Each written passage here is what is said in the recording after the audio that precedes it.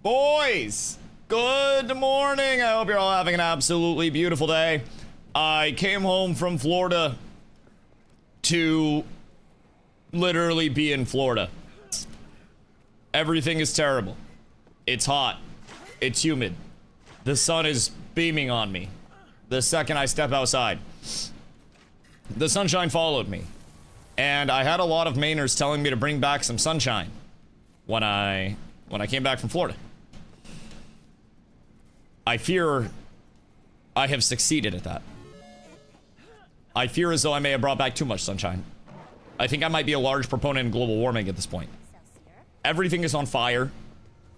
It's all bad. I think I might have got a sunburn today and not in Florida. So I'm a little conflicted on how I should be feeling right now.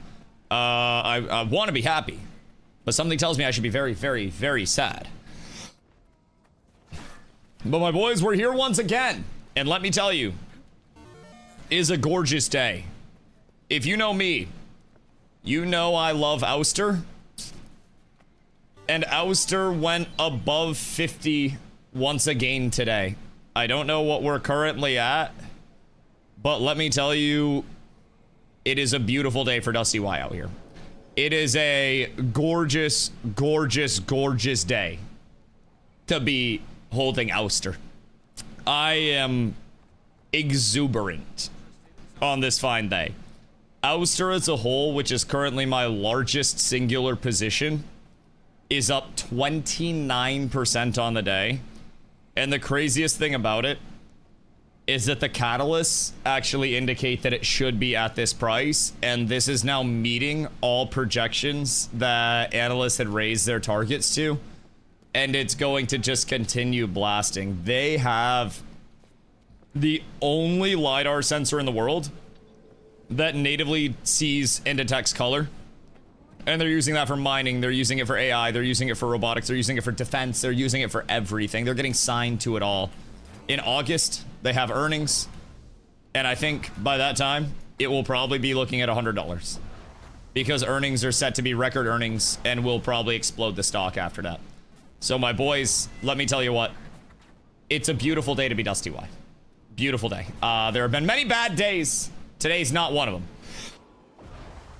So I'm very thankful. I smoked an extra Bolski before stream. It's been gorgeous. So, another day, another Leon first in chat. What's new out there? Nin, good day. I hope you are absolutely vibing. I hope the treadmill grind has been smooth. What have you been cooking on the treadmill? Is one of my ultimate questions. Also, thank you for the 300-day streak. Zop, what up, brother? I hope you're excited for your French toast this week. Let me tell you what. Did you look up the Oxford Exchange French toast? Yesterday when I told you, woke up at 3:06 last night to a demon storm hailing and shit, and now it's humid as fuck today. I woke up at 9 a.m. to some asshole in the neighborhood getting siding put on their building. Or ripped off of their building or something. It's really inconvenient as a whole. Real fucking inconvenient as a whole. So, yeah, that was fucking cooked. And then I went back to bed. But I will say there's been an even more unfortunate discovery after stream last night. I usually sleep with like one of those eye masks on, right? So it blocks out the light because I'm really sensitive to light when I wake up because I just have delicate baby blue eyes. So basically, we might have left my eye mask in Tampa, which doesn't sound like a bad thing, but like it's a Tempur-Pedic eye mask and I really like it.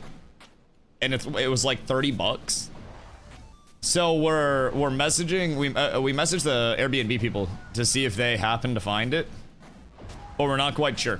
I might have to buy a new one. I'm kind of pissed about that.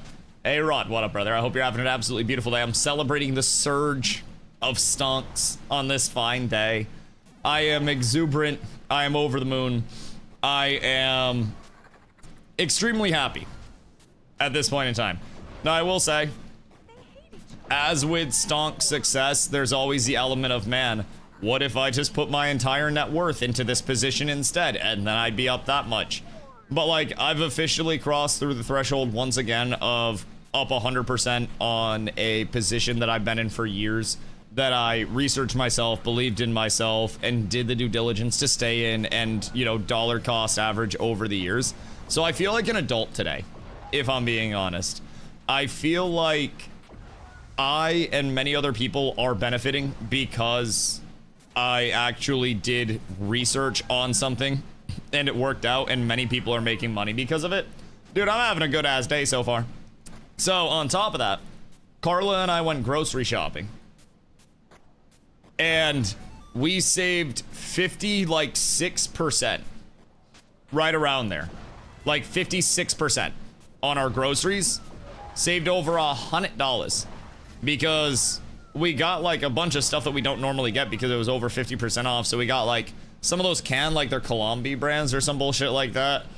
They're like canned little draft lattes that are actually kind of solid. So we grab a few of those, keep them in the fridge in case we're ever traveling and don't want to make an entire pot of coffee. We grab some, there's like Gold Peak iced tea and Simply Lemonade, Arnold Palmies. I grabbed a bunch of those shits. Things that we don't normally grab because that shit was over half off. It was kind of crazy. They were normally like $3.49 a piece and they're 2 for $3. So we're like, yeah, I guess. We went to the store to grab $2.49 a pound chicken breast. And we get there and they're Purdue chicken tendies that are already like, you know, chicken breast tenderloins that are like pre-sliced and shit and trimmed up for $1.59 a pound because they have to get rid of them. So we went through and we grabbed, unironically, like 12 pounds of chicken for like $15. And it's already pre-trimmed, boneless, you know, chicken breast tenderloin. That shit's fire. So we got marinades because marinades were $1.50 instead of $3. Dude, it's been a beautiful day. We saved a shitload of money. The stonks are looking glorious. Every time I open my stonk app, I get incredibly happy. It's just it's a giddy feeling right now. Does he give me a baby? What, you? Or stock freezer right next to the turkeys? Nah, we use the turkeys. We no longer have any turkeys, which is good. We were running out of room in the freezer. The current freezer, oh, we also got ribs on sale. So I'll make ribs at some point. But we put in the freezer right now, we have, it's the freezer out there. Bunch of chicken. A whole ass thing of ribs. We have like 3 frozen pizzas that we got for $2 a pound. Sorry, $2 a pound, $2 a pizza. We have bread products. We have pork. We have 2 corned beef tenderloins that we got like on sale after St. Patrick's Day that have been frozen since then. What else do we have? We have burger buns frozen. We just got more English muffins because the Panera Bread English muffins were on sale for 50% off. And Panera Bread brand English muffins actually kind of fuck. I'm not even gonna lie. Like, I don't go to Panera Bread, but the English muffins from Panera Bread, for whatever reason, go way harder than they have any business going. And let me tell you what, when they're on sale at the store, because they just have like the retail version of it, we will get all up in that shit. All up in that shit. Should I get the guild vault? I feel like, whoops. I feel like we don't need the guild vault at this point in time. Wubby, thank you for the 265, by the way. I appreciate you, dog. That shit's insane. Also, Asura, what the... Where did that come from? Why did that come from? How did that come from? That just... I don't quite know. Wait, I should probably up the mining operation if I can, right? If I had to guess. That's probably going to be our most optimal. And we'll level 14, so I think I can get more mining rate off of this. Just seem to make most of my breads rather than buy it. See, that's the thing. My mom does sourdough baking, so we get 99% of our baked goods and bread and stuff from her. And she makes English muffins and stuff as well that are sourdough. But when we're looking at 50% off, and it's also like a very nice treat, right? The thing about those English muffins in particular that really makes me like them, they are extremely pillowy and soft. So when you're making a breakfast sandwich and you toast them up, you almost get that like, that crunchy flat face with the older... no, I was reading your chat. Jesus Christ. With the softer like top, like the pillowy top. So I really fuck with those bad boys. She doesn't know start. What, my mom? I wouldn't say too old. She started her starter herself. So in like, in sourdough terms, like her starter's some bitch shit, but she makes really good stuff. But they take charged crystal per lay tool, which also is also a component for sky scale. So these bad boys take charge crystal, which is also a component for sky scale. Can we just buy these? Hold on. Ley line infused tool. Oh, yeah, let's just buy them. Hold on. How many do we need? We need 40. Wait, how many? 38. Hold on, let me ask in chat first. Boys, does anyone have ley line infused tools? We need them for mining rate for our miners that are mining and not miners. I feel like I should clarify that. I should always clarify that. I didn't think you could trade them. All is possible through simply not knowing shit and inquiring. Dude, the number of stuff that, like, I've answered for people just from going, I don't know, I'll see if I can buy it. That's helped with finding so many things. I love technology. All right, cool. Yeah, I'll just buy them then. Because honestly, I don't really think any of my money is mine at this point. So, ley line, infused tools. I'll grab us 38 by instantly. Thank you, my good man. Hold on. I don't think we have a trader here, right? I was in Lionel, though.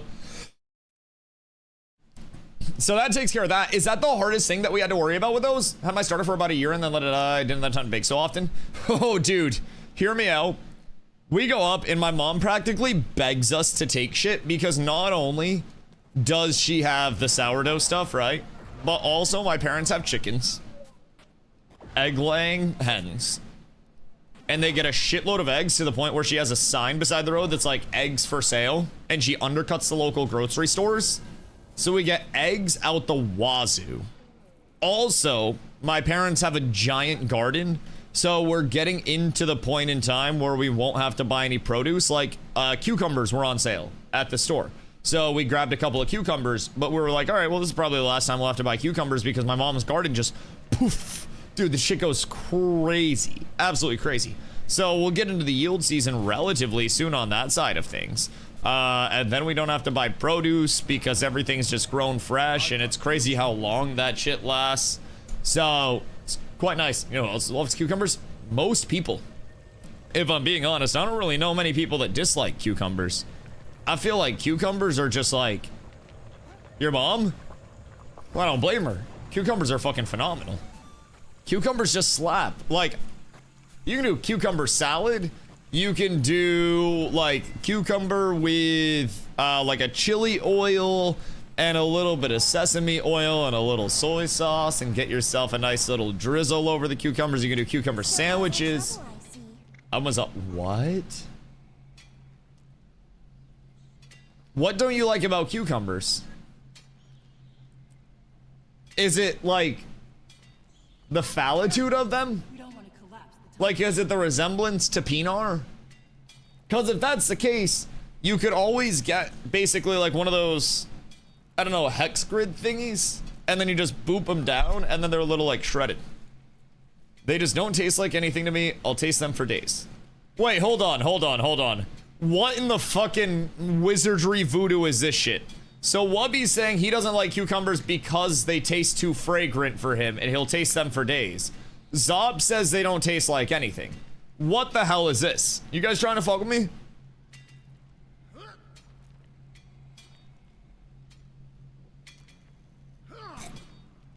I don't hate them, I just don't like them. Okay, that's fair. I do think cucumber is quite subtle.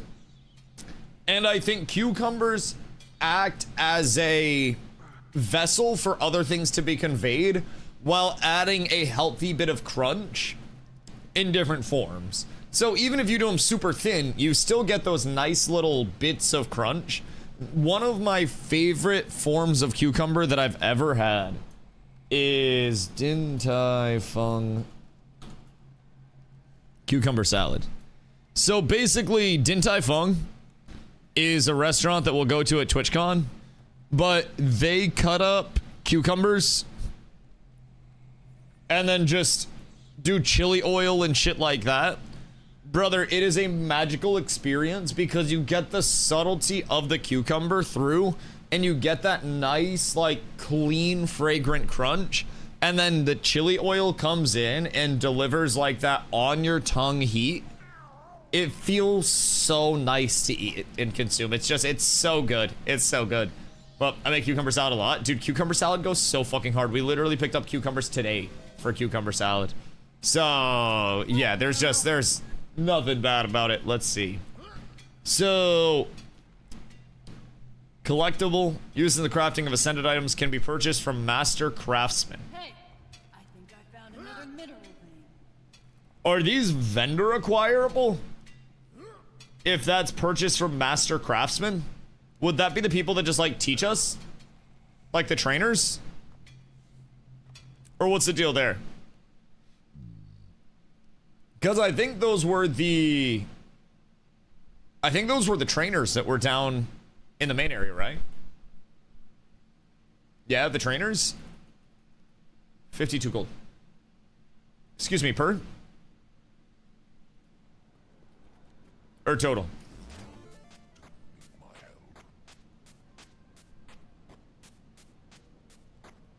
For all. Oh, okay, that's not bad. I still have 240 gold. So I don't really feel bad about spending some money. Let me gather where I am. Because apparently I have no sense of direction. I'm lost all the time. Oh wait, uh-oh. Is there a limit on them? Because we could have other people come through and buy them. And try to get them from everybody. Act with wisdom. What kind of cucumber salad? Cucumber salad with like chili oil and shit, I think is bis. 10 thermocatalytic reagents. Is this what we actually needed? It's 10% of that. How many of these do we need? Chili oil is bis for sure. Oh, dude, chili oil is so good. Eat them in a sushi. What, julienne? Yeah, I mean, first things first, pickles go absolutely crazy. Even if you don't like raw cucumbers, just make pickles. I had 350. Oh, wait, is that all we need? It's so little I don't taste it. Right, it's a nice little compliment to the palate that adds a healthy crunch. Asian style with soy and vinegar or like yogurt with tzatziki. Also, yes. To yogurt, with yogurt like tzatziki. Yes. I personally, cucumbers are so diverse because for me, we grew up poor, right? And my mom always found a place to make a little garden plot. So basically, we would take cucumbers fresh out of the garden, wash them off, cut them up, take 2 slices of bread, cucumbers, mayonnaise, salt, pepper, eat it. That'd be our lunch. Cucumber sandwich. That shit was a struggle meal, but that shit was so good. I like mixing cucumbers with red onions, white wine, vinegar, dill, and sometimes feta. Brothers out here making a fucking $12 cucumber salad. Jesus Christ. Jesus Christ. Pile of crystalline dust. I have 250 in my storage. So I can go grab that real quick. Do you have the crystalline dust, Streg? Or do you need me to grab that? Because I have 25 in my storage right now. And that'll put us at 29. So if you have 21, then we're good. I like putting mustard on my cucumbers and rolling them in toffee. Sounds like tech. I got it. Alright, well, that's easy. They say money can't buy happiness. But money just bought an improved mining operation. And an improved mining operation is gonna make me very, very happy out here. Very happy out here. I think getting this bad boy going. Oh yeah, we're so sad. Crystalline dust, everything else. Yeet! Alright. Well, goodbye to all of our Ethereum. We got caught holding a bag. So, what does this do? Does this just give us, like, 20 seconds off of it? Because it was previously a minute, right? Originally, per Ethereum. So now when we gather it, it's taking, like, 40 seconds instead of 60. Is that through 2 upgrades as well? Because that upgrade's the first one, and then mining rate 1 probably dropped it to 50, and then this dropped it to 40 or some bullshit. Because that seems like it's going to be a large time save for us. Timer short? Right. What was it previously? I think it was 50 before this upgrade, right?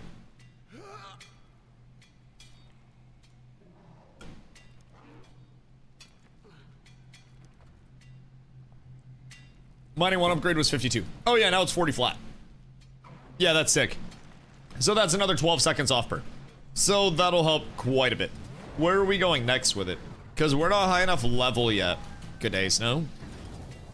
We're not high enough level yet to get the mine excavation. We need to be 15 for that. Actually, how close are we? So probably from... Do we get XP from missions? Or is it just favor? Because we get stronghold. Stronghold!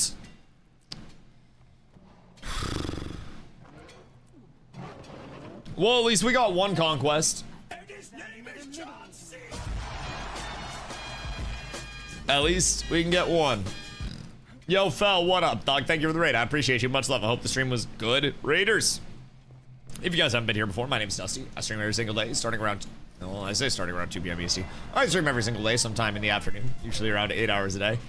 Schedules mean nothing. Preparedness is nothing. I've been going through a whirlwind of things this summer, including going outside. I have been playing a ton of Guild Wars lately. If you guys have any questions, feel free to let me know. I'm about 3 weeks in at this point, roughly. So, learning more by the day. Actually, hold on. 22 days. Yeah, 3 weeks. Actually, no, because that counts my time off. Because I had 2 days that I traveled to Tampa. So I played like 20 days, but he streams when he wants. Well, hear me out. I stream every day. I will show up eventually. It's just like, I'm probably not showing up before 2. So I show up starting around 2. Like, when I went to the Kanye concert in Tampa, the concert was set to start at 8. He came out at 9 because that was when it got dark for his stage setup. Other shows, he came out 2 hours late because the show was supposed to start at 7 and he came out at 9. So, brain hurts from farming Lego gloves. Wait. What do you mean your brain hurts? It's the easiest grind in human history. You just do quick plays. You just grind out the QPs, brother. What do you mean? I got 280 of these points. It's mush. Ay. Are you, I did it in 2 days. Oh yeah, fuck that. I've been keeping my palate cleansed. I've been the same way I keep like 4 drinks on my desk at all times. I keep 4 forms of content within arm's reach at all times. It's very important for me to maintain my sanity. And I know I'll get the Lego gloves, and I still got a 1.5 years to play around with these bad boys once I get them. I would take my sweet old time. I do some fractals each day. Ooh. This would be kind of nice, Dregmo. What you thinking? World XP gain? Because, like... That's just kind of fat. Seen Lego gloves? Sir Owen. Lego gloves go fucking crazy. Now, hear me out, there are kind of 8-bitty type skins that might resemble the Legos you may be thinking of. But legendaries also give you basically like cosmetic bonuses as well as the actual quality of life. So notice with my mace, I have a cool mace skin, makes it glow and shit, right? But if I put on in my main hand my bolt, which is a legendary sword, I am now Zappy. I now have lightning art when I swing. I am the lightning man. So legendaries not only bring quality of life, where you can use them on multiple characters, you can reroll the stats on them, like they're basically an item that exists with multiple duplicates of that item. But they also give you a little bit of extra drip. So there are a lot of different legendaries in the game. I have the bolt as a welcome gift, but unfortunately I ended up switching to something that requires a mace in the main hand to run. So the bolt is basically above the fireplace. It's on the mantle in a very beautiful display case for right now while we wait for it to become valid again. Pretty good option. Do have extra map reward too. They wouldn't stack, but it's a nice option. Yeah, I mean the thing about it is we can always just come switch too, because if someone's going into world versus world, we could always have people just come through and talk to Tavern Keep. Then you just grab it. Guild XP boost. I wonder. Wait, so what is gain map bonuses 5% faster? Is that like hearts and whatnot? Or what is this? Because that sounds like it's heart events. Working on Bifrost Legendary. Bro, I'm gonna start with my gloves, and then I'm gonna try to get everything ascended, and then I'll figure out where I want to go with Legos. Because I still need too many fucking steps. Too many fucking steps. I need my Lego gloves I'll get from Frackies. I need ascended helm, ascended shoulders. I need a back, which I think there's a Lego back I can get from something. So it's like extra reward from the map. You would get progress for metas. Oh, okay, that makes sense. That makes sense. So basically any events that you're doing that'll prog you on the map, you just get extra rewards for. Anyone for some daytime SPVP? Or should we just go world versus world? Why do you look like Team of Grim Reaper? Hold on, I have an entire lore for my character. So basically, I was working with the Grim Reaper to claim souls, and then I had a change of heart where I decided that due to a fallout with my previous boss, I would be the one to stop the souls from being sent to him in the first place. So he broke my scythe to try to stop me from collecting the souls.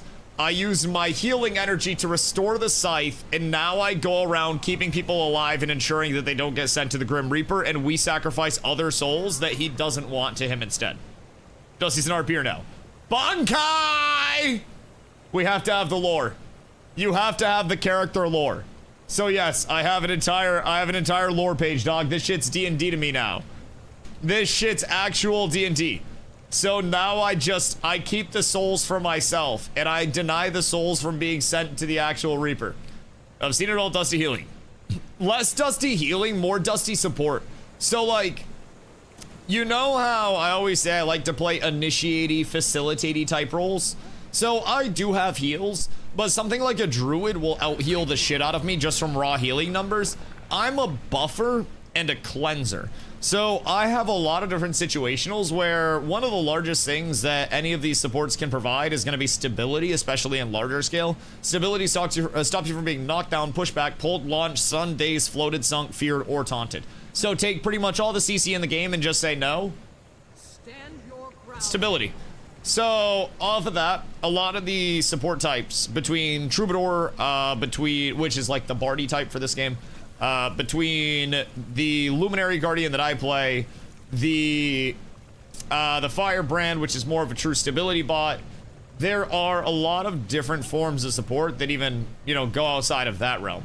But with that, I put out a shitload of buffs, from offensive buffs to defensive buffs, reduced damage taken, stability, fury, which is crit chance, quickness, so skills and actions are faster, so it's basically like a haste on your abilities, super speed, so your movement speed goes crazy. I cleanse debuffs off of people. I do so much. And I'm effectively like a cleanse pot in New World, but also with a shitload of tankiness for everybody. Offensive utility, defensive utility. I get a wall that if people have stability, it strips a stack of their wall. And if they don't have stability, it trips them. Because of my weapons, I slam down a sigil on the ground and then put out a lot of protection. And then through my luminary side, I also have a heal for myself and nearby allies. While we all get light aura, it cleanse a bunch of condies. So I can cleanse conditions off of, like, you know, my allies as well. This gives me quickness, so if we're going into a fight, I can pop this bad boy, and then off of popping that, I'll be able to get much more off in a safer way. And then Radiant Courage is an AoE CC break, which is fucking stinky. Like, absolutely stinky. So, grant Aegis resistance and Luminary's blessing to yourself and nearby allies. The next time you use Gleaming Blade, it deals increased damage and immobilizes allies. The next time you use Radiant Bulwark, it grants barrier to nearby allies. So basically, with this bad boy, you get Aegis, Luminary's blessing, resistance, stability, protection, resolution, and then you also get empowered sword, empowered shield. And the empowered shield is the CC break and barrier should be absolutely stinky. Absolutely stinky. So I can pop that, and then I go into Radiant Bulwark. And that's gonna be CC break and barrier to everybody. And I can basically just play off of that. Now I think that actually just it grants barriers to nearby allies. I don't know if it's CC breaks. I think it's CC breaks nearby allies as well, but it's huge. What is this guy early doing some raids blind? Can't wait to see you do these. Early my dog. Early my dog. Now I love Mr. Lee. I love Mr. Lee very dearly to me. He's one of my favorite streamers. You know? Yeah. He's a good friend of mine from the New World time. We were both New World streamers when I was yet a small lad.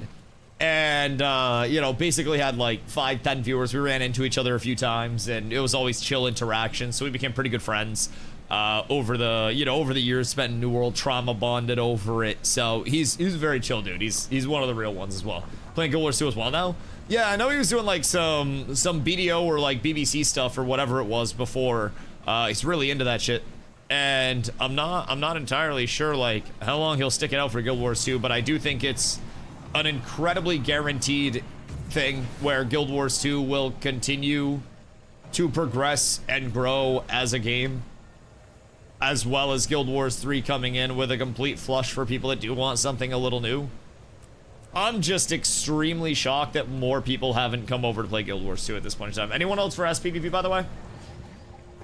Or are we just balling what we have? Also, Lesh, good day. House closed at 54. It's not done. It's not done, by the way. 54.07 up 28% on the day. Lesh, let me tell you, I am a happy man. I'm a happy man right now. We are up tremendous, and keep in mind, earnings with all of these contracts is going to be reflected in August. So it's incredibly high right now, and I don't really want to increase my cost basis, and I think I just need to diversify with how many I own of Oust at this point. I need to get other parts of my portfolio beefed and not just ride Ouster to the moon, although I could. And I think it's a pretty safe bet, especially once earnings hit. But man, oh man, oh man, oh man. Today is a glorious day. What a beautiful run it's been, too. I think the discovery of the Rev 8 was literal game changer. All its earnings will be Q2, so it won't be Rev 8. Yep. You don't think? They had actually, we'll probably see Blue City revenue off of that, which might bring EPS up into a positive, because last earnings EPS was negative 93 cents. And I think with Blue City, that's their intersection technology that they put to like monitor traffic flow and intersections and stuff like that. So Q3, Q4, we'll see real motion. Well, that's what they said on the last earnings call as well, was that like the latter half of this year, we'd be seeing a lot of the movement. So I almost wonder, like, as soon as the Rev 8 revenue is shown in earnings, targets adjust, GG. $50 doesn't matter with where that bitch is going. Maybe we see a split. Oh, I'd love that.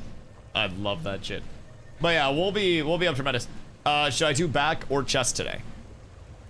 You should do a full body weight plyometric circuit that activates every single bit of muscle if you're trying to shred yourself and lose weight, instead of trying to lift heavy. Because if you are, in your words, not mine, a fat fuck trying to slim down before TwitchCon, again, your words, not mine, you should stop trying to do weight, and you should use your own weight to push your body, and you should try to melt as much weight as possible by not building muscle, but converting your fat into muscle. So you want to effectively try to melt as much and sweat as much during your workouts as you can. You don't want to be standing still fucking hang cleaning. You want to be actively doing shit. Pull-ups, push-ups, body weight squats, maybe a goblet squat. Something like that where you're constantly going to be moving. Get your big ass down and do some mountain climbers and get jiggly with your bad self. Like, if you can work up an ungodly sweat like I had at the Kanye concert, then you will be doing very well. Rowing machine? Dude, I fuck with rowing machines. Rowing machines give you a crazy chest too. I don't have shit for a chest. I have like flat titties. But rowing machines are crazy. I love that shit. Look into a carb cycling diet. Oh, also heroin.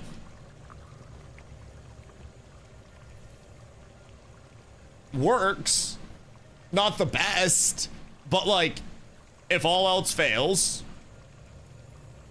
Or is it cheap though? Depending on the gym membership, neither are gym memberships. Regardless, gym membership is cheaper. My dog out here comparing.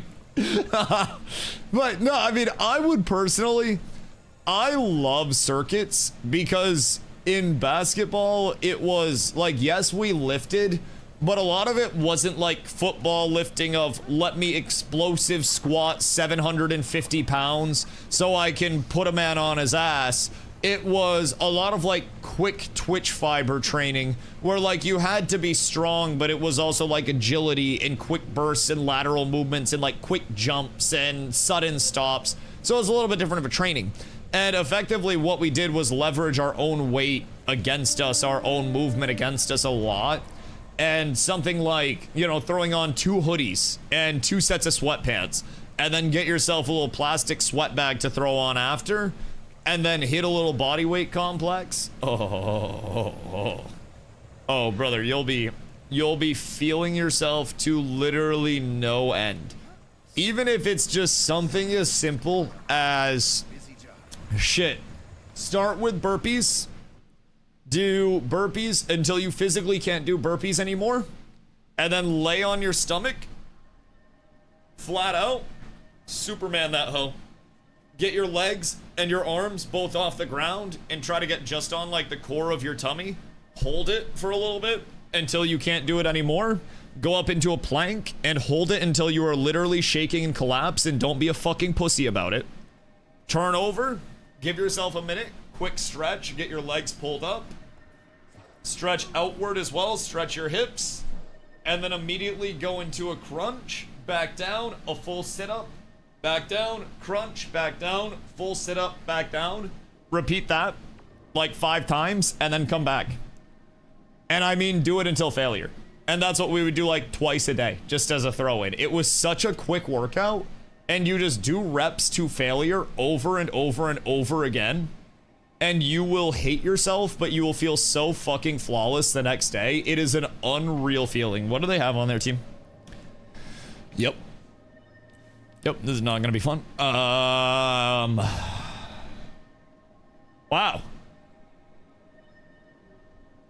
What is with all of the Reapers lately, man? I feel like Reapers per capita is fucking crazy. We could just do laps in a pool. Like, the way that most people swim laps, you're not going to be getting nearly as much of a... How do I say this? A high-end workout influence that you would with most people casually swimming. If you're a competitive swimmer and you're cranking, then yes, you can get an effective workout. But most people, when you tell them to swim laps, they basically like granny stroke it, and they do like a lap and a half, and then they're like, okay, I'm good. Like, to actively get a massive workout in a pool, you have to be cranking, and it's very good because it is incredibly low impact. But by that same token, because it's so low impact, you also have to put yourself through very intense, typically high interval training, or high intensity interval training to get anything out of a pool. So like swimming laps consistently like you're going for a jog. Sure, if you haven't done much and you're not really like, how do I say this? Looking for a high intensity workout, then swimming casual laps in a pool is phenomenal. Nothing can bring me But I feel like if you are just casually putting around, I don't know, man. I've never felt much.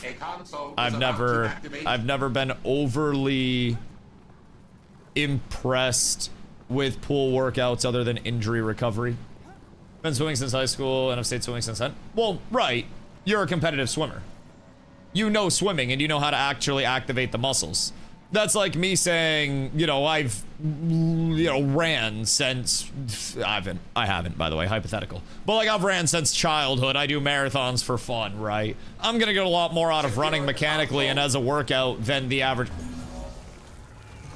GG. You know, than the average person would in that scenario. If you've been playing basketball since a kid and you know all the ways to work out, that's gonna be way more optimal than somebody getting in and like, so the vast majority of people would just benefit from doing anything, including just splashing around. Oh yeah, hear me out. If people are doing literally anything whatsoever, then phenomenal. Now, the question Nin asked was, hey, I'm at the gym. What do I do for a workout? Because I want to be, quote, his words, not mine, less of a fat fuck for TwitchCon.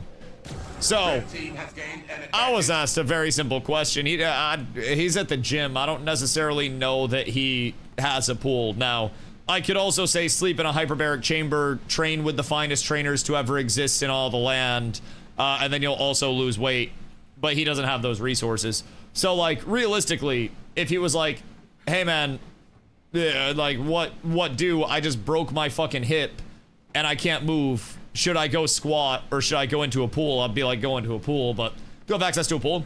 If you're trying to lose weight, I think most people will tell you this, sweating profusely is the best way to shred pounds because you are going to be burning off body fat immensely fast. Comparatively, you're going to be shredding calories quicker.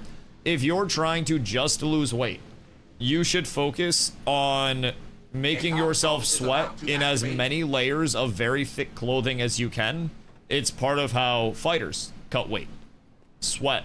You work off water weight, you burn a shitload of fat. I think you need to leave. How do I leave? Exit match. You should legitimately sweatpants, sweatshirt, hat on, hood up over the hat, pull the strings, tie it in a knot, and then basically have a plastic bag over yourself. Make yourself sweat like a motherfucker. I'm talking like drip sweat to the point where when you are burning body fat, right? If you're actually trying to just isolate burning body fat, you get a nice little plastic suit that has the straps around the ankles, so that way you take the strap off, it's like you piss your pants. Hell week, baby. Hell week.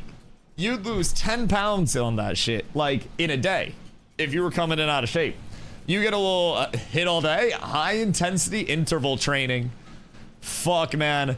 High intensity interval training and negatives made me want to actually die.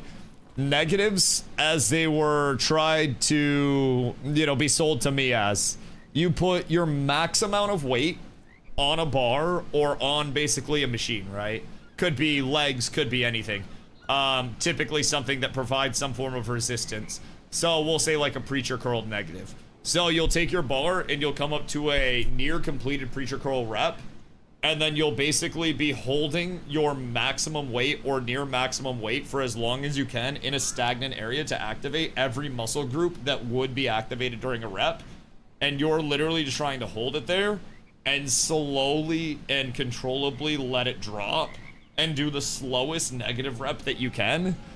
Fucking kills you. Kills you.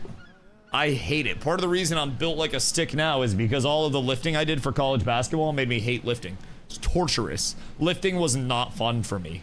It was like, let's do the most efficient thing all the time. And efficient things in lifting hurt. Efficient things in health hurt. They suck. Efficient food to eat tastes worse than delicious soul food. Efficient workouts are less fun and are more grueling than the comfy workouts that everybody wants to log on Instagram. But efficiency and the drive for efficiency is how people get to the top level of things. Not everybody has that drive to be at the top level of everything they do. I think that's just my flavor of autism. But like, I love putting myself through when it's something that's genuinely going to have a crazy reward for me and it's something that's integral to what I'm doing. Efficiency. Oh. Lost a lot of weight this year. I got anything that had added sugar and lowered my carbs per day down to under 100. Hiked, kayak, things like that was shredding 1 to 2 pounds a day for the first month. How good do you feel now? I bet you have so much natural energy as well. No one should ever eat anything with added sugars, but it's ungodly hard to do these days. It is incredibly hard, and I'm not gonna lie, dude. I have a Gold Peak sweet tea sitting on my desk.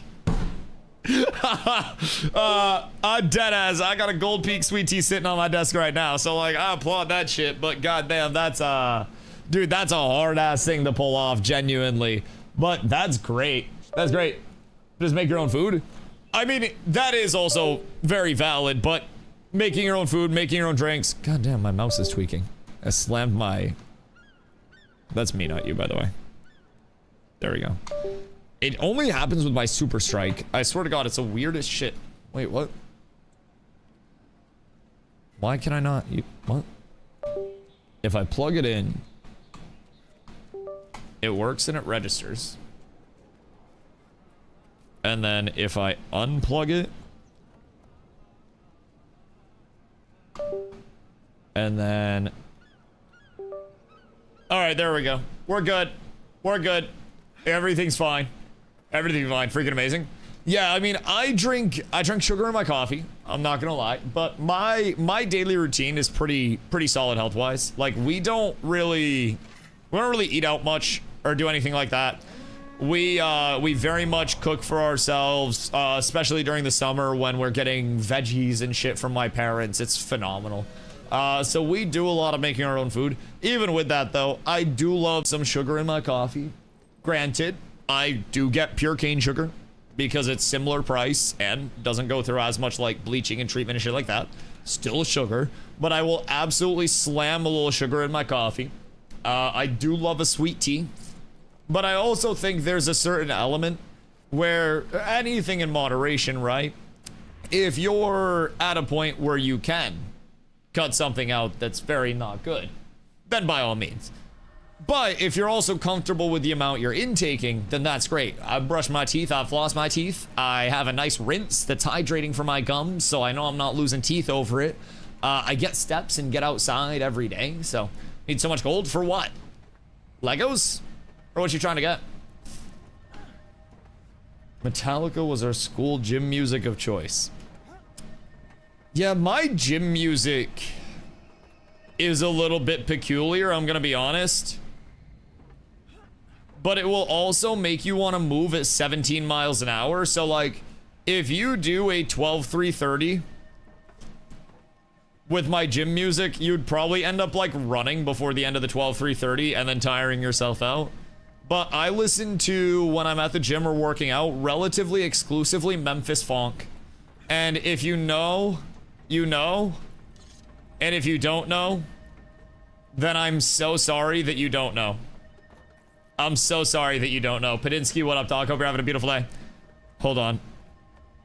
Nan, I'll give you a preview. I'll give you one Memphis funk song from my old cues for the start of this. And then we go right back to the bardcore. Because I can't go back to those ways. That was my New World War music and it like unlocked something. I'm not gonna lie, dude. It's one of those where you are physically incapable of sitting still through it. How's Florida? Dude, it was fucking phenomenal. I'm not gonna lie. Other than the fact that like Tampa as a city is kind of ass. But Florida was great. The concert was absolutely unreal. We got some good food. We had a lot of fun and came back to a heat wave in the Northeast, which is slightly crazy. Dude, it genuinely feels like Florida in the Northeast again. Where are we even going? I guess we're going at our home. And we'll just start here, because they have a gale and whatnot. So we can just vibe out. Uh-oh. Jim Belushi, Jesus Christ, brother. What happened to my goat? He got his shit slapped the fuck up. Nin, this is my old New World War music that I would run literally all the time in these wars. And there's a reason why I fragged out in every war that I did ever. And it's because my heart was constantly at 700 beats per minute listening to this shit here. Like, you don't even need to understand it. You don't even need to know what's being said. All you need to know is that the shit goes insanely hard and you just slap on some Memphis funk and then you no longer are confined by gravity, by land speed records, by physics. Who the fuck is Isaac Newton, dog? Sounds like a bitch-ass motherfucker that was afraid to try to dream and live a little bit, if you ask me. I don't really understand why he's such a hating-ass bitch. But really, if he were to take a chance on something, then maybe we'd have even more than just like how many 3 laws that are fucking known today. Like, I'm throwing that out there. But there's effectively no world where the font comes on and the vibes go down.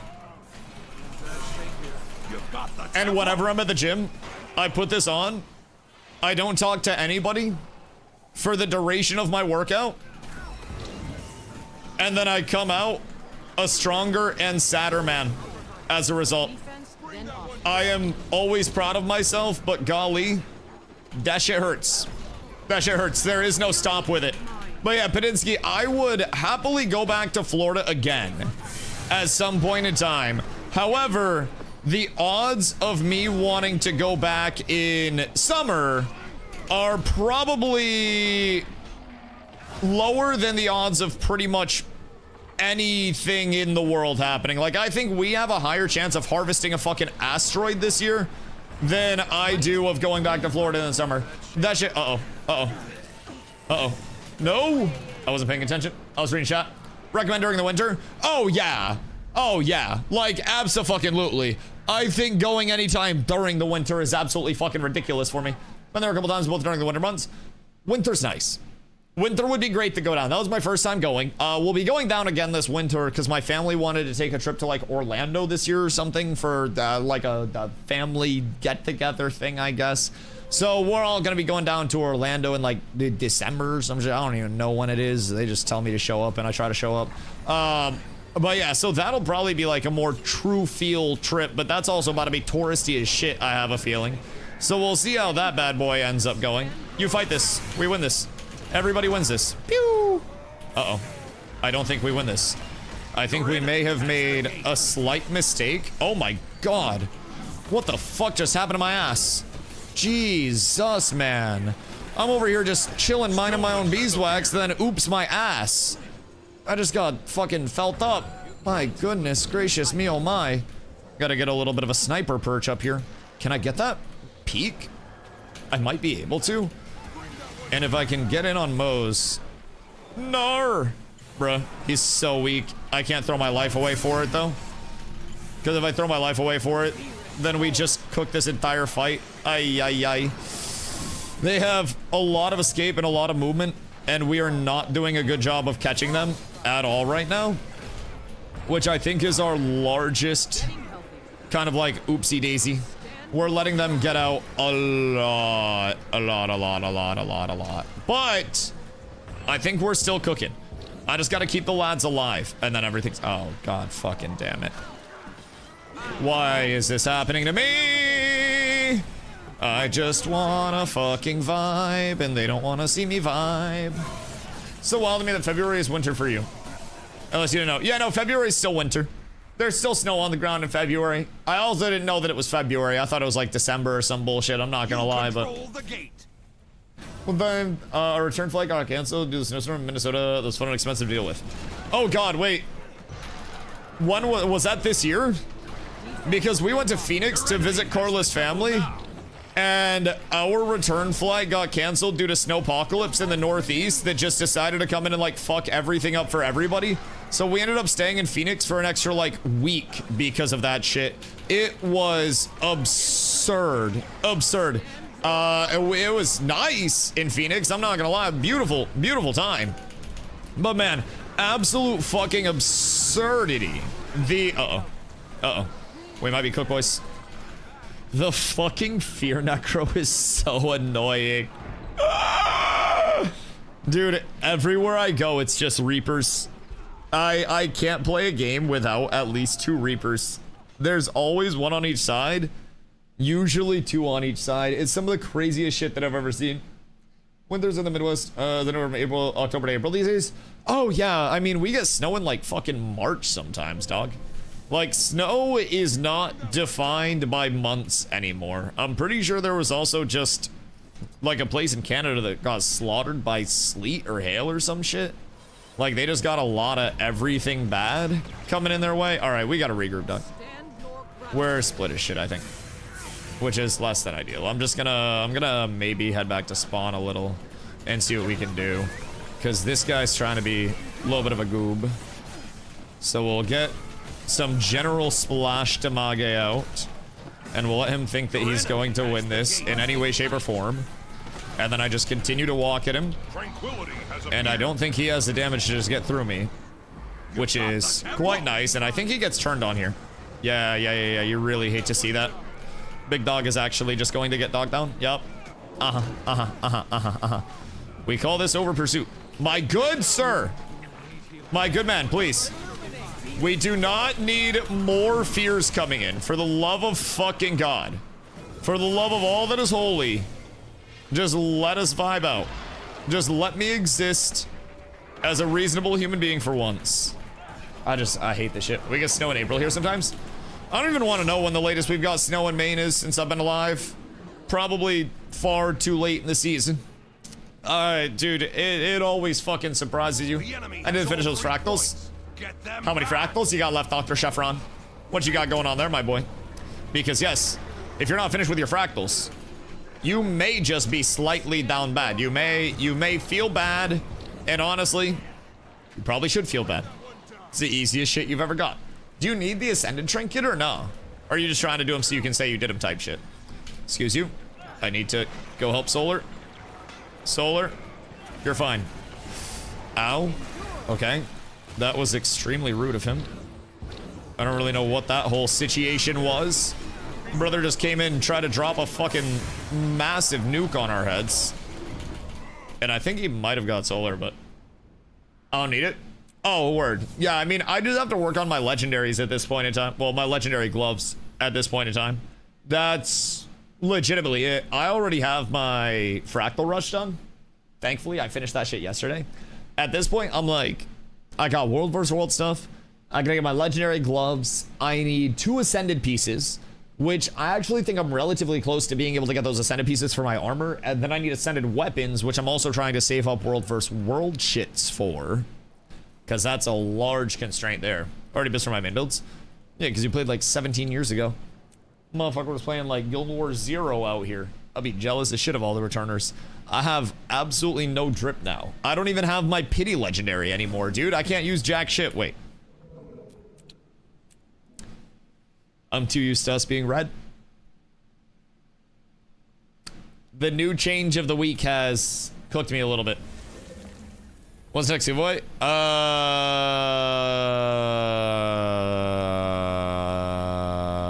25 minutes, and you also get notified through your email and whatnot.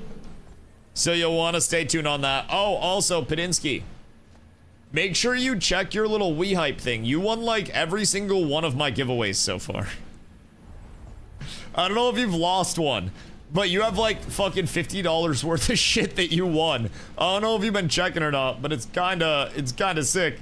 I was like, oh, bro, I entered my own giveaways. Shit, I figured might as well get in on that. I ended up picking up a nice little mount skin. So the armor smith's marks, I think I can get. Memories of battle I can buy. Skirmish claim tickets I do not have enough of right now. And then the ascended weapons. Those are 350 claim tickets. I gotta go. Which are slightly harder to get. There's giveaways I missed. Yeah, exclamation we hype. There's also a chat that keeps popping up, like, constantly, that tells everybody to hop into it so they can get free shit. But basically, we hype works with ArenaNet to be like the provider of the giveaway. ArenaNet gives them the shit to give away. We hype reaches out to content creators to run the giveaways. So effectively, all you have to do is go over to the We Hype link, and then you give them an email to confirm. They send you an email to confirm that it's you. You enter that you enter your character name. So you can do that by pressing Y and then this here, so they know where to send the rewards. And then from there, if you win the giveaway, you get notified, and all you have to do is go in and claim. So far, there has been a bag slot expansion. This was 5 of the 2-hour heroic boosters. So 10 hours of heroic boost. This was 5 transmute charges, 2 heroic boosters for an hour, revive orbs, and then a teleport to a friend. This last one was a mount skin, and keep in mind, the more people that are active, the more people are awarded the giveaway victories. So there are more win conditions there. So we had 7 of the mount skins go out, which at $20 value per mount skin is $140. So that's kind of dope. After that, we have exotic weapon grab bags. So contains a random exotic weapon, and I don't really know what this is, if that's a number of them or what, but we'll have a shitload of those hopefully going out to people. That's kind of meh, but I'd love it if it was ascended. And then we have mini Mr. Sparkles. I'm not quite sure if I'm gonna be able to stream enough before it ends on the 30th, because tomorrow I'm going up north because there's a Lil Wayne concert. So we're going to the Lil Wayne concert tomorrow. So I won't be on like Guild Wars tomorrow. It'll be a little IRL-y stream from the great northern Maine area. So it's gonna be just like marbles for me. Yeah, you're probably gonna get cooked. Probably gonna get cooked. But I mean, we had 7 winners here, and then I think the transmute pack had like 10. Yeah. So the more people that are in the giveaway, the more it, you know, slings out for people, and it just gets us way more for everyone's up. How's it going the 1st to 8th? Jesus Christ, what you doing? Moving into a new place? Wheezy F. Bro, it's Lil Wayne and 2 Chainz. It's actually the Unction. It's so fucking lit. I don't know how the show is going to go.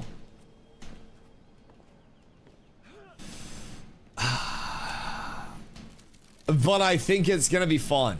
Because keep in mind, my last 2 shows that I've been to were Kendrick Lamar at Allegiant and Ye in Tampa, right? We're going to the Unction after this in Bangor, Maine, where it's gonna be like 2 older gentlemen in summer heat that are probably just trying to get through the show and then move on to the next one. Because I think it's supposed to be hot as a bitch tomorrow. Hold on, let me check. We getting a heat wave up in this hoe. Let's see.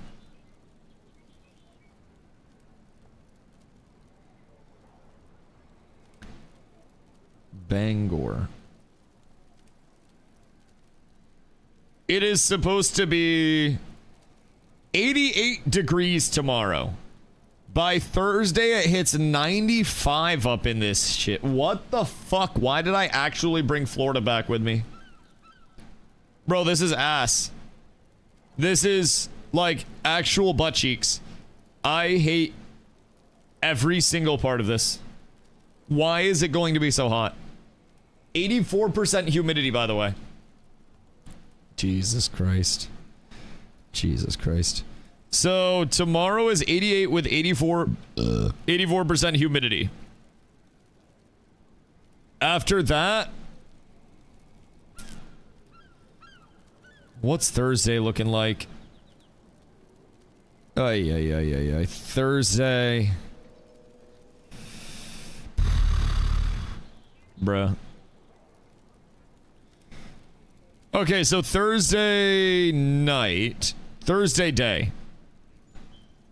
Okay, the humidity's not that bad. Good tanning weather. Motherfucker, you think I tan?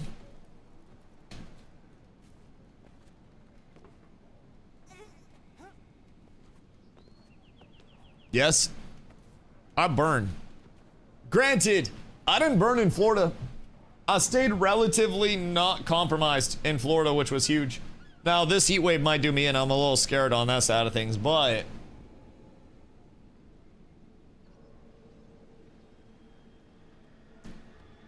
burn is just a more severe tan. I mean, technically, yes. What this? Fine black lion dye canister. Exclusive black lion green dice were used to combine several canisters to upgrade their rarity. What does that do?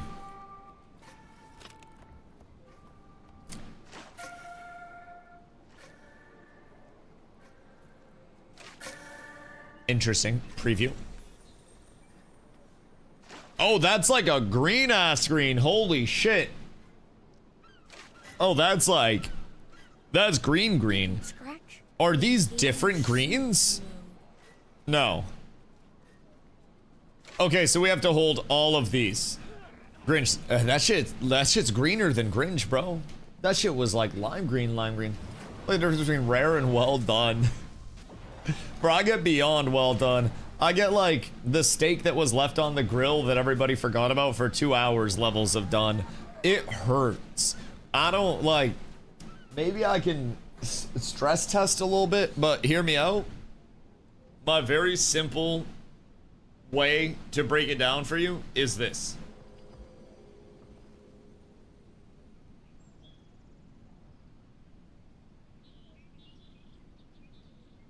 That's all. That's literally it. This is the entire story. That's change race.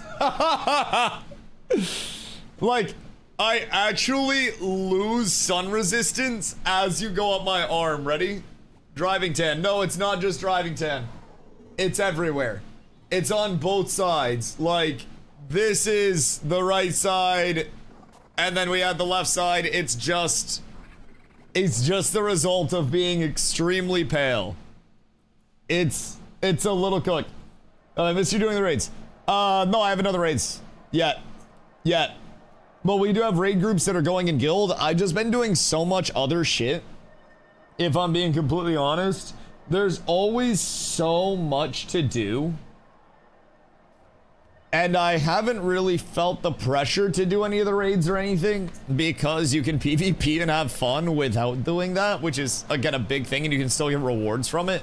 Like the Ascended gear that drops from raids, you can just get that from doing world versus world. So I haven't really felt a huge obligation to do it. Also, in terms of like streamer raids and stuff like that, I don't get hit up for that. I'm not exactly like I'm not a streamer's streamer, if that makes sense. I do very poorly with a lot of streamer friendships because I always feel like people are being transactional outside of very few people that were there when I wasn't a, you know, full-time streamer. And as soon as you serve a benefit to somebody, there's always this level of like, oh, let's be friends. And so I've done a bad job of making friends with other content creators. So I'm not really like, I don't know, I don't get invited to stuff like that, which I don't mind. I have my community and I love that very much. But I struggle to put effort into what I feel are transactional relationships, which is why when I talk about a lot of streamers, right, there are very few content creators that I actually say like, oh yeah, they're one of my friends. It's more like, oh yeah, I like the content they put out a lot. Because, bro, so many content creators, like, if you serve a benefit to them, then they'll keep you around, they'll keep you close. But the second you don't serve a purpose to them, it's just like, ah, you'll never hear from me again. It's a really unfortunate world. And you feel like you almost have to engage in that fake, like, transactional, hey, I'm Dusty. Nice to meet you. You stream? I stream. Dude, that's so sick. We're, like, best friends now. We might as well, like, let me put your cock in my cock. Like, let's put cocks in each other, dude. Let's literally just, let's talk, man. We're best friends. It's been amazing. It's been a phenomenal time. Wow, great knowing you. Like, it's just so fake. I don't like it. Hi, Z. He's not cool enough. I mean, you're also not wrong. You're not entirely wrong there. I zoned into here what? Oh, we're just talking about how most streamers make friendships. You've lost. Why? Just in general. Just how friendships occur. It's streaming's a weird thing sometimes, man. TwitchCon gets crazy. The marketing is always really hard. Really hard. Super awkward in Charity Alley last year too, man. They just kept trying to talk to me about Alzheimer's and it was like, well, are we gonna do this or are we not gonna do this? There were very important things to handle. And let me tell you, I could remember exactly what my mission was there. So it's like, well, I gotta worry. Bonk, bonk. Brother, I can track which one is the real you. I know it's you. This has to be the most annoying shit to deal with. Just being walked down by an unkillable buffoon that's hitting for like 12. Hold on, don't get mood over there. I'm on my way. I'm on my way. Pop is here to save the day. Hold on. There, I'm here. I saved the day. +1 save for DustyWhy. You would have been killed. Stream culture or something? Yeah. I have a lot of takes on streaming right now. I'm basically the largest anti-streamer that there is. I don't like being online. I don't post a lot on social media or anything like that other than just fucking banger tweets every now and then, and usually that just comes in sporadic bursts before streams. It's like, is Dusty getting ready to stream? Is Dusty posting manically on Twitter right now? If the answer is yes, well then congratulations, it's probably a double yes. Very, very simple man with a very simple plan out here. Ow, you rat bitch. Why are they so, like, in my butt? I feel like it's just excessive, you know what I mean? Bonk, bonk, bonk. Uh-oh. They're coming for my noodles! But it's okay. I won't let them. Everything's fine. Everything's okay. I think the more they tunnel vision on me, the easier it actually makes my existence. Simply because I can pump out so many goddamn heals. I can actually blast, and if they try to focus me, I don't take any damage. Anyways, I have a lot of takes on the whole, like, how celebrity streamers have influenced what used to be an organic streaming culture, where you have people that are hyper rich and hyper famous, right? You've got, like, your Pokemains and your Ludwigs and your LA streamer cult, and you've got your, you know, you've got your Kai Cenats, you've got your Speeds, you've got your Agents and your Duke Dennises and all of those, right? And then on the other side of it, you've got your Asmongold's, you've got your Esfans, you've got your Soda Poppinses, you got your Summits, you've got your Shrouds. And not all of those have influenced with the same, like, celebrity culture, and not all of those are celebrity on the same level. And, like, the difference between a speed level celebrity and especially, you know, an outward want to be that celebrity and someone like Queso is night and day. And I think that's something that's really pure about streaming, is that there are still so many different types of people within streaming culture. But I definitely feel a substantial shift from when I started streaming 10 years ago now to the current state of streaming, where it is so heavily influencer culture over all else. It is very much a level of, I want to be a rich, famous celebrity. I want to be, not me personally, I'd fucking hate that shit, but like a lot of people do want to be the hyper rich, hyper famous celebrity status. Bro, why do I have their entire fucking team on me, by the way? They know they're like 3-capped, right? I got all 4 of these lads just in my ass, and then I got a 5th one playing lookout over there. This shit's crazy. I don't want to get bent on bent. I mean, we don't have to go like a weird route with it, if I'm being honest. Like we don't have to go like parasocial route with it. I don't even think it's a matter of that. I think Twitch has far more issues than just Dan Clancy, and I don't think you need to get like, you know, parasocially attacky of that side of things. I think that's a far different route and a far different discussion. I think the thing that I take most from streaming, keep in mind, every form of business is opportunistic. People that get promoted in business are the people that put themselves in positions to receive promotions in business, either through hard work or through knowing the right people and putting themselves in the position to capitalize on that, right? That's just how life exists in the first place. So I'm personally, I don't really fault people for buddying up to the people that own the business that we work for. If the CEO of a company that you work for wants to be your buddy, well, congratulations, you have a new friend, because that is an extremely opportunistic thing for you. And if you want to succeed in that business, it's incredibly important for you to have those connections. Bro, I have literally 3 people just perma on me. We need to, I think, ball up a little more perchance, because we have many that are weak out here, but I'm just getting like perma blasted. I can't really get up and support in the fights at all, because I try to go up and support 1, and then we have like 2 dead. Sir, sir, your team is dying. My good man, my good man. We, I think, just need a big old regroup, and then we'll probably be fine. But I will say it's a little tragic right now. We're so split. When I respawn though, let's regroup. And I think we win any of the fights that we're in with a full team. We just haven't really grouped at all. I don't know what happened. Started running around like goddamn chickens with our head cut off, and not really working together whatsoever. But yeah, no, just the overall celebrity culture and everybody wanting to be a celebrity, I think is something that changed the scope of streaming very heavily. And I don't think it's something where everyone wants to be a celebrity, but you have a very high percentage of people that get into streaming with the expectation of making, you know, a substantial amount of money, or reaching a certain amount of like, oh, well, how long does it take me to go full-time doing this? Oh, Dusty, how long did it take you to go full-time? How many viewers do you need before you go full-time? How many subs do you need before you go full-time, right? There are always those questions because people see the monetary route of something, and as soon as that monetary route is actually seen and realized for somebody, it very quickly becomes about achieving that. And for streamers, there was a certain point where the element of I want to stream to play video games because I love video games heavily went out the window, and it was replaced with I want to stream to get super, super rich and famous and never have to work again.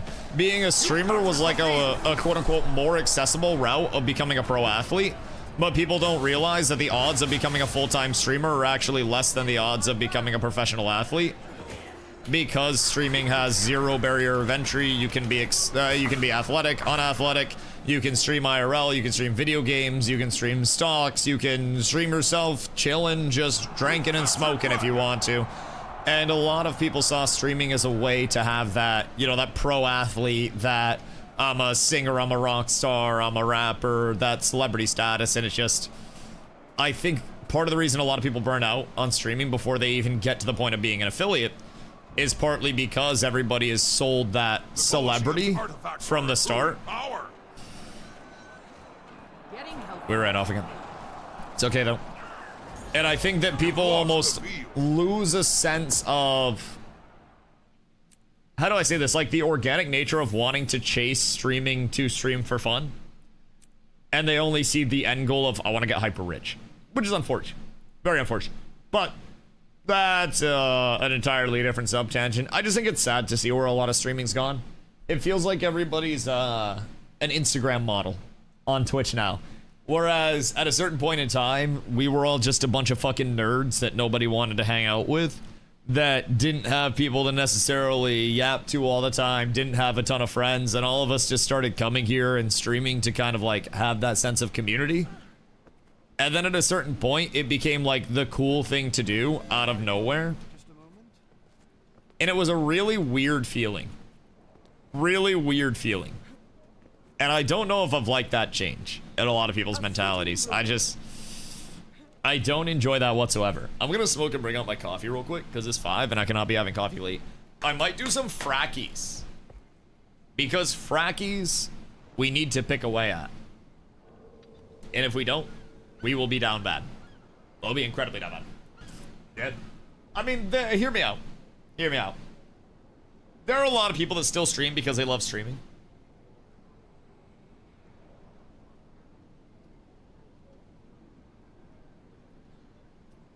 But it's becoming more and more a monetary motivation for people that are starting up, instead of a point where,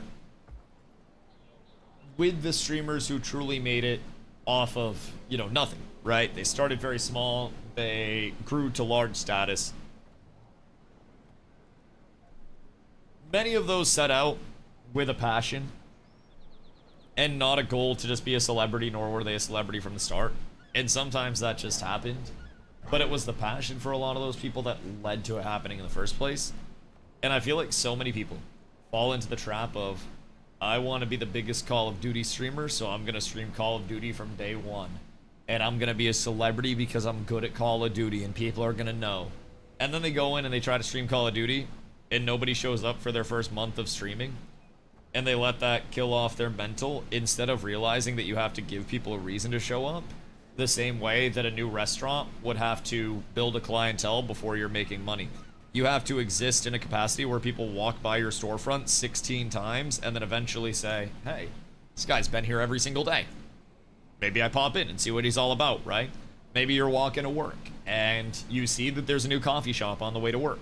You don't grab the coffee shop, but the next time you go by, there are a couple more people in the coffee shop. And you're like, huh, more people here than usual. Let me poke my head in. It's that familiarity. And you have to build that. And it takes a long time to build that. And a lot of people just skip that entire part of it, where name recognition even the same way as walking down the street and seeing a stranger versus walking down the street and seeing your friend. Two completely different things. And I think people frequently, just statistically, people don't even stream long enough. The average streamer, to starting their stream to becoming an affiliate, it will typically take about 30 to 50 individual streams before they hit that point. And most new streamers stream fewer than 15 times. So less than half of what most people need to actually hit affiliate and start getting any momentum. Because they throw up a stream and they're just like, oh man, nobody showed up, I fucking suck.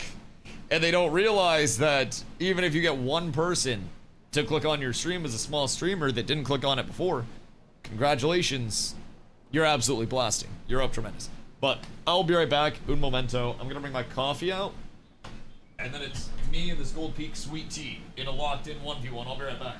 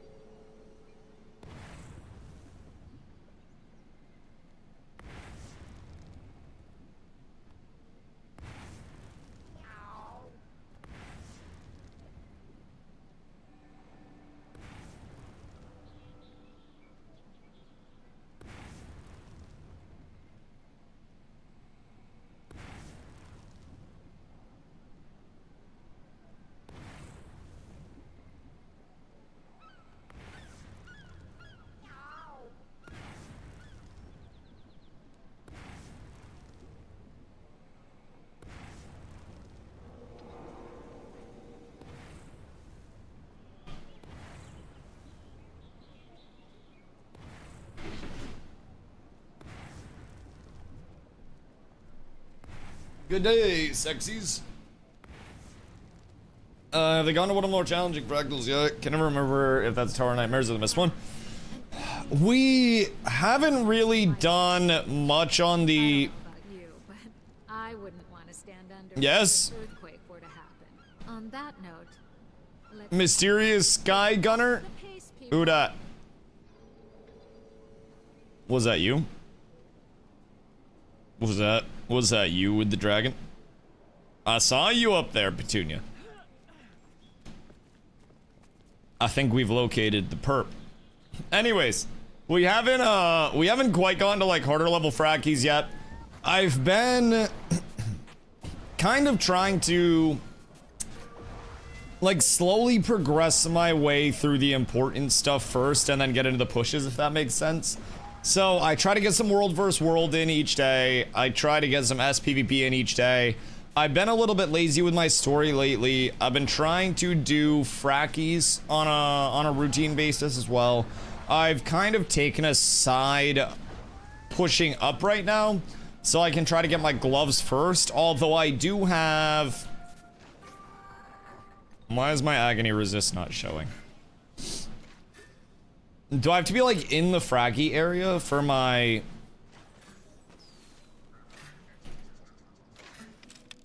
for my resist to show or no?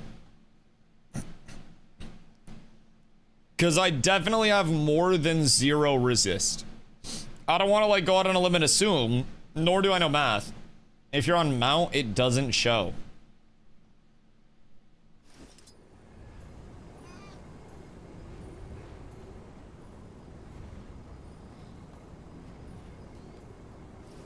Wait, oh, wait, wait, wait, wait,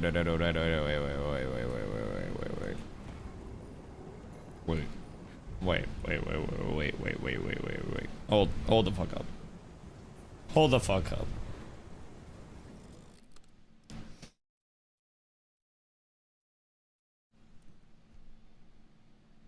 Like, on my mount, it won't show.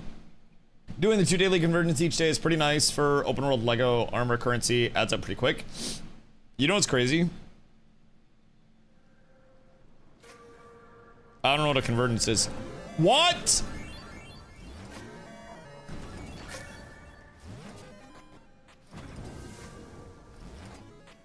What the heliante? Why do I get so much crit? Does it show my mount stats instead of mine because it makes my HP the mounts? So are those technically like what the mount has for modifiers because it makes me the mount? Because that would make a lot of sense. So the mount has a 29% crit chance. Also a base of 78% magic find. So our magic find goes 1-to-1 to the mount, which is quite nice. Only question is, does a mount's magic find go to us? Okay, I do them because I think they're fun though. What are the convergences? Have we finished those fractals? Fractals? I need to do my frackies. I finished mine for Fractal Rush, but I do need to get my frackies in for the day, I will say. Just finished going on an unfollow spree. Holy fuck, I'm at peace now. Oh, dude. The great cleanses. Oh, it's so good. Cleanses feel so nice when you're cleaning up a list and it's just like, all right, I haven't really like interacted here in a while. They haven't interacted with me. Errands. Yo, Oni, what up, dog? Have a great stream. Hey, hard not to, brother. Hard not to. I appreciate you. What are you up to on this fine day? So, we have a couple of choices. I could continue the SPVP. We could go into some world versus world and see what's happening there. It looks like Tombs is actually doing quite well. I just don't know what's happening in the WoW right now. But begging for subs type shit without giving any good content. Okay, well, hear me out. I can explain. I just got back from Tampa. Sub count's a little low right now. I'm just trying to do what I can. I just gotta keep people afloat. Primarily myself. Oh god.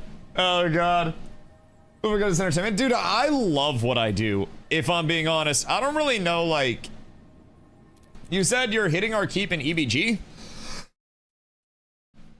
I don't know how people have a bad time streaming. I feel like the core of it is people lose sight of how cool it is that we do what we do in the first place, and truly how few streamers there are globally that are able to just stream or YouTube full-time related to video games. Very few, especially when you factor those that can you know, do it with only being dedicated to one game and not having to hop around. Even fewer. So there's a certain element where streaming is, I think, I don't even want to call it a work line because it's not a line of work. But I think streaming is something that starts from such humble beginnings. And we're actually just talking about this, funny enough, how like celebrity culture has influenced streaming a lot because of the LA streamer cult, because of the, you know, the presence of people who are genuinely celebrities now and have millions upon millions of dollars. But I feel like people, especially those that are like my size-ish, that are full-time streamers, oftentimes struggle with, Pedinsky, show yourself. Reveal yourself to your new god. Which one is he? Oh, one of my cats just fell. Is this you? What up? We're so up. Wait, are you also a cat's tag? Wait, there's another cat's tag? Ask about our cats. Yo, wait. Holy shit. I feel like we have to be bitter rivals now. One of us must die. That's not you. Oh, okay, hold on. Well, let me kick the shit out of this guy then. Un momento. Hold on, Pedinsky, you don't see jack shit over here, bro. I swear to God, you come over here, I'll fuck your shit up.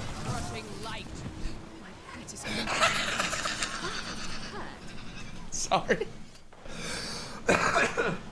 Oh God, that poor guy. Oh God. Oh God, my bad. For all you ruin it, 1,000 people who are tired to pay everything are better than 10,000 people who don't interact at all. I mean, hear me out. I also think virality, like you said, but also the understanding of algorithms on a baseline. I'm a basketball person, right? And I talk about a big shift in basketball being analytics nerds dictating that shooting 33% from 3 is equivalent to 1 point per shot, therefore equivalent to shooting 50% from the field. So you'd effectively have to shoot 60% from the field to shoot 40% from 3. So someone like Steph Curry has an effective field goal percentage equivalent to the finest centers of all time, and he just comes down and just chucks something up. So when you look at that, the analytics of streaming has also weighed in heavily.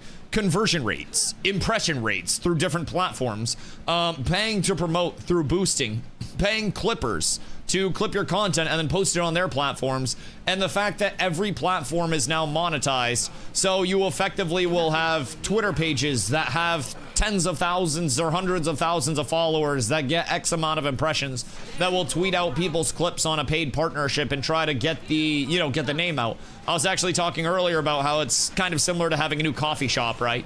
And the first time you walk by a new coffee shop that pops up, you might not go to it. But if you walk by that coffee shop 6 times and then you walk by it again and it has a couple more people outside of it, you might be like, oh shit, what's going on at that coffee shop? So the more you see somebody, the more likely you are to have name recognition, and the more likely you are to default to them when you see them in another place, whether it's their... The fucking cow? Huh. I don't know where that came from, but I'm glad I didn't jump. I would've got my fucking head taken off. Jesus Christ. Megan the salad is crazy. Wait. Stay with me. That's fucking wild. The juice doesn't taste like aspartame. Well, that's how they get you. Ah! All right, this is bad. I wasn't paying attention. I'm not gonna lie. I was not in a spot to defend myself. I was hoping they would start fighting each other, and then I could get the third party and then come in and swoop all the kills. Unfortunately, it does not seem like that is the play. It feels like the EBG battle may be slightly rough over here until we get more people. Thanks, something like World Series Blizzard music on their website. Yeah, I mean, it's like, it makes sense, right? But it's also something that I think analytics and algorithms and the understanding of that has led to people understanding the most efficient dollar spend to have a return on investment. And with people treating their entity and their, their self as a business, right? The second it goes to a professional streamer level, where you yourself are a business that's generating revenue and everything like that, there is a business term that I learned on Shark Tank that is a CAC. It's a customer acquisition cost. And there's a cost of goods sold that factors in like your production costs, your customer acquisition costs, and all of that. But effectively, your CAC is the average amount of money that you have to put in to have a new customer come in through advertising, through everything along the way. So with a customer acquisition cost, the lower the better, because that means you're paying less to get customers on your, on your product. But there's a customer acquisition cost also associated with content and with the streaming world. And that's part of where you have the clipper meta coming in, right? Where you will have content creators that just pay people to clip their stream and clip a bunch of shit for them. Wait. Are we defending this? The arrow cart brigade? Wait, did he yoink my shit? You're a bitch. I was doing work with it, dog. God damn. That's crazy. That's crazy. All right, Pete. Well, yeah, you let the arrow carts live, brother. I'm not gonna lie, you guys were still alive until I hopped on an arrow cart. Does he caring to see me yet again? I think I was really the game changer in that fight. Yeah, you could probably make a montage out of that fight for me if I'm being completely real. I think I might have actually been the difference maker. I want you to know, I came in, finished the build on an arrow cart, put like 3 AoEs down, and then whoever built the arrow cart kicked me off while I was talking to chat, and I sat there auto attacking. Mint. Actually, I got killed by red. Yeah, I did fucking nothing. I got caught. You know that random one that you killed up on the banister that was from blue? That was me. I didn't get the notice that you guys were pushing up. And I also was talking to chat. So I got sandwiched between you two, and then I ran back and I was like, ooh, arrow carts. But hear me out. The keep is blue. Call it what you want it, baby, but the Dusty difference has arrived. You were winning that shit until I got here. And let me tell you what. If I win a race because every other car in front of me crashes, I still win the race. You win Squid Game by not dying. I just won Squid Game, baby. See you in season 2. You look so hot today. Like, physically, like, sweaty hot, or like, I look like a silver fox aging like wine. When he's ready, he's right. Listen, dog. I'm a very simple man with a very simple plan, and it's win. And Hunger Games, you ain't gotta be top kills. You just gotta be fewest stats. I look like a sweaty fuck. Good, sweat more. More sweat. Put on Memphis Funk. And then you shall cook. Hold on, Nin. I will give you one song from my playlist to put on. And then Memphis Funk? Yeah? You fuck with it, Oni? Brother, my New World War music was entirely Memphis Funk, dude. I love funk. Bro, let me tell you what, it is phenomenal. So Nin asked me, he was at the gym, and he was like, Dusty, I want to be, in his words, quote unquote, less of a fat fuck before TwitchCon. What do I put on for music and what do I do for a workout? And I said, you do 2 failure bodyweight complexes that will make you sweat as much as humanly possible. You throw on Memphis Funk, and then by the end of your workout, you're shaking, but you've also gone through an hour and a half of bodyweight complexes because you just can't stop. It is the ultimate vibe, brother. It is unfucking real what can happen when the funk comes out. So, did some back and chest? Brother, that's good. That's good. You must continue the sweat. Keep in mind, you can also break up the cardio. The biggest thing about cardio is, just from a technical standpoint, cardio doesn't even have to be sustained walking or anything. The form of cardio is just a bonus. What determines cardio is sustaining a heart rate X amount above your resting heart rate for X amount of time. So you effectively want to elevate your heart rate and then keep your heart rate at or above that point through any means necessary. So you can do cardio to basically warm up and then get yourself to your elevated heart rate and try to figure out what your heart rate would be at. I don't know your numbers, and probably don't remember the ratios either. So Google that shit. It's been a while since I was in college. But effectively, cardio to warm up, and then that's part of why I like bodyweight complexes so much. Because if you're just hitting bodyweight complexes, it's going to keep your heart rate up. If you're sweating a lot, it's going to keep your heart rate up. And then you're basically getting the benefits of an elevated heart rate. And then throughout your workout, you can just go back and like re-tap cardio when you feel like you're starting to settle down, so to say. Aspartame? Yeah, it's aspartame. Which, I didn't get any of the aspartame stuff. But I will say, it was either 44 grams per 8 ounces of sugar for her, and she's trying to be like better about sugar and stuff, or aspartame. So she figured she would just drink the aspartame and then drink some water after to dilute it. Aspartame is best. She tried, what was the one you tried? Stevia? Did you not? You tried stevia and you hated it, right? We were at the store and we were walking because I had to get some pure cane sugar. Because I put pure cane, I put the light brown shit in my coffee. That shit's delicious, delicious. And we're walking by the alternatives, and she grabbed like Asper Untamed. She was telling me the math on how much she would have to like consume to actually get cancer, and I was like, listen, you do you. A, that sounds like a lot, but also like, whatever. I take bong rips every day. We're probably both gonna end up there at some point. So it is what it is. It is what it is. Let's see. What do we need for Nin? What would Nin enjoy for a banger song?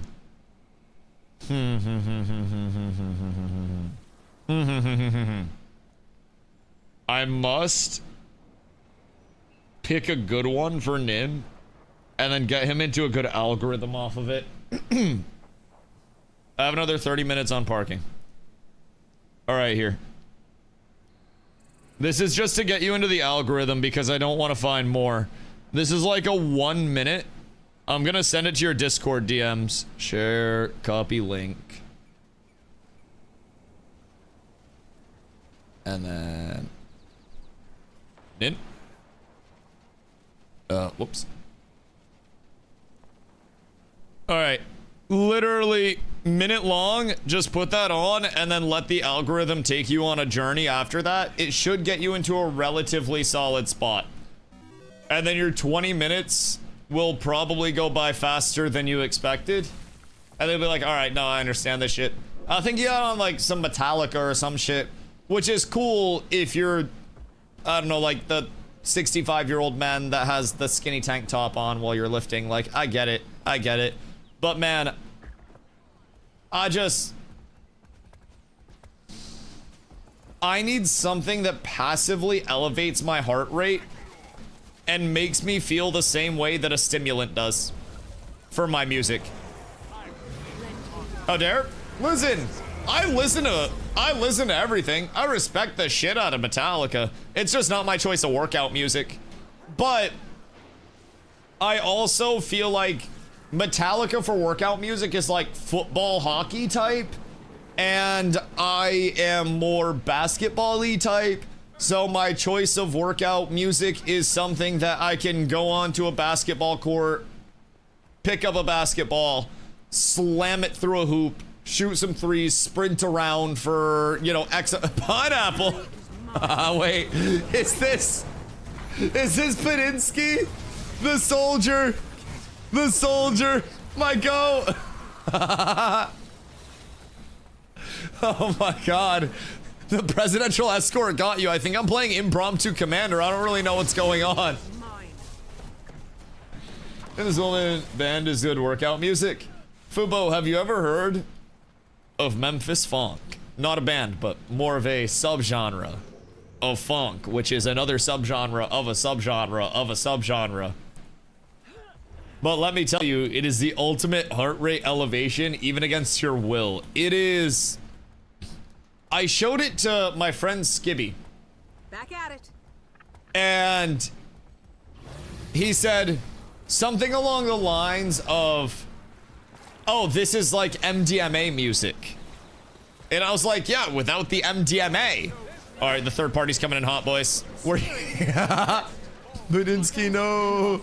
No, the bravest soldier. The bravest. Uh-oh. Getting healthy. I think we might want to get out of this. I think we... MDMA for sure, holy. Yeah? Are you into the algorithm now? I had it a little bit too loud. But you liked it a little bit too loud. You probably kept it there, right? It used to be an urban legend that those old funk beats soul trapped people into tapes before releasing them. Bro, that shit, I'm not gonna lie. I flew solo to my first TwitchCon, and it was my first time ever flying. I was in a big funk phase because that was when I was playing New World, and like, it was my get myself motivated, you know, play wars, frag the fuck out type shit. And that was my pump myself up. I put it on the plane, and I was like dancing in my seat without even realizing it, probably being a complete nuisance to the people beside me and looking like a fucking crackhead. But I was going crazy, dude. It was a phenomenal plane ride. Fubo, thank you for the 245-day streak. Hoofsy, good day, my boy. I hope you're having a splendid one. Oh, do I show you guys? Do I show you guys the song that I sent in? It's kind of out of like the Memphis subcategory a little bit, and it's more... I didn't even send him necessarily something that was immediately... like hard funk, more of a just run through a wall type shit. And it is a slapper, but I also can't go back into that era of music. I'll start playing New World Wars again. I'll go back and I'll just start blasting. Oh, wait. Start a group for what? Five Finger Deathpunch type shit. It was, hold on. I'll add it to queue. I'm gonna keep it relatively quiet though. I'll sneak it in and then we're going back to Bardcore, running up that hill directly after. The algo got some shit locked in. Oh yeah. Yeah, this shit's just go to the gym, put this on. You throw this on at the gym and you're set.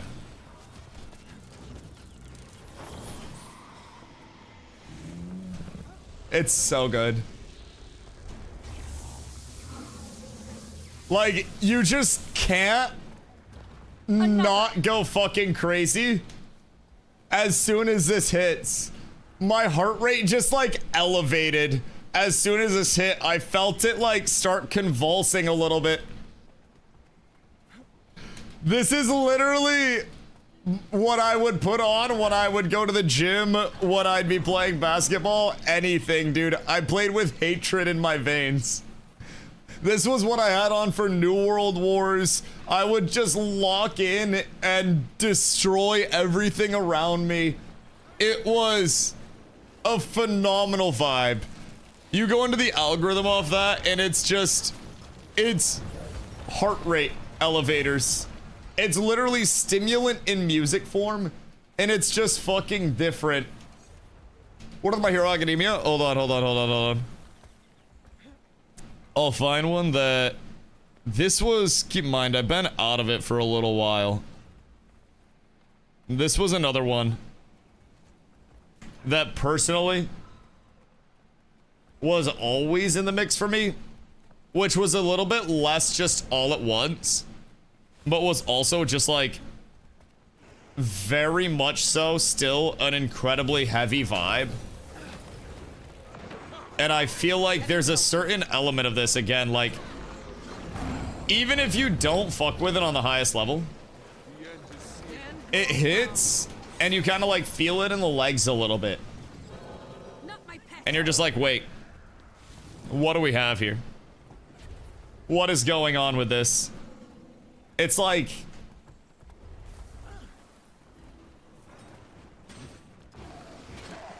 right now.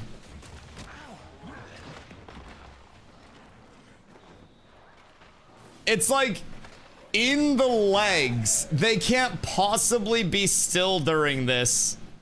And immediately, the palms sweat. I get hungry. And then, I must consume. This is a basic which one? Yeah. I mean, the playlist goes deep. I'm like one scroll into the playlist. I didn't want to get too deep in it. But I have like 1,200 songs. Roughly, that I would rotate in through different eras. I love that shit. And then I also had... Dude, the war playlist went so fucking deep. This shit was one of the pre-war songs that I would put on right before we were about to start. We'd hit this shit. It felt like I was in a boss fight. Yo, this would be one of, like, while we were going through pre-war and stuff, I would throw this on, and when Timmy Trumpet's in the mix, I feel like it's another one of those where you're just like, oh shit. Might makes me right. It's drive fast music? Yeah, it's drive fast, go fast, do things fast. If you're running, you're now sprinting. If you're driving, hope you're not in a school zone. If the light's yellow, you're getting through it.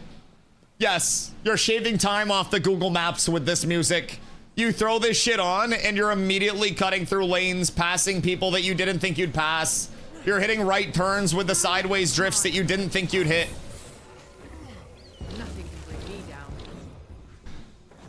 Wait on it. Defense, then offense. It hits!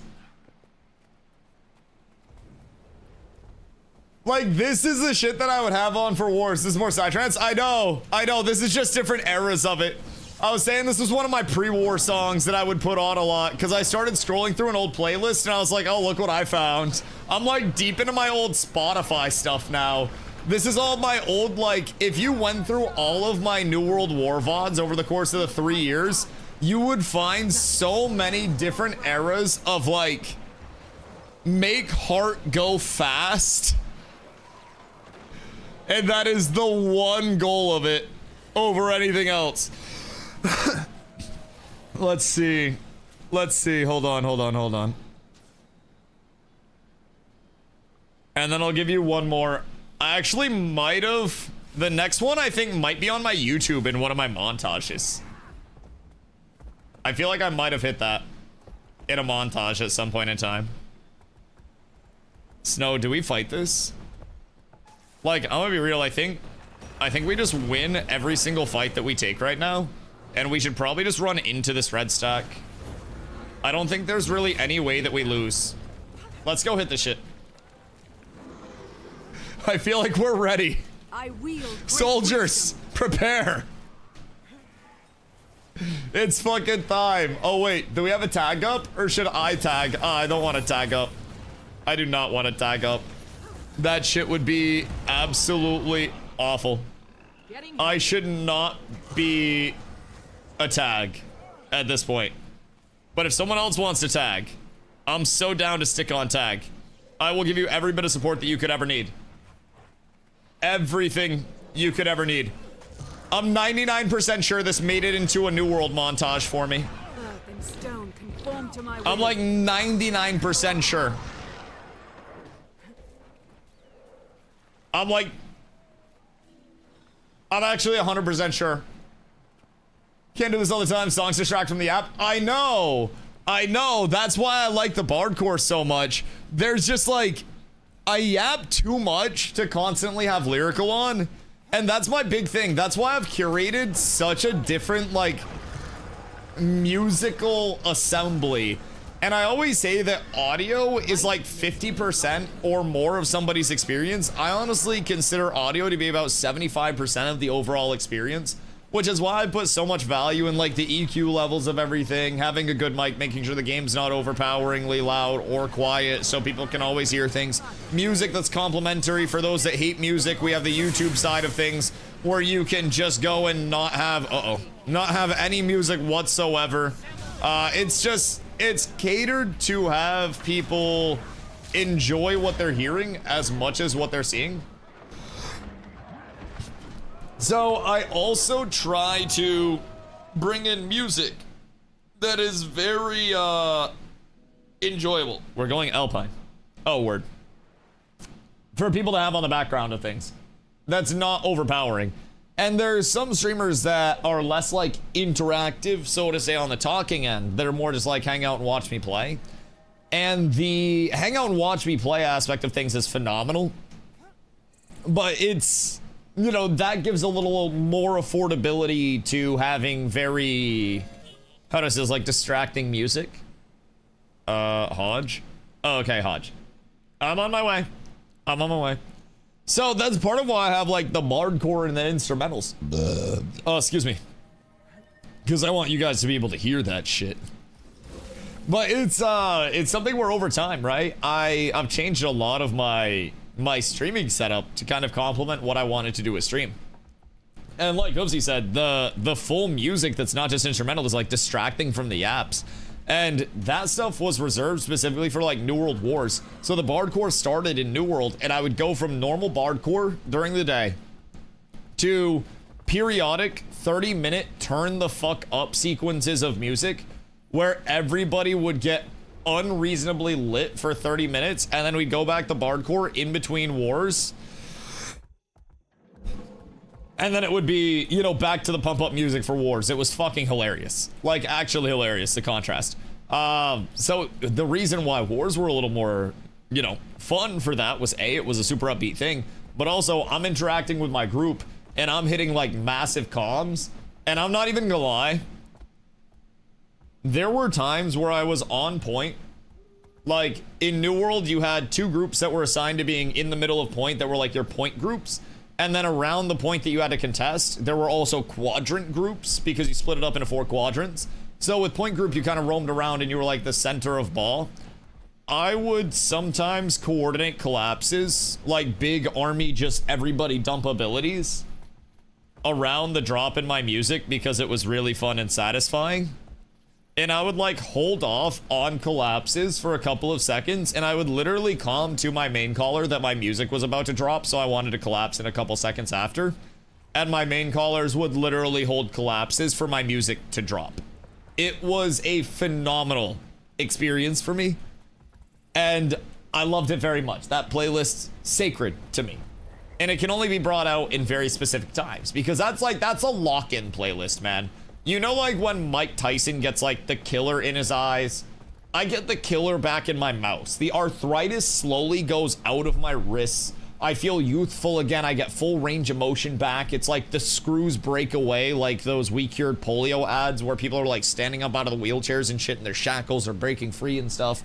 Like, I feel different when that playlist comes on. And then the bardcore comes on and I feel old again. 2 minutes and a half? Yeah. We could maybe, like, go Red Lake? Or we could just get camp and then try to Red Lake after that, because Red Lake shouldn't be too hard, question mark? One's enough to take a keep. One is enough to take a keep. You're actually so fucking right, Doc. And we might be able to operate pretty sneakily out here. Let's get out from a random shuffle. Throw it in Discord. I can't go back to it right now. I've settled the heart rate back down to a reasonable level, Nin. We have to turn down for the sake of chat being an average age of like 52 because we're at MMOs. Turn down for the welfare of everybody. Get distracted when a good song comes on, then the song becomes a focus, not the app. See, that's the thing as well. Like when it's something that's familiar in the background, which is part of the reason why I try to go through known and relatively popular songs within the playlist, right? Because if it's familiar, it's more an element of like, oh, I know this, not an element of, oh, I'm learning this for the first time, let me lock in. And the best case scenario is that people notice it's like a familiar earworm at a certain point in the song, especially with the bardcore stuff or the instrumentals. And people are like, wait, is this what I think it is? Because it just fits in the background so well. And then after the fact, they're like, oh wait, I've definitely heard this shit before. Turn down for what? Turn down for people driving the speed limit. That may be a very responsible thing to turn down for. Sir, I'm gonna bonk you. What are you? My go. What is your purpose? Did you really need to be doing all that? Was that necessary, brother? Can I just ask, was this all necessary? Bring that one down. Yes. Yes. My good man. Is there an issue? Uh-oh. Do you not have stability, my good sir? Oh, that's gonna be pretty tough. if I'm being honest. It's gonna be a little rough. I have super speed too, so I might just be able to start bonking and smacking. I don't think he likes it. I don't think he enjoys his safety area being infringed upon. My good sir. I know I'm faster than everybody else, but we should be chilling out here. And I have another wall. Snow can get up to him. I'll throw stab out. This motherfucker's fast. He's so speedy. When I'm my super speed, I can keep up, but sorry about that. Hate to do it to you, brother, but that is Getting healthier. it's a goddamn shame. He's so speedy. He's got super speed too. I know he's got a lot of super speed. I don't know. Wait, no. He has a lot of swiftness, which he has like a 30-second uptime on swiftness every time he swaps to lightning. Oh, he gets super speed on the swap? Yeah, it seems like he just doesn't have a lot of stability, which is quite nice to play around, because then we can do this. Fortnite. Sorry, sir. You really hate to fucking see that one. That is a goddamn shame, if I do say so myself. So anyways, god damn, he's so slippery. Like, he doesn't even really hit that hard. Need CC? I don't have CC. I keep hitting the Fortnite walls, but that's effectively all I have. I don't know what you want me to do. Is Mesmer still good in this game? I mean, everything kind of has a place, depending on what you mean, like, good for. But I mean, everything can be useful if it's played well. Typical group comp right now leans pretty support heavy, because so many things do bring in support. But a lot of the time you're going to see, again, from what I've gathered, and again, there are different comps that people run, but for World vs. World specifically, Druid is pretty much a give me one in every group type shit. It's got a ton of heals, a ton of cleanses. It's got phenomenal just utility as a whole. It can AoE res. So, big thing. Outside of that, you have Troubadour, which is stability bot, and then you can either have... Oh, saving I got left? Oh, I was going to capture this, my bad. I thought that person ran off. Mesmer, Strip Machine, as well as Necro. Yeah. Mesmer's great for Strip rolls. Necro's good for Strip rolls. Do people run Spell Breakers in World vs. World? I haven't really seen that many comps with Spell Breakers, if I'm being honest. I see a lot of Scourges that people prefer right now, but also I'm not quite sure what's changed up all in all with the upcoming patch. That balance patch is definitely going to be quite a big determining factor. What's going on here, brother? Can you ligma nuts? Please, for the love of God. Why does he just run away from me but fight you guys? Does he just try to, like, exclusively catch you guys out? Because I feel like he doesn't really do that much damage. I feel like his most annoying thing is the fact that his movement's so crazy. If I'm being honest. He is shifty as hell, though. And if we don't have CC, that can be a little bit of an issue. But I feel like the second we get CC, we're kind of up. Sir? Sir. Gate's closed. I'm so sorry. I'm so incredibly sorry. I don't have much more CC other than that. But I'm hoping this is enough CC to catch him. Because I feel like it may be. I just gotta keep everybody up. All of my goobers. Boyos! 3, 2, I have no super speed for this. He's so fast! My good man! Please, I just got wall back up. This man has like 10k plus hours in the game. Why does he keep running into my walls? Like, he's shifty, but dude, I'm like undefeated on the walls against this man. I almost feel bad. He does not fucking like my walls. He's cooking the DPS, but man, oh man, there would be such a different element if the walls didn't just bonk him. Ready, watch. Oh, Jesus fucking Christ, I love this game. Oh, I love this shit. Solar, I'm coming, buddy. I gotcha, you're fine. You're fine. Everything's okay here. You need not worry. We ball out. We just rock out. Uh-oh. What you doing up here? We must not overextend. Now they have 2 people here. and I am but a mortal man. I can, unfortunately, find myself deaded if we do get ourselves into bad spots overall. And we may have done that here. But I'm gonna try to maybe get a get back. Nope. They got reinforcements, my boys. They got reinforcements! Sir, please no. I cannot allow this. So if I were us, my immediate points of advice: don't dive in 25% HP on somebody that we already cannot catch when they get +2 people. We gotta reset through chokes and try to jump there. Because really, I'm like 100 for 100 on walls. But also, my walls are like the only thing that we're cooking up CC-wise. So he's slippery as fuck. So really our only chance is to get him to come through a choke. And then I can wall off the choke behind and then hope that we can get burst on that point. But like, we really need oh my god, look at this. We're double troob untamed Lumi firebrand. Oh shit. Okay. Do we have like 60 PS to come fill out a couple of groups? Cause it... Me, not you. If we get like 60 PS out here, we may unironically have the absolute god comp. This is the most support that I think we've had in the group at any point in time. But we're definitely, I think, a little support heavy, if I do say so myself. And we may... I don't know what went wrong there.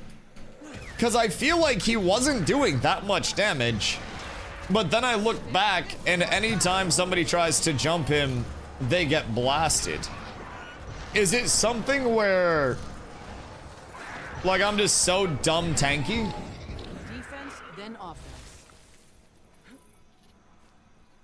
That it's a little bit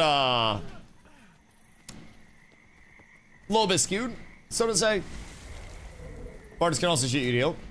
Oh yeah, I mean, I wasn't having a problem surviving with it, like, but every time I look back, motherfuckers were getting blasted. I'd try to like get a reset, and then I'd look back and one person was dead as soon as I stopped dropping heals. It heals people around them. So troops have like a little AoE heal. That is also quite nice, I will say. Phenomenally nice. They have an amalgam, and then they have the evoker, and the evoker's the one with crazy movement. But I feel like we just have to more or less look like a spear evoker. So what's the kit that we have to play around there? Because it definitely feels like the movement is just the different level of it all, where we kind of have a hard time pursuing that and chasing that down. But if I can keep swiftness up, then we're probably chilling. We just have to actually get in on the back line, and I feel like we have to make him uncomfortable. Like, if we can keep them running back, then we kill the first one. I don't know why he's so scared of me. Dude, I hit for 200. Brother, you're clearly a good player. Why are you scared of me? I'm literally here to make you uncomfortable. Like, I don't kill you. Why do I scare him so much? Like, he could just ignore me. I have no CC. I hit for 200 in World vs. World. Why is he running from me? I'm genuinely so fucking confused by that. I am the last person that he would want to run from, and he's clearly a good player. But I'm like, I'm missing something. It's the range fear. Listen, I always say my role as a disruptor. Oh shit! He got the stab play around. Oh shit. Oh shit. You got a Zerg on you? Well, no, I'm talking like he runs into us to fight. Keep in mind, he wants to fight us despite us having the numbers because he's a roamer. But anytime I, in specific, run up to him, it's an immediate, like, dip set. And then anytime the rest of our people run up to him, he's, like, down to scrap. Like, right now, right? So, obviously, there, it's, like, 4 vs. 1, whatever. I don't blame him for going in. But the last fight, for example, 2 of them ran up and started fighting. And his homie stayed into the group with the rest of us. And I go in and I hit him for like 200, and he just completely leaves his homie to die and sprints away instead of just continuing to contribute to the fight while I sit there and bonk him. Because good roaming, he knows you're tanky and bait. If I'm tanky and bait, wouldn't he just ignore me and contribute to the rest of the fight, though, that him and his friend just engaged in?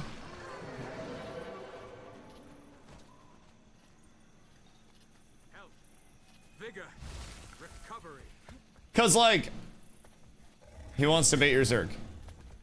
Well, he baited his friend to die. Was, like, the only thing that he baited. Oh, no. A tree on this bridge. So inconspicuous. So conniving.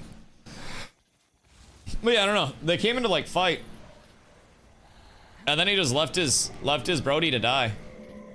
Maybe I'm like underestimating how much people play like KD ratio in World vs. World or whatever. But I feel like if they run into a fight and someone runs up and starts hitting you for 200 while your person that you ran into fight with is getting cooked, maybe like ignore me and then try to get them out or something, or like make a play around that. I don't know if they're not actually together and that dude was just like cannon fodder to him, but I'm more so intrigued why somebody that hits for 200 is the immediate threat. Maybe I'm missing it, but I hit for literally nothing. He could physically just ignore everything that I'm doing, and then it wouldn't make a difference. We need to get the Earth Shield down, and then as soon as that goes down, if we can get in range, we can get a Fortnite. Yes, yes, yes, yes, yes. Yes, yes, yes. Yes, yes, yes, yes, yes. If you healer, and they don't, then they lose automatically, so they run. That's fair. That's fair. I just feel like he could ignore me. Because I'm gonna be real, I don't hit hard. But maybe I'm tripping. Maybe the second people get hit as roamers in World vs. World, they just like run and try to reset and bring people out. I don't know. It's a weird playstyle for me, how squirrely some people are in World vs. World.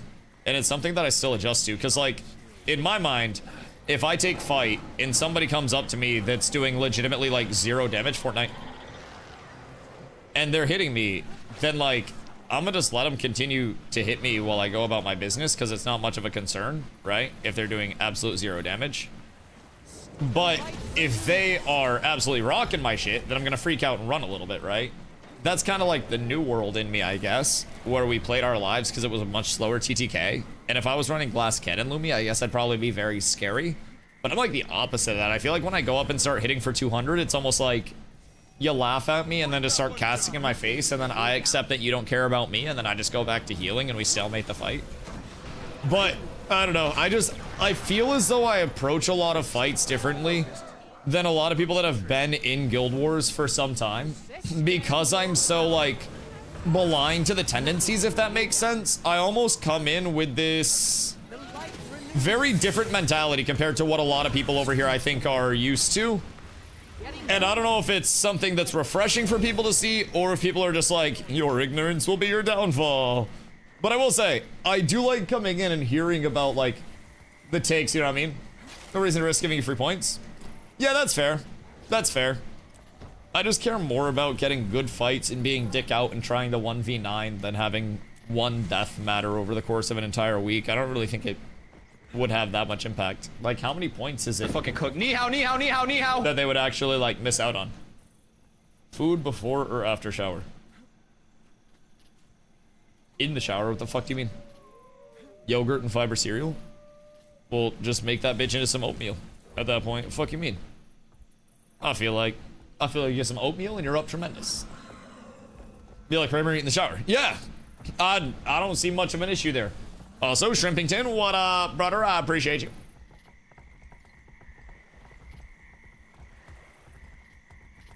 If we know the dude is hard to chase and kill, why are we? I don't know, I'm just a support. I follow you idiots. Bro, hear me out. I'm not driving this fucking ship. I'm just on it. If my people run in and they start dying, I have a duty to heal those motherfuckers. I just do what I'm supposed to do. I do my goddamn job out here. I'm a hard-working, honest Tyrion man. Blue-collar Tyrion man. Here to try to bring joy to my people. One heal at a time. Amen. Amen. And God bless. God bless. God bless Tyrion, even. I don't know, bro. You guys just keep running after him. What do you want me to do? Let him fucking die? Brother's making an actual, like, 3-minute montage out of you guys anytime I let you go in solo. I feel like you've almost, like, lost your solo privileges at this point. Gotta keep people on the fucking, the dummy leash. Listen, I'm okay with admitting when somebody's cooking. Bro's a good player. But golly, I don't really feel like it's enough of a situation where we're warranting what's happening to us here. Fortnite! Fortnite! Oh, good blink. See, like, he's a good player, but we're still getting catches on him. And then there he busts his stability. So he doesn't have stability after this. So if we can pursue, then we're good. I get stab out of that. Like, it's fine. It's not a big deal. He's a good player. He's got crazy movement, and he's using that really well. But I don't know what's going on with everybody just getting fucking schmelted to absolute schmoblivion. But golly, we got one down. And now, hiya! Easiest thing I've ever done. No, he's actually nasty with the movement, but he's a poke player. Yeah, like people in World vs. World will just roam around and like be nuisances and whatnot and try to take, you know, shorter kind of like man down fights. So that way, whoops. So that way they can cook like that. And there are a lot of people that really get very good fights off of doing that. And certain builds can excel at it. Guy's movement is absolutely nasty, and I can only imagine what he does to groups that don't have 4 supports. Like, honestly, he's cooking. He's a good player. So I can only imagine, like, he probably goes around and just finds kills all day on that shit, but enjoy it more than Zerg for Zerg. Yeah, I feel like Zerg busting will eventually be really fun as we get more comfortable and we have some more, you know, some more basis, right? We have more experience, we have better group compositions, people understand CC chains, so we can catch people like that that have great movement but are clearly susceptible to CCs and can die. Like if I hit a wall and then we bait out the blink as well as the earth shield, which he always follows up with after the wall, after the blink, then we get free CCs after that without him having much stab. So we just have to play through the super speed at that point. When he switches lightning, I can see his super speed. I can drop out my Feel My Wrath for a little bit of super speed. I can drop out Symbol, so that way we get swiftness tick as well when we run through it, because that'll give us 7.5 seconds. He has swiftness for like 30 all the time. But there are ways that we can catch it. We just have to be better about like chaining CCs against good players as well. If we overinvest too, like if we wall into an immediate stun and then he holds his blink like a good player will until they actually need it, then he'll be able to CC break the blink and get out, or he'll be able to CC break the chain with his blink and he'll be able to get back out off of that. So there's a lot that goes into properly killing good players, especially with a lot of CC breaks and a lot of movement within the game. And getting a very solid combo off of that is huge. I want to say our Forge 4 does a mobilization. This one, Cripple, which is 50% move speed reduction for 5 seconds.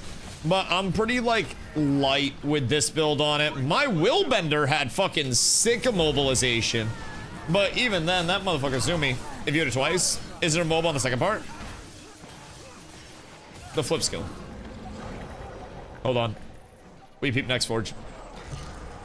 Which one? 4? Un momento. Un singular momento. Because that's just damage increase. That's heals, Condi removal.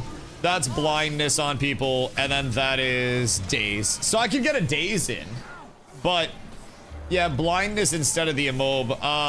Probably somewhere within talents, if I had to guess. But I'm running like full support everywhere all the time. Like as much stability as I can possibly give out. Concentration for the buff up time. Symbol of protection going out whenever I use my healing skill. So we can get protection and reso out. So I think it's a PvE versus world split. So same thing with Alacrity. That would make a lot of sense. Yeah, a lot of our abilities are completely different in PvE than they are in... like, than they are in PvP, than they are in World vs. World. It's genuinely 3 different splits to learn on the class, which is kind of wild. Genuinely, it's an interesting thing, but I can only imagine how the balancing for that goes. They probably have to have 3 completely different teams. But yeah, we don't get Alacrity over here either, because apparently Alacrity too strong, and we're not allowed to have anything fun. And it makes me very sad.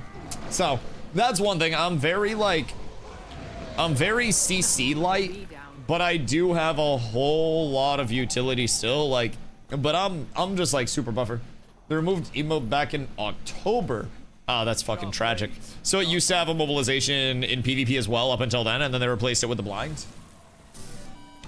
That would have been nice. That would have been nice. Evoker used to give out practically infinite alacrity. Yeah, I think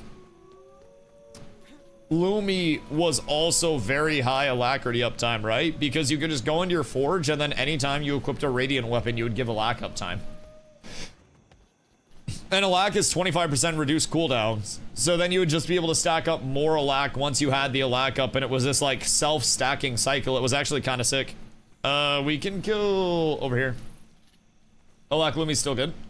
Well, in PvE it's phenomenal, but we don't get alac anymore. It's anytime you equip now, it's Might and Fury. So alac got fucking cooked. At least in PvP. It doesn't exist. They completely took our alac away.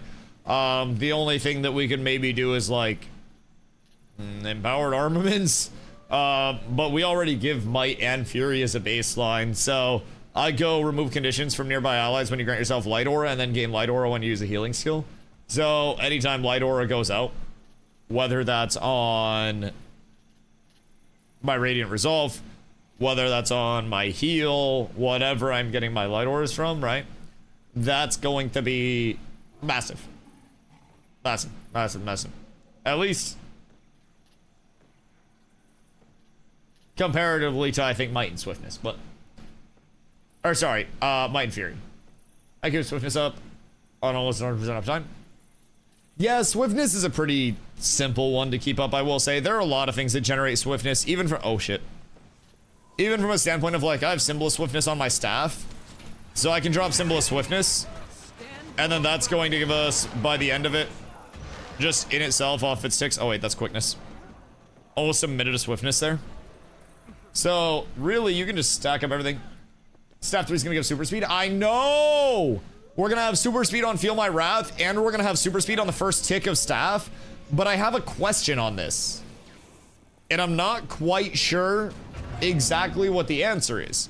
Because the developers mentioned that the first tick of our staff 3 was going to give the super speed.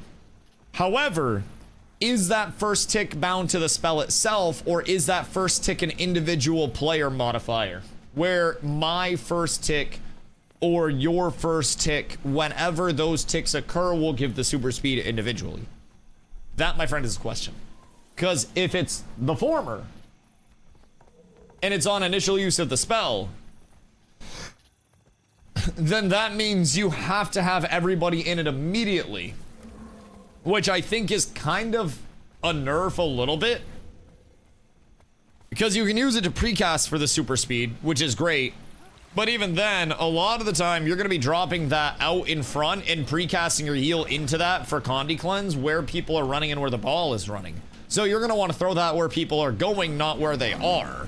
So I worry that the super speed's actually going to be lost a lot of the time, and that it's going to end up being a nerf to the ability as a whole, because it's going up in cooldown as a result of the super speed.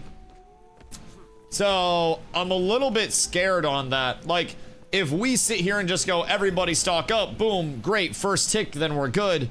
But even at that point, it's like, how many times is that going to lead to the most valid usage of something that's also responsible for putting down a combo field that's going to give us a cleanse combo with Holy Strike? I worry. I think the validity would be far higher, and it would be a far more deterministic buff as a whole if it were... Sir? Good day. Pleasure to see you. Happy to be here. Pleasure. Sorry about the luck here. That's not the best scenario to be in. I try to give him a heads up with the little staff thing. Have you already planned to check out the new area in Forever? Yo, Job, what up, dude? I I mean, like, I hate to say it, but like, everything that I got from Forever, I can get from Guild Wars in a more deep way. And Forever was great for like a cozy casual standpoint, but really cozy casual standpoints are, I think, only temporary. And I think with Forever, the best way that I described it, and I think it was still true to this day, is that they had a flash in the pan, right? They had lightning in the bottle, but they had to try to capitalize on that. And I think if they got into having more of the cutesy cozy content and something that was repeatable for people to maintain, right? Say you had the element of progression that you had, but you also had instance housing that had come out during the early access as an element of retention. I feel like they could have snowballed players because they would have had people working on their housing if it was decorative with things to chase down and collectible grinds, if it was actually maintaining things that would be crafting related or upgrade related for buffs, or you could synthesize new things, right? They needed some replayable content, though. It played far more like a one-time completion RPG than it did anything with repeatable. And I think that was probably one of its, I don't want to say like one of its undoings, because it's not like it's absolutely down terrible. It still has 2,000 concurrent players a day, which for something like Forever, I think is an overwhelming success, considering it's like, you know, it's a very small indie game, you know what I mean? I would say everything that they've had has been a really large success, but it's been for like an hour. I mean, hear me out. If they wanted to bring me back for like a sponsored stream, I'd be fucking down. I'd be incredibly down for that. I would love to do sponsored content with them. But I just, you know, if I'm choosing what I'm playing, Guild Wars gives really an ungodly amount of content for me, and I haven't even gotten into like the depths of a lot of the content at this point in time. There's still so much that I haven't done, so much that I'm not familiar with. And as I dig deeper, I just find more things to do, right? So, I like Forever. I root for Forever, but I also feel like they made a few decisions that kind of compromised what the core of the game was supposed to be about in the first place. Did you just get got? And I feel like their choices to try to bring like pseudo-competitive nature to the game by allowing third-party add-ons. By allowing third-party add-ons, by bringing in like, you know, the literal approval of damage meters and shit to something that was a cozy adventure. I think they kind of had an identity crisis, and they didn't have the directionality in the long term to keep the game where it needed to be to bring in players. And I think that was probably where it started to go south. Good day, Meisters. Uh-oh. They have a couple of lads in, but just stand directly on top of me, and then we're fine. Everybody stand in on this. And I will keep heals going out for all of us. I don't know how much we can possibly take here, but I am here to help out with everything that I have until the end of time, my boys. I think we're actually winning this. Whoa, wait. We're actually winning this. Oh, shit. I got a huge push up against the wall. Boys. Boys, we're up so tremendous. Stay on tag. Move with tag. Get kills. Don't get yourselves too caught out. But we stay on tag. We stay together. We get mucho killos. Oh, my God. Huge heals. But we might be getting a little overwhelmed on the Condi side of things. Oh my God, the Condis. Holy. That was through a contemplation as well. What the heliante was that? That was crazy. Just getting CC forever.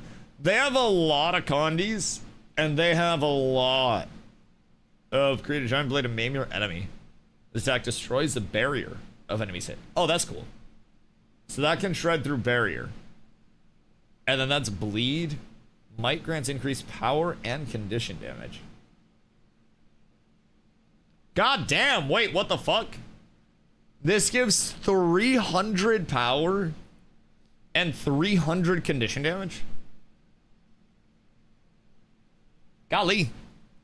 Golly. That explains why I got fucking shredded. So I just have to hold my contemplation more there. But also, I can't even be running contemplation right now because I have to switch over to hallowed ground. So we have some more stab, I do believe. I think change up groups a little and bring me and maybe like me and Snow into group 2 so I can give them stability, because we need to keep stab out on our druid, and then Vert's gonna do damage. You give stab to group 1. Actually, switch Snow and the Troob, so that way both groups will have perma stability, because that'll be nice. Any news for Guild Wars 3? I mean, same stuff. Year and a half out for beta and whatnot. They're working on everything, and we'll kind of see where it ends up. But the thing about Guild Wars 3 is, even when it ends up coming out, Guild Wars 2 is still going to be receiving yearly expansions. So their goal on the ArenaNet side is to just continue to slam content updates for all 3 of the titles and have this level of like insulation, so to say, when people start to quit one thing within the game, right? Or within their IP, whether it's 3 or 2, they find themselves within another Guild Wars game, which is pretty cool. So there have been a few updates, but like nothing major enough to actually get too excited about, nothing too telling about gameplay or systems or anything like that. Nor do I think we're going to end up hearing anything gameplay or systems wise for a little bit. I think we're still, you know, a little far out from that side of things. So we'll see. We'll see. I do not have more materials for this. We have no supplies. All right, let's go over to camp then. Go blue camp to the south. And then we can grab stuffies. There was a slight miscalculation. We only have 7 for the entire squad. Just looks like a big fuck you sword. Yeah. That was a lot of damage that went out. I have to be very cautious about the amount of condies that I'm getting stacked up on me, especially if I'm in my world first world build, because that fight I had Contemplation of Purity on. I don't run Contemplation of Purity usually because we have a good amount of cleanses and whatnot. I can play cleanses around myself as well, so. Guild Wars 3 looking like I want a larger PvP and may not be an MMO except for in cities. No, it'll still, I'd be willing to bet many things that Guild Wars 3 will have some form of guild versus guild PvP. I always make the, you know, the meme that like, or make the joke that Guild Wars is not inherently going to have guild versus guild content because the guild in Guild Wars is about the, you know, the lore of the world, which it is. But even Guild Wars 1 did have guild versus guild content, albeit on a smaller scale than Guild Wars 2 World vs. World. But the devs have said that it's going to land in the MMO realm in between Guild Wars 1 and Guild Wars 2, which leads me to believe that everything is on the spectrum from 20v20 to 50v50. We could literally see Guild Wars 3 be like New World, except developed by ArenaNet, and bring in practice wars and the horizontal prog and stuff like that. We could genuinely see 50 versus 50 wars come back. That falls within the threshold of 100 versus 100 versus 100 and 8 versus 8. Don't build. Oh. Oopsie daisy. But I feel like, oh god. Ow, dude. That shit hurted. That shit hurted a lot. We got the Helios, though. We just have to stay together on the heels. And we might be able to turn. We gotta move up on this and pressure just a smidge, my boys. If we can move up, then we can win. But we just have to stay aggro here and not get pushed back. Secure kills if we can. And I can push them off. Try to secure any kills that we get. Don't let them get reses off. Nice, nice, nice, nice, nice. All right. Good shit, good shit. Very good hold, my lads. That was phenomenal. 7 brave soldiers against 1 million greens, by the way.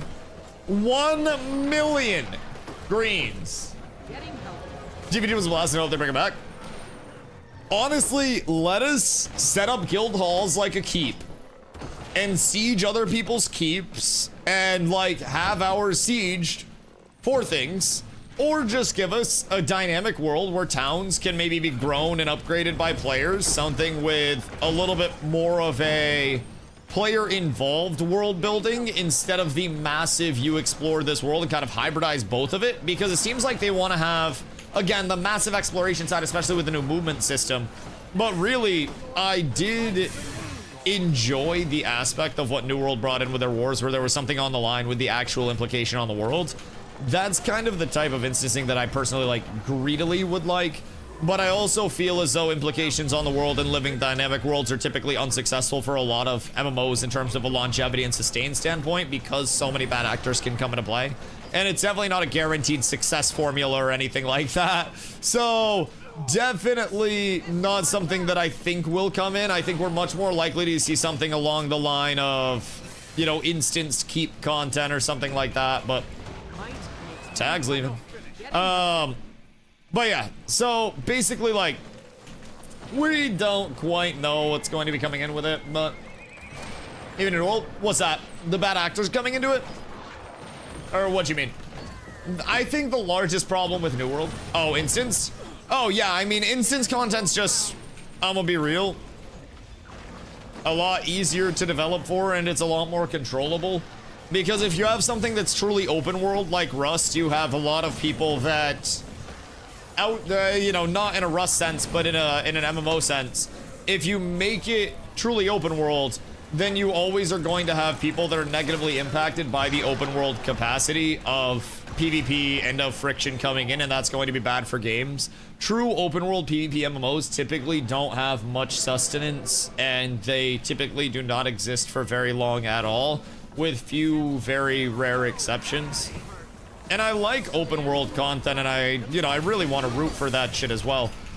But I also feel like there's a certain level where open world content is genuinely just so punishing for the average player to try to participate in, that it's almost like, I don't want to say it's like harder to develop for in a successful way than it is in a very frictiony, oppressive way, but man, it's really hard to get it right. You're always going to have separation within your player bases.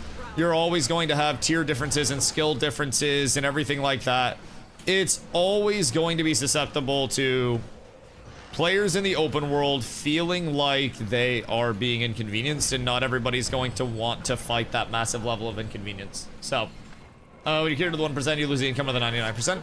So I have a take on this whole thing. I feel as though the 99% and the 1% often share more than they may like to admit. However, the difference in approach and mentality is often the dividing factor. My biggest rationale for this is, look at this community. We have very competitive players in every game that we play that come in and share so much information, and I myself try to get on the higher level of things with games that I play and really try to dig my toes into it. And over the course of that, we have so many casual players that will find themselves showing up to PvP that they previously didn't think they would show up to. So many people that find themselves participating in guild events that were originally outside of their comfort zone. And I feel like there's a way to take a note out of MOBAs, if I'm being honest. And what MOBAs, I think, do exceedingly well is an element of inclusive content while also having exclusive content available for people to try to shoot for. And I think you need to have the inclusive content where everybody can hop in and feel like they can just play the game and have fun. That is, in MOBAs, your unranked or your for fun game modes, right? And with those, every player hops in, and obviously there's some goobers and tomfools and hooligans that'll take it far too seriously, but it's inclusive content. And then you have your ranked mode, you have, for some games, your esports validity, and that brings another level to it. And even your casual players may someday have an investment or strive to be on the ranked level, even if it's not on the top level. They may want to play ranked a little bit. And I think that's where the value of having basically like a follow-through. What New World failed to do in this was having their wars for territories while also having a practice war available for people to look forward to that didn't necessarily want to get into the territory ownership of the finite territories and put in the amount of work that you needed to be able to war against the higher end companies. So the exclusivity was there, where wars were something that a lot of people, if they had the opportunity to hit those wars, would absolutely just be like, oh yeah, I'll get into these seem fun. But because of the A, lack of accessibility to wars, and B, the mentality from a lot of the warring community, as if they were doing something super, you know, super exclusive, super cool comparatively to what you could do, and go fuck yourself. You know, it was one of those weird levels of animosity between communities that I think really drove a wedge in between certain things. And I feel as though the lack of inclusivity for the, you know, for the warring side of things really led to New World's warring system never really taking off and being something that fewer than 2% of the overall population of New World got to experience. And I think if they had something as simple as practice wars that were brought in the instancing realm, you would have seen a majority of your PvP interested players absolutely blast a practice war mode with less reward, just to effectively have the game mode at their disposal. Dusty, what? I'm clearing catapults.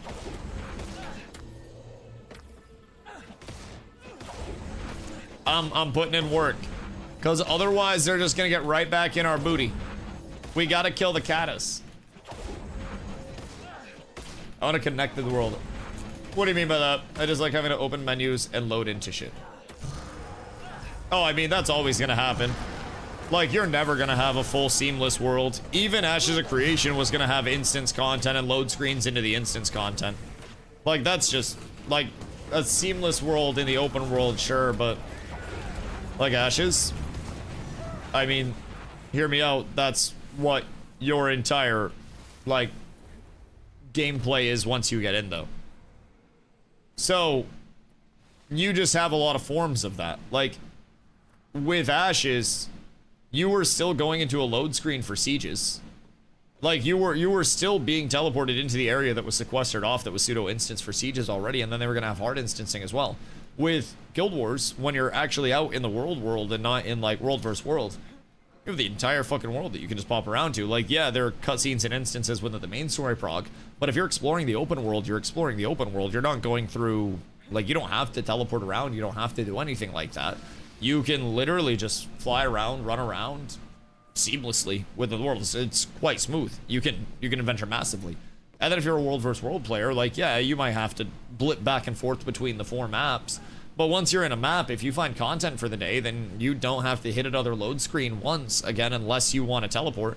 But even then, if you're teleporting somewhere, depending on how far away you are, it might not even be a crazy load screen at all. Like, I definitely understand that element of it, but it's a very specific thing I'm looking for. See, I think that's also a phenomenon in gaming that leads to people being very upset with products. And I think that's like saying, like going out to a restaurant, so to say, and being like, I want my steak cooked exactly like I cook it at home, and only like that, or I'm gonna give you a 1-star review. And not that you're giving it a 1-star review necessarily, but I feel like a lot of people have that mentality where they're like, I'm looking for something super specific and it doesn't come out, I'm gonna be super upset with it. You're not upset about it, which is a good thing. But there are a lot of people that have this super curated vision of what they want in a game over the course of their entire life playing video games and experiencing different systems and having systems that they like and that they don't like. It's almost like you formulate your perfect game in your head without actually knowing what all of the problems of that game would be and what all of the potential implications on other players that would have, the economy setup that would be necessary for it, the potential issues that would come throughout, the, you know, all of those things, right? We get very high expectations for things based on, I think, cherry picking many different small experiences we've had in our life. And I think it's great to have expectations. It's great to, like, root for things to come out. But I also feel like so many people let it disappoint them when a new game comes out and it's not exactly in the image that they want to see. And it makes me sad, because I feel like so many people will have 9 out of 10 boxes checked, and then 1 box isn't checked, and they're like, nope, I'm out. It sucks, dude. It happens to people in our community, too, and they'll be like, I'm having fun with all of these things, but this one small thing is cooking it for me, and I'm like, brother, just bite the pillow and get through it until you get used to it. Like, it's gonna hurt the first couple of pushes, but after about a week of taking it, you'll be just fine. Just, we gotta get accustomed to it. People do that more than you know, brother. people will be having fun with every aspect of the game, and then they'll be like, there are a lot of chests in the bottom right of my screen. I don't want to loot those. My inventory's full and I keep having to go back to a town and sell and use my bank and salvage and then go back out and adventure. And I can just teleport there all the time. I'm out. It's unfortunate. Very unfortunate. MMOs are a high information genre. Ways of society have gotten good at spreading information to each other. I mean, I don't even necessarily know that MMOs are like a hide information genre. I think information makes MMOs stronger. I don't even know if it's necessarily that. I think some people want to pretend that MMOs are a hide information genre, but even on the top of competitive MMOs, which is, as much as some people may want to argue it, the most competitive thing that is supported within MMOs is World of Warcraft esports. Between Race to World First, Arena World Championship, MDI. Literally the top. Literally the top. Make Guild Wars 2 and not WoW except the Guild Wars 3 in 2027. I played WoW after Ashes of Creation died, and WoW's not very fun right now. So a big part of what WoW doesn't do well is expanding its content catalog with new expansions. And it tells you a story, but that story also comes out in different chapters where it's like, I'm going to the movies to see WoW 1, WoW 2, WoW 3, WoW 4. And it's different eras of WoW, and they don't really expand the entire game. Guild Wars expands the entire game, so you can do content that was put out day one and it'll still be relevant. So as a new player with WoW, if you're coming in at that point, or you're someone that hasn't played the entire story, it feels like you're coming in and you're missing a lot of the story and the immersiveness in the world building, where with Guild Wars you hop in and you're still at the start of the story and you're still getting rewarded the same way that you would have been day one of that story coming out. On top of that, Guild Wars has different progression systems than WoW, different combat system than WoW, which is far faster. I think the movement, the CC breaks, the playmaking in Guild Wars is far higher on a PvP stance than WoW is, primarily because there's a very punishing combat system over here where you can get absolutely Thanos snapped out of existence by most DPS classes if you don't know exactly what their bursts are. And the Guild Wars is fun. Now, I will say, Guild Wars is definitely receiving a big boost because of Guild Wars 3 in 2027, and I'm not gonna sit here and be like, oh yeah, no, that wasn't a factor. I started streaming Guild Wars the day after the announcement because I was thinking about Guild Wars for a while. My community had been recommending it for a bit, and with Guild Wars 2, it's a 13-year-old game. I was on the fringe because I didn't want to hop into something that was 13 years old and just gonna continue getting older and older with more information, right? Yo, Grandmaster Ace, I appreciate the follow, dog. Much love. I didn't want to jump into a game that was 13 years old and only going to continue to get older and have more information come about and have the top end constantly separating from me trying to catch up and run a race where I started from behind. So with Guild Wars 3's announcement, I almost came into Guild Wars 2 with the sentiment of like, okay, well, I still have a year and a half. I'll see how good I can get in a year and a half, but also, at the end of the day, if I suck at Guild Wars 2 a year and a half from now, then I still have Guild Wars 3 in the future. That'll be a fresh, fresh start for everybody. New game, new systems, new everything. Oh, hold on. I got you. So, I really look forward to that element of it, and it was definitely a motivating factor for me to get in, knowing what was on the future with the Guild Wars IP. But I will say a big part of the reason why I've been here for, at this point in time, 173 hours on this character is because of the fact that I'm having so much fun. I got about 200 hours now. And brother, I'm still just, I'm living the dream. I do fresh stuff on a daily. I change up what I do. I sometimes start the day with World vs. World, with PvE, with story stuff, which I still have hundreds of hours for. I still gotta do fractals so I can chase down legendary gloves and shit. There's a lot to do. A lot to do. I feel like a decade plus behind. The thing about it though is I feel like with Guild Wars 2, you don't really feel that behind because of the horizontal nature of progression. I feel like it's far easier to, whoops, they had more than we expected. I feel like it's far easier to hop in and feel like it's a progressible nature when the max level you can access from the base content. And that max level as well, you can gear up shortly after hitting that max level and going from there. If Guild Wars 3 will get canceled, you still gonna play Guild Wars 2? Yeah, I enjoy Guild Wars 2, brother.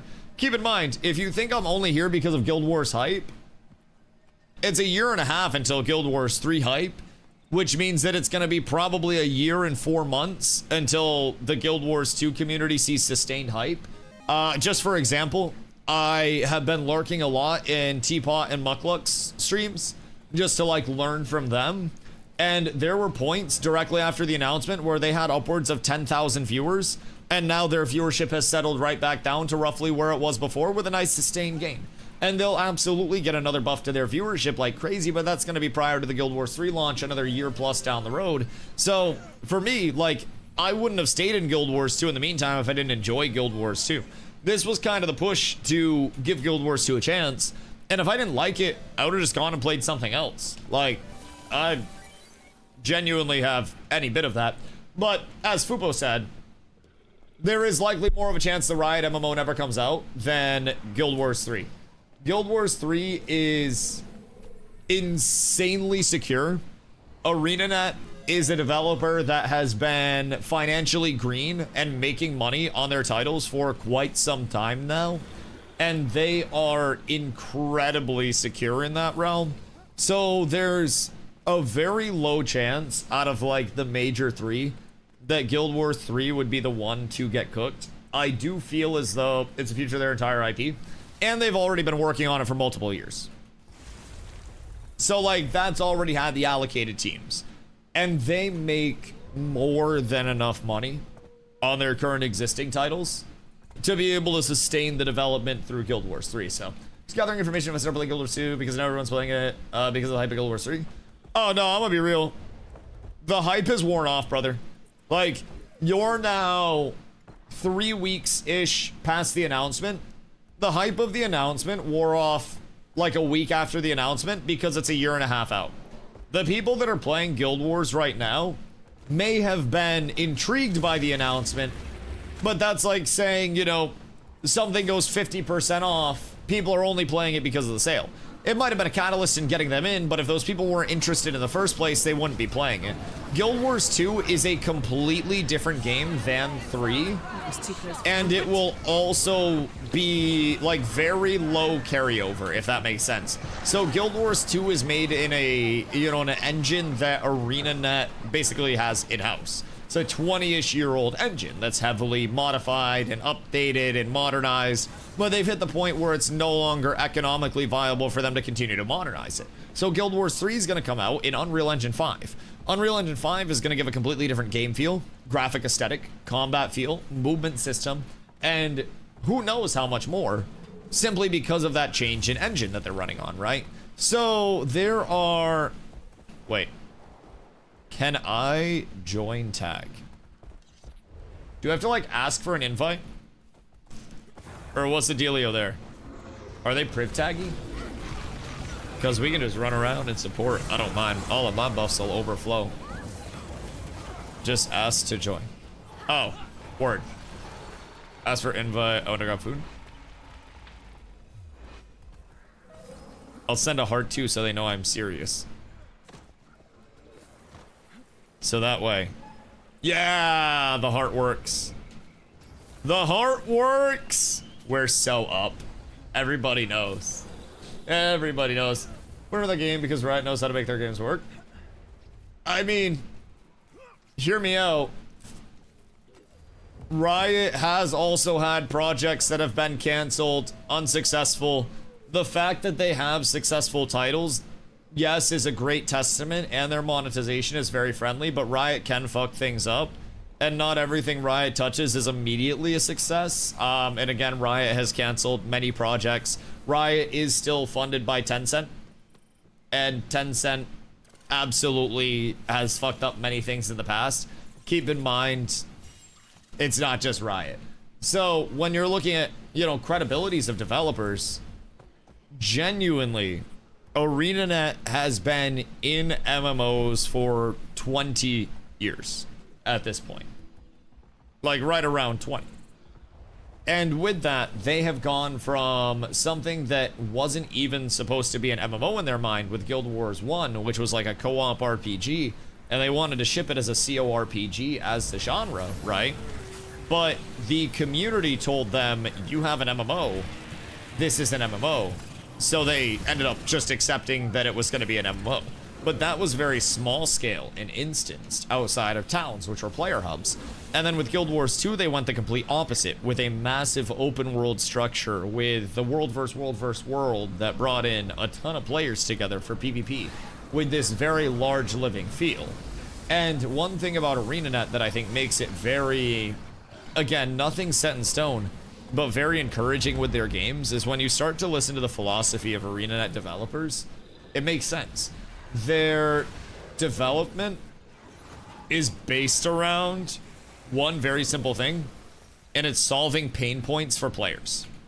It is figuring out what isn't working for players right now and what's causing players to not enjoy games, and they want to fix those problems and develop games around solving those problems, which I think is a very encouraging thing to hear from a developer right now, where it's not about, you know, we want to make a zillion player game that shatters all records. They're very communicative, like, we just want to make something that when players are sick of playing other games, they can play this one and have fun with it. And you're gonna see different eras of MMOs as well, because Guild Wars 2 was meant to solve different problems and Guild Wars 3 will be, and meant to bring in slight differences. So with ArenaNet, I do genuinely try to remind people all the time, they have a lot of experience within this, and I think they have some pretty great consistency along the way, where I think Guild Wars 3 will probably not be the MMO to redefine all MMOs and be a zillion players, but I also think Guild Wars 3 is the lowest chance to disappoint their community in large. You know, I think Guild Wars and ArenaNet is the great consistency within MMOs at this point, where you can count on ArenaNet to have updates coming out and have things that are fun to play.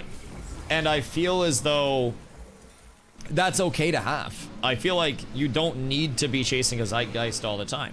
There will be home run hitters, but you also need the people that are going to bat 300 and just get on base, right? So that's a big thing to try to balance within development.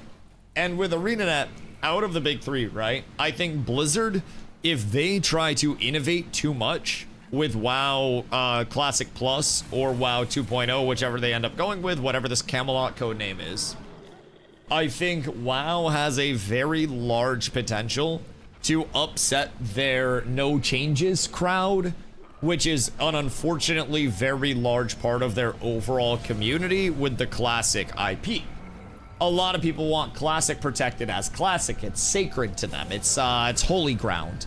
And when you start to bring in changes to that, it's desecrating their holy land.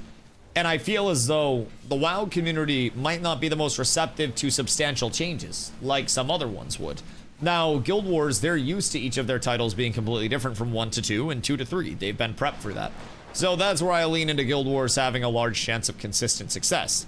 I think WoW, if they hit, obviously it's a WoW title. They will have millions of subscribers that check it out regardless. WoW is WoW.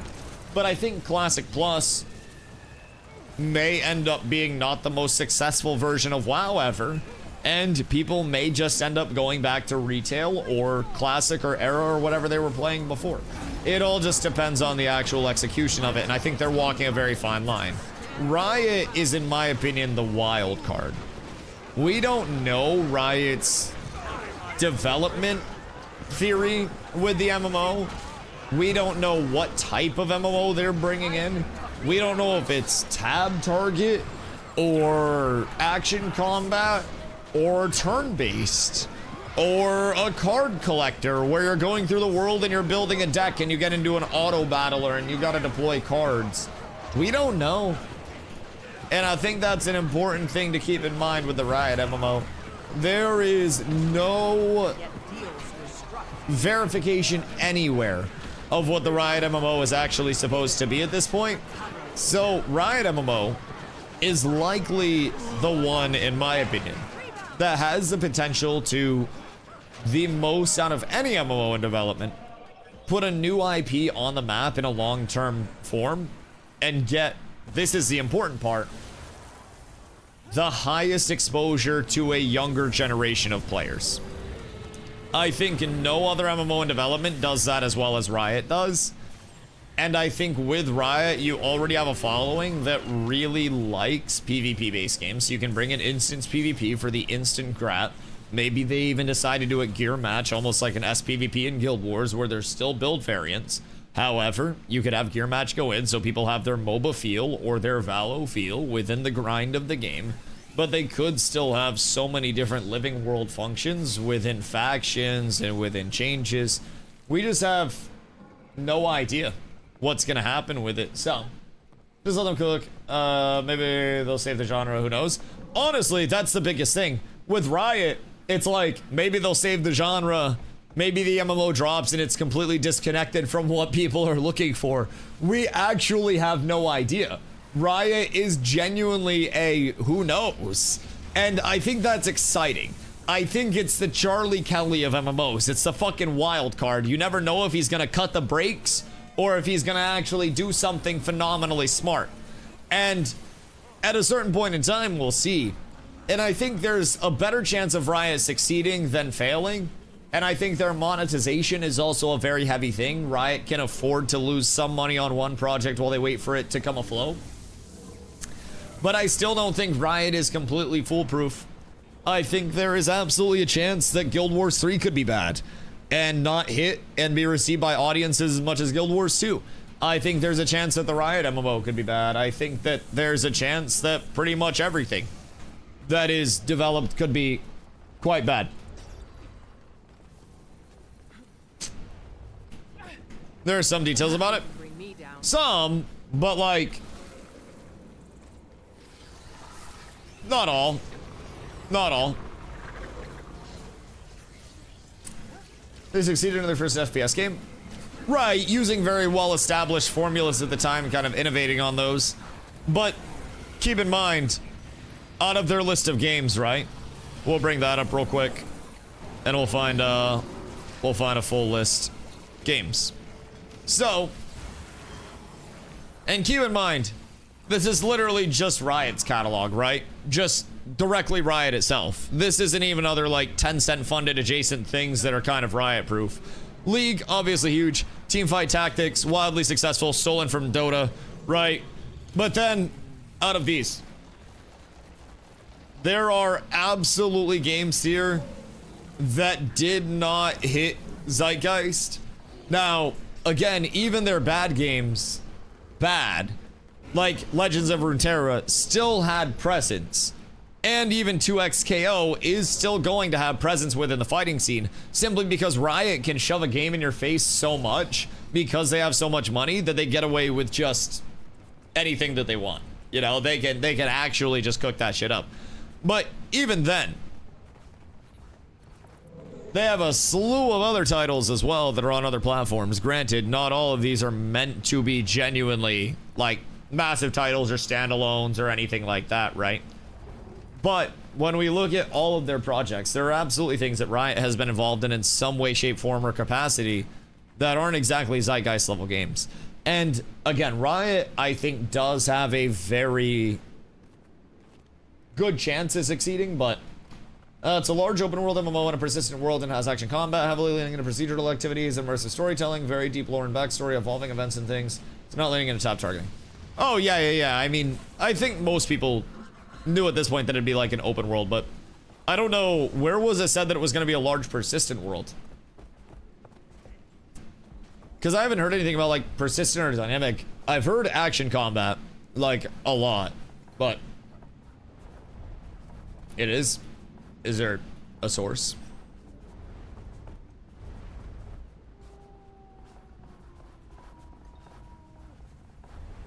Because like, I can't really take things at face value without sources. We don't really know a ton, but go look at job postings. Is there a job posting that specifically says persistent world? Because you have one, I'm down to peep, but I'm not about to go dig through everything right now. To them, MMO seems struggling. Maybe they'll actually try to do something good to attract the player base. Milk them. No, I mean, the thing with Riot, again, I think Riot has the best chance to get into the newer generation of players. One thing that MMOs have really struggled with is getting younger players involved within their games. And as a result, you slowly see MMO players age out, but you never see MMO players coming into the scene, especially the rate at which they're aging out. It's almost like there are fewer births happening and the population is getting smaller as a result, and we're slowly watching society dry up. Only thing is, society in this sense is the MMO world. So as there are fewer births or new players that are coming in, we see things start to slowly go into a negative population, population delta, where instead of growing, that shit shrinks. So as of right now, I think Riot has the best overall chance to bring players who have never played MMOs into MMOs, almost like New World attempted to do. But they have the immersive world, they have the immense catalog of development history, they have the system ideas, they have the budgeting, they have the, the massive heavy hitters on their teams that will come in with experience instead of a directional shift for a team that thinks they're making a survival open world that turns into a fully fledged MMO. I think Riot is the if we build it, they will come. However, will they stay? That, my friends, is the ultimate question. If Riot can bring in existing MMO players, which is gonna happen, right? But here is the caveat. Battle Royales. What made Battle Royales go absolutely crazy numbers-wise? The squeakers, right? What has led to MOBAs and shooters being extremely successful? The newer generations of players that have continuously got in. And while they lose players and age out, they have been bringing in many, many, many new players.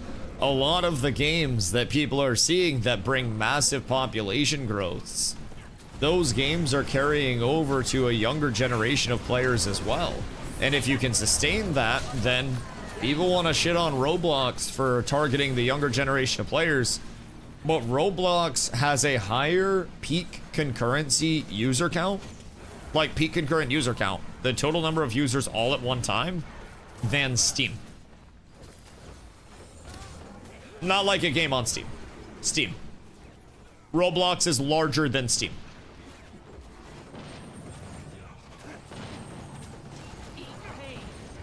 Just for perspective, Roblox is a cesspool. I mean, most of the world is at this point, but Roblox is a larger platform than Steam. Just in terms of peak concurrent count all time. It actually is the single largest gaming platform that exists. Might be a cesspool, but it's also a money pool. And let me tell you what, it's also something where as they continue to bring in more players and the word of mouth continues to spread, you see players not with a 20-year loyalty to MMOs, but a 20-year-old loyalty to Roblox and custom games. And as you see your custom game developers continue to age, you'll see those games continue to age up. So Roblox is going to continue to, as a platform, have consistent content that is always time appropriate. And even if people are leaving one game within Roblox, they just go to another game within Roblox and they stay on Roblox. 90% of it's attention grabbing slump. Depending on who you ask, all of this is attention grabbing slump. We're looking at pixels on a screen, big dog. I ain't even about to lie. So how many people in chat have no idea what they're looking at right now? Just with all of the triangles running around, all of the effects on the screen. Everything's just attention grabbing slop. It all just depends on what type of slop you like consuming. Food is only good if you enjoy the food, and some regionalities love their native food. Some people would look at, native food in certain areas and just be like, oh, this is absolutely awful. You know what I mean? It's just the evolution of things. as gamers continue to have a shorter attention span, you cook for your audience, right? I'll be real. And as the eras have continued to evolve, long-term gratification isn't the play. And I have a feeling you're going to be sorely upset with the directionality of the Riot MMO if you think it's not going to be quicker gratification than a super long-term grind. The era of MMOs being your EverQuest, and like your EQ model as a whole, those are gone, dude.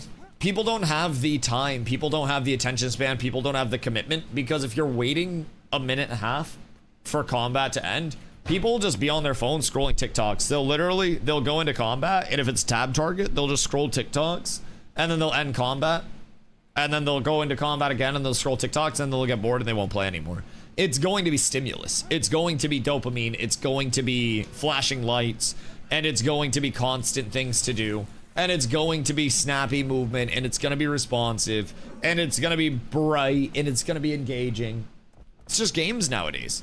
People don't have the time, the attention span, nor the desire to treat games like they did when World of Warcraft was at peak World of Warcraft.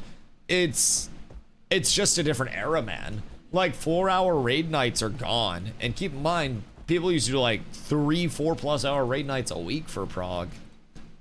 I just feel like every form of modern game dev is going to shift towards that. And that's one of the strengths that Roblox has, if I'm being completely real. So many of their titles that are on their platform that people play, even if it's Skibbity Toilet Battle Simulator, that is shit made by people that are engaging with the platform. And the thing about it, even if it's just slop that's easy to produce and fast to churn out, can capitalize on trends a lot faster with it. It's really interesting. It's really interesting to see, you know, where it's all going. But it's almost the state of like, Roblox represents Amazon Games Dream from Christoph Hartman, where you develop faster and then you fail faster and faster, and then you go on and on until you find the right thing. And you don't really care about if you fail, because you just keep throwing something at the wall, and if you make a little bit of money, it's like you start a business as a founder, you sell that business to another, you know, private equity, you take the money from your first business, you start a larger business, and then you take the money from that business once you sell it and you start a third business. And like, it's literally the venture capital game for a lot of people right now, where it works. You roll one thing into something else, and if you can capitalize on those trends, even if it's not like a monetary thing, you just capitalize on the players coming in and snowballing over time. So I'm gonna grab a quick smoky real quick. How much of that name here? It's like Voldemort. If you say his name 3 times, I'll show up in the mirror behind you and kill the game you're playing. Your mother said to not call hers, and she called me instead. I break you. Good. Good. Gonna call her twice just to bother her. Be right back.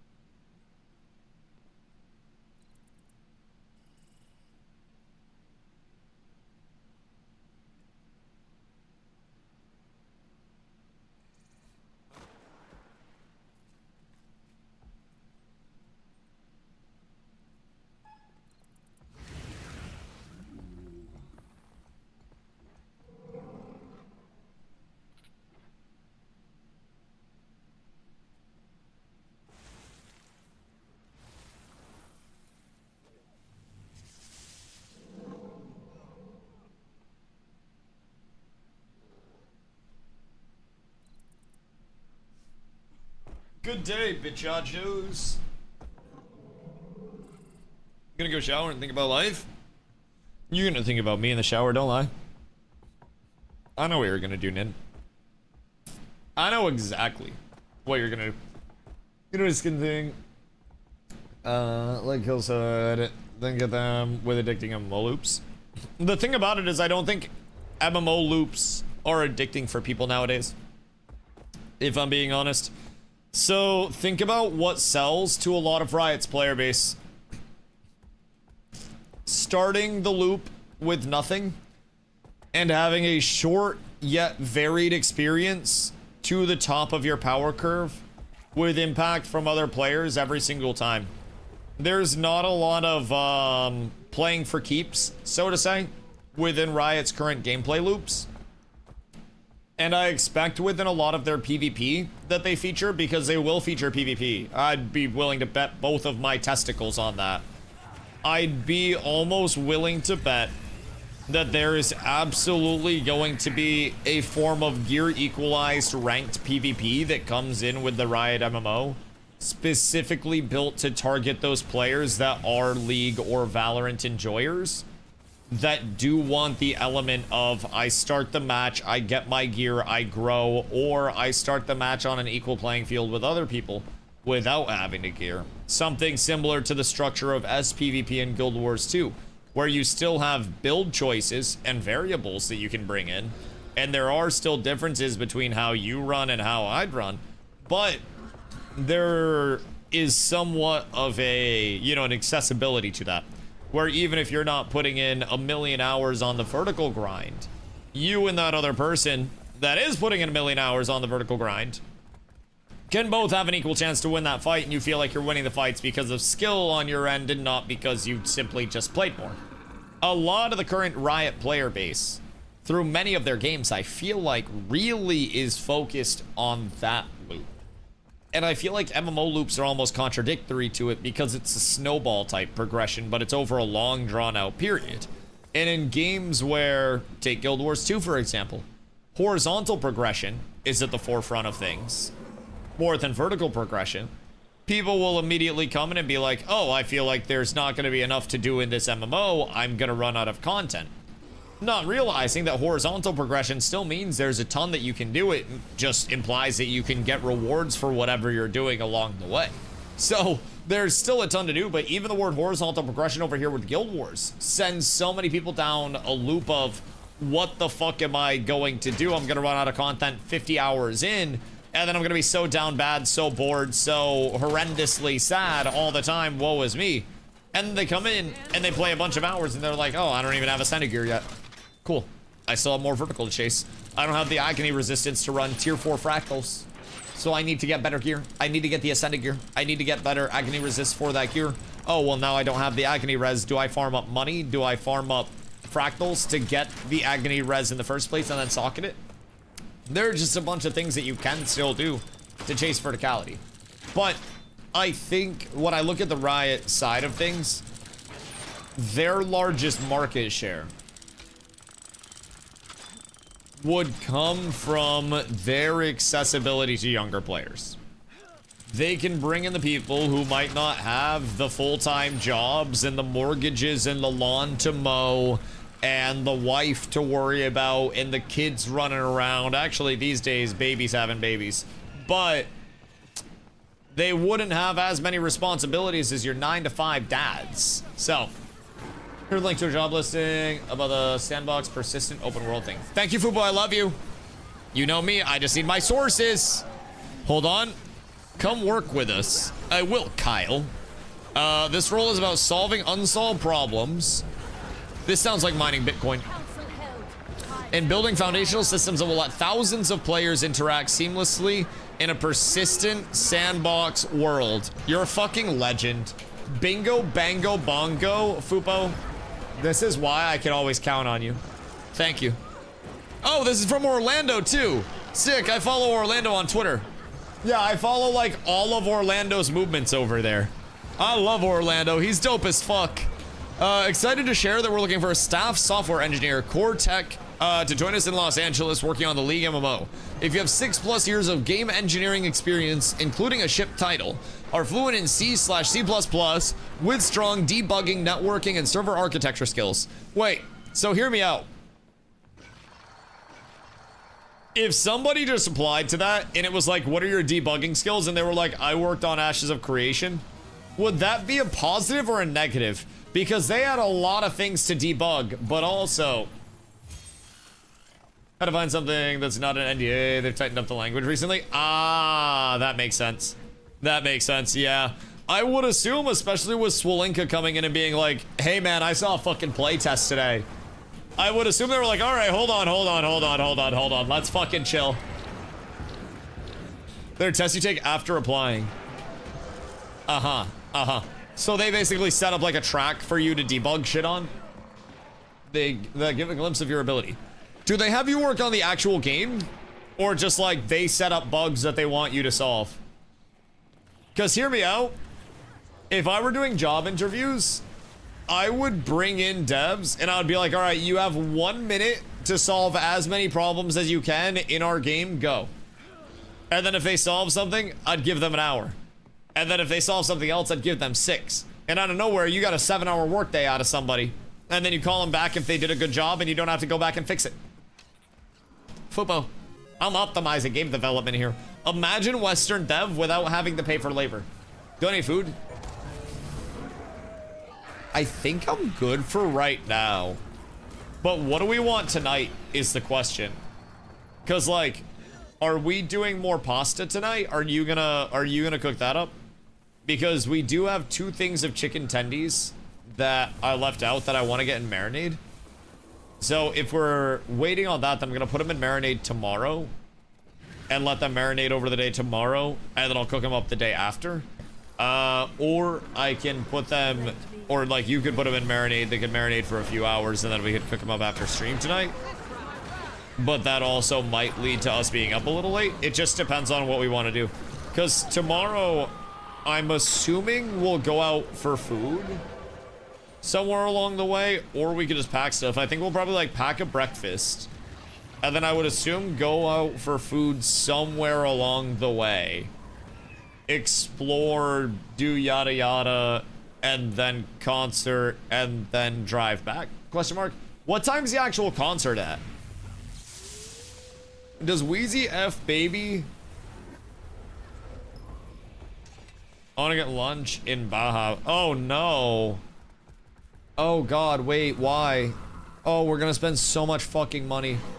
Hold on, what if we just get lunch somewhere like nice that's not in Bar Harbor? No, that shit's a Massachusetts trap, Carlo. We can't afford Bar Harbor. We can't go there. Like, we can go there, but we can't spend money there. That, like, outclasses us substantially.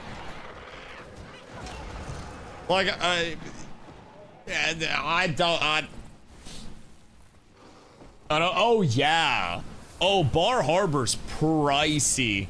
Like, keep in mind, my excitement for Bar Harbor, I'm going to be completely real with you. Smells like shit because you're right on the ocean. So, like, that ocean smell that you hate driving by, that's just going to perforate your nostrils the entire time that we're there. You're going to have to eat through it.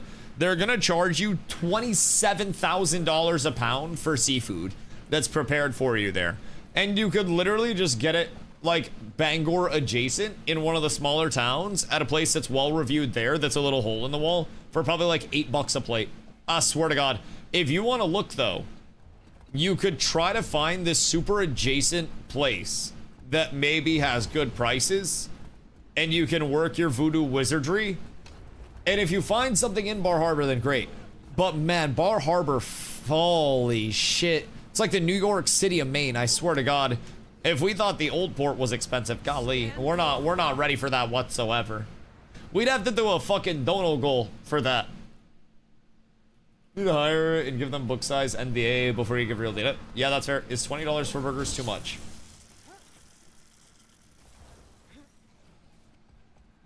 Is that the cheapest thing on the menu? Or are these supposed to be upscale burgers? Like, what do the burgers represent on the menu? No. Is the kids menu the only thing cheaper? They're like one of the more expensive things. Oh. Well, then that might not be bad. What is it? Just like bar and grilly type beat? Because, yeah, no, that's easy as fuck. You can get into places in Bar Harbor, for perspective, that are like 100 plus a plate. And then the plate comes out and it's like fried clams. And you're like, man, what the fuck? Also, weird thing about seafood, the less prepared it is, the more expensive it is. So if you go to like, I don't know, an oyster bar or something where they're shucking them fresh for you, you're actually paying with your soul. And then if you go to some hole-in-the-wall place where they actually just, you know, hand bread it, fry it for you, serve it with some delicious sauce, shit's like a third of the price, if that. It's crazy. However, it's still too expensive. Still too expensive. But $20 burgers, if the burgers slap, I don't think are bad at all. I would happily pay 20 for a fatty burger. But it has to be like... It has to be really intriguing as a burger for a $20 burger. Otherwise, I may get something else on the menu. But I never want to see Wagyu burger. There was a phase where so many places were advertising like A5 Wagyu burgers. And there's no fucking purpose to a Wagyu burger. Like a Wagyu smash burger maybe has some validity. But even then, you're cooking off all the fat and it's just going to leave you with the meat on a burger anyways, because you're melting the fat. There seem to be cheap places. Hey, I mean, listen, anything that's not $100 a plate in coastal Maine is a win. That place is like New Hampshire North. 3 restaurants I clicked on are all under $20. 29 or 20? 20? Okay, cool. We're up tremendous. It's like the further to the water you get, the more water you see, the more expensive it be. Is more or less it. So if we're looking at a place that maybe has a view of a road and some trees, then we might just be up tremendous. You might be able to experience coastal Maine after all. Also, check their menu to make sure they don't have octopus. Some places will have octopus and you might die. But avoid death by any means necessary. What are you looking at seafood places? $20 for a burger? It's far worse that exists, if I'm being completely honest. If I'm going out to eat, I personally have legitimately zero problem spending $20 a plate or more. You look the Angel of Death pre-emo. I'm supposed to. Yes. $1 hash browns. Yo, wait. Can I get a 20 stack of those? Cause like, I'm down. But yeah, no, if I'm going out to eat, right? We don't go out to eat frequently. But when we do, we don't have a problem making sure that we're going to enjoy the food. I would say for 2 people, 60 bucks going out to eat is a relatively solid budget. We're not big drinkers or anything like that. So when we go out with the 2 of us, like, appetizer, if we're feeling super hungry, 2 entrees, maybe a little dessert. We want the experience as well. And there's not really a reason to go out to eat if you're just going out for food that you could cook at home or an experience that you could have at home. So when I'm going out to eat, I don't want to just sit in a place where I walk in and I get ignored for, you know, 25 minutes. I like the feel of going out to eat as well. It's supposed to be an experience. And I feel like part of what you pay for is the experience. How long would it take to get back into this game and play through all the new X-Packs? How long would it take to get back into the game? Probably 20 to 40 hours to level the max level. And then once you're max level, you can get Exotic, which is the 2nd highest power level of gear, in maybe another 10 hours or less and be set up. So I'd say 50-ish hours played on a casual level to get back into the game, or to get into the game in general. To play through all of the X-Packs, hundreds of hours, if you're going at it. I don't know the total playtime, but keep in mind, if you're only focusing the X-Packs, A, you're going to be level 80 way before you're through all of the expansions, And because of the horizontal progression, the expansions bring in things to grind for, like new mount unlocks, legendary weapons, which are the highest tier, the story progression. There are certain things that are, you know, put behind expansions, including having expansions to get elite specializations, hero points to upgrade your, you know, your build selection and build variety. But there is definitely a lot of content that's still rewarding to do throughout the expansions. But you will be max level and be, you know, in the game functionally far before you're through even the first expansion. Maybe you'd end up hitting with no boosts level 80 around the end of the first one. But even then, there's so much world to explore that you don't have to focus on the main story quest to level, because part of the strength with their leveling is that you can, or you do, downscale your character's level to the area that you're in, and as a result, you get rewards for your level, which are still valid as shit. But you also get experience for your level, and you're doing the content on relative difficulty to what it's supposed to be. Now, you still have a huge advantage if you're max level and geared, if you're going back and being downscaled. But it's also something where, say you're level 50 in a level 20 area, you'll still get pretty worthwhile experience from completing events. You'll be unlocking if you do a heart event throughout the world, which there are a ton of. Vendors, if you want to eventually craft legendaries, which are the highest tier of gear, you'll want to explore 100% of the world anyways. And there are reasons to go through and get all of your exploration done, get all of the expansions done. But there's also not a lot of FOMO where it's like, oh, to play the game in a baseline, I have to do all this, right? When I look at my expansions, just for perspective, you can go to your story journal. I've done my story. That's the core game. Now I'm on Living World Season 1, which I haven't even started yet, and then I still have every single expansion. So I've done the base game as it was, like, what, 13 plus years ago.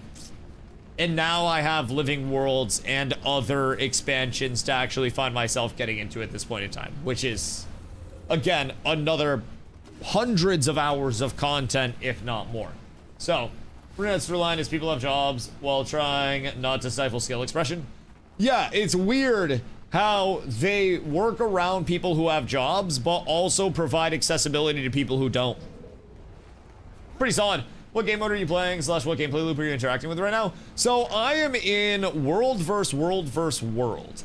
Usually it's just called World vs. World, but technically there are 3 teams. So the easiest way that I can explain this is within World vs. World, you can, as a guild, declare which one of your 6 guilds you want to fight with. So on the guild side, you can join 6 guilds at one time.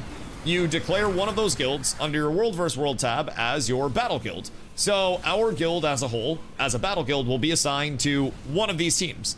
So when I talk about the teams, you have these 12 teams for NA. There are 4 different tiers or groups with 3 teams in each group.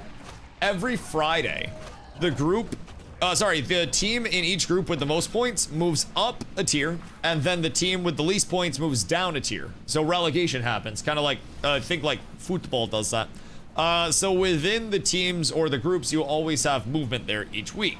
And then you always have reshuffles of people declaring new battle guilds, so on and so forth. So you earn points in this mode from going on to one of these 4 maps, and you'll notice that there are a bunch of different areas or objectives that can be claimed. So right now we are on this Borderlands map, it's called. So there are 3 Borderlands, 1 for each team. And then there is the Eternal Battleground in the middle that has a big keep in the middle. Every time you capture something, you generate points for your team. And then as you hold it, you get points on what's called the tick timer. So the tick timer is up at the top here. This is a shorter timer. At the end of this timer, points are generated for our tick. And then at the end of the skirmish, which is this timer, those points go in to our weekly score. And then that determines if we move up, or since we're at the lowest tier right now, since we're in Tombs of Draskir, if we stay down at the bottom. So there are many things that you can do with World vs. World. You can go out and constantly try to flip areas, or if you want to hold an area down and upgrade it, you can try to capture camps surrounding an area, which will spawn little pack mules that bring supplies out. And if supplies get out there, you can grab supplies, you can upgrade these keeps in these towers and fortify them, making them generate more, but also worth more if they get captured. So it almost plays like a giant New World War all the time. So you'll have people 24/7 that are coming in, and throughout the day, they're almost different like commanders. So the dude with the little tag above his head is our commander, and we're just following him around, going objective to objective, and sticking there and helping them chase some stuff down. So there's a lot of content in World vs. World. It's always evolving. There are always objectives that you can capture on all 4 of the maps. You can typically find fights pretty much anywhere on here. There are people that'll roam around as a solo. There are people that'll play in giant groups. As of right now, throughout the day, I typically just pop in and join groups if I'm gonna play. I do have my commander tag, but I don't really want to have to worry about that many people. I'd rather put the blame on somebody else if we fuck up. So this is just one of the modes. Now, cool thing about World vs. World, you also earn rewards throughout this that can be used for Ascended gear, which is the pink gear. It's the 2nd highest level gear. And then Legendary gear, which is purple gear, you can also work on through World vs. World through reward tracks and whatnot. So even with World vs. World, where you're running around and this isn't your traditional player progression, you can still work on getting the highest level of vertical progression through this mode as well. That's a big thing that Guild Wars tries to bring in, is no matter what you're doing, you're getting rewarded somehow. And right now, I have 3 pieces of gear that are still under Ascended. So I want all of my gear to be pink or ideally purple, because that's where the highest level of stats are. Pink and purple are the same level of stats, the same power, but with purple, legendary, you're able to re-roll the stats whenever. Pink, you have to put in some materials and reforge it at a certain crafting bench. So there's a little more work to re-roll things on pink, and purple also gives you dope-ass, you know, cosmetics. So eventually, I'll work on a lot of purple stuff, but for the time being, I'm trying to gear out with full pink, so that way I have the highest level of power scaling that's available for me. And then we'll just start working on the long-term grinds. But even then, that's a ton of hours away from me, and I'm just getting into it. So earlier today, I did what we call SPVP, which is kind of like Battlegrounds, structured PvP. It's just 5v5, and then they have different maps. So they have a stronghold mode, which is almost like a little mini 2-lane MOBA. You get supplies in the middle, and then you use those supplies to spawn creeps. There are wall breakers, and then there are archers. Spawn those, they run in lanes. You can defend your lane or attack enemy lanes, cross over however you want to, and then there are also champions that'll spawn. Then there is Conquest, which is basically 3 points that can be held for points, and then you also get points for kills. And then there is Push, which is like an objective that you escort, just typical push game mode. So there's, you know, the structured PvP side, which again, you have a reward track for, you receive rewards for completing, and there's a ranked version of that as well. There's the instance PvP where you have dungeons, raids, fractals. There are even more things outside of that. But yeah, there's just, dude, there's so much. Is your guild full? No, you can have 500 accounts in a guild. Also, keep in mind, you can have 6 guilds per character, or per account, I should say. And once your account's in, every single one of your characters, whenever you switch, will be in the guild. So we have 188 members right now. That's 188 individual accounts. And we can just expand up to 500 as we continue to fill out the guild. So once you hit a certain threshold, they allow you to expand by another 100. So we're close to having to expand to a 300 cap. So we can just keep bringing people in. Also, keep in mind, you can just free to play it. If you're just coming in, you won't have mount accessibility outside of your first like 10 hours of gameplay, but even then, you just run around the world, and there's so many teleports. Like, you don't have to buy all the expansions right away, especially to hit level 80. Also, Hank, hope you're having a good day, dude. God's definitely Battle Guild. Just got off the phone with Martin, and he says we're one of the best. Yo, Martin and Gina got us. I swear to God. You good? No, I'm terrible. Horrible. I'm falling apart, brother. At the seams. Not good. Not good. No, I'm kidding. Everything's beautiful. Wow, what up, big dog? It was a glorious day. Listen, if you want to understand why I'm happy, Ouster closed at $52 today. If you know what that means, then congratulations, because you've also probably made a lot of money today. But I'm having a great day, brother. I'm having a great day. A stock that I've been in for years that effectively was head down grinding bought it. It was acquired by another company, dropped down to a low of $3. The entire time I was kind of like putting a little bit of money in when I could afford to, but I didn't have a lot of money to put in. And then as I got more available, I had this urge to start slamming money into it. And I increased my position drastically. And after increasing my position quite heavily, it was announced that they were the first to create a LiDAR sensor that could natively detect and see color. And since then, that has been signed to defense contracts, mining contracts, AI robotics contracts. Phenomenal. And then Blue City, they have their sensors that are being used in multiple city intersections already. That has basically been utilized for quite some time now. So my cost basis on them is around 20. And I have been in that position for years. I woke up today to when Lesh DM'd me, my largest single day growth that my portfolio has ever had. And it was a phenomenal feeling knowing that the real gains aren't going to hit until they go public with all of their earnings in Q3 and Q4, because right now they're having this growth while being a negative 93 cents earnings per share. And their growth of their Rev 8 isn't going to show in like revenue until Q3, Q4 of this year, past the August earnings call. So there's still time. And I obviously never financial advice. Do your own research, pussy ass bitches. But man, oh man, having wiggle room in the cost basis is nice. And part of me is hoping that earnings in August are really bad and we're still negative on earnings per share, because then people might get scared and sell.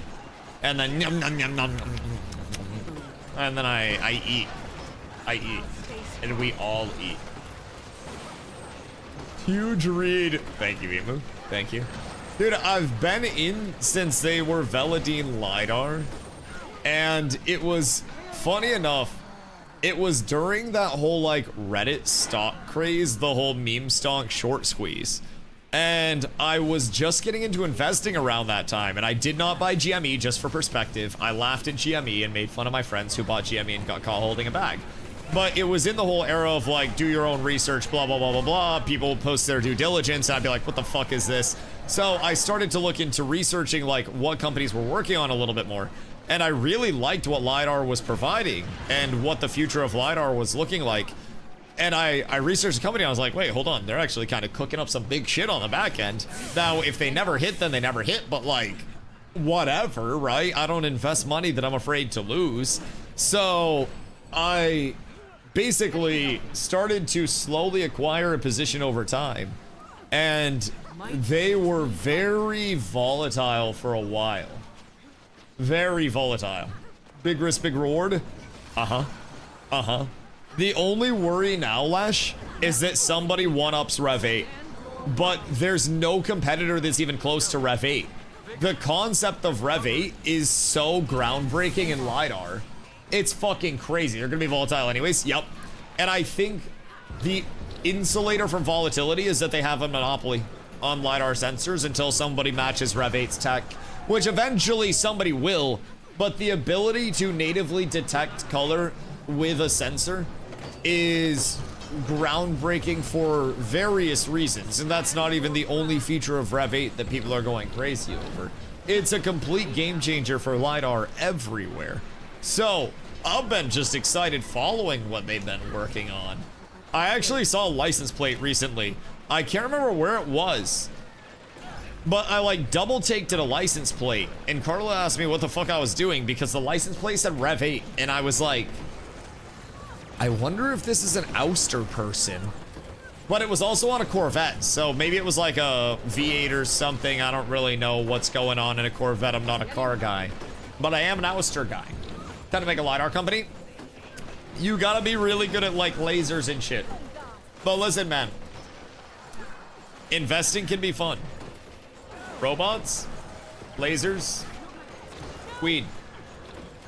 It's probably the future in some way, shape, or form. You've got to have eyes for the robots. The robots are going to be pivotal in human growth as a species because they will free humans up on a large scale from doing mundane tasks and will shift humans to maintaining the robots that are doing the mundane tasks.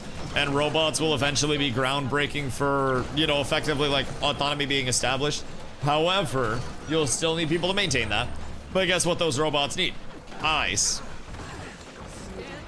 Robot eyes are the pickaxe play, boys. I'm not gonna lie. You just have to figure out which robot eyes are the robot eyes that everybody's going to use. For example, again, never financial advice, but like, I have this meme play, and I fully think it's a meme, but SpaceX uses GoPro cameras whenever they are capturing footage.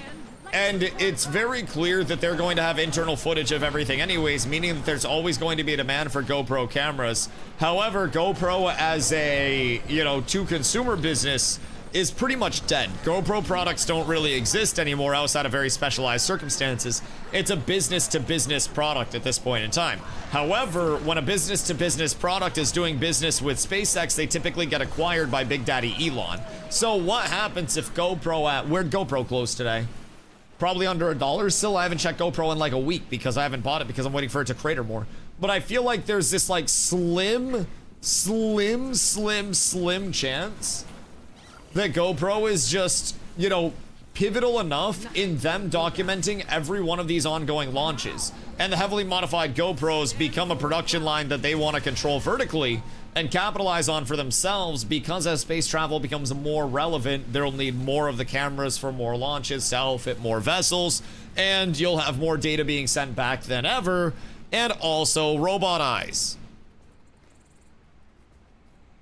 I might fuck around and put like, I don't know, a little bit into GoPro just for funsies, but also never financial advice. It'll probably go down. I don't even know what it closed at. Lesh, what GoPro closed at today?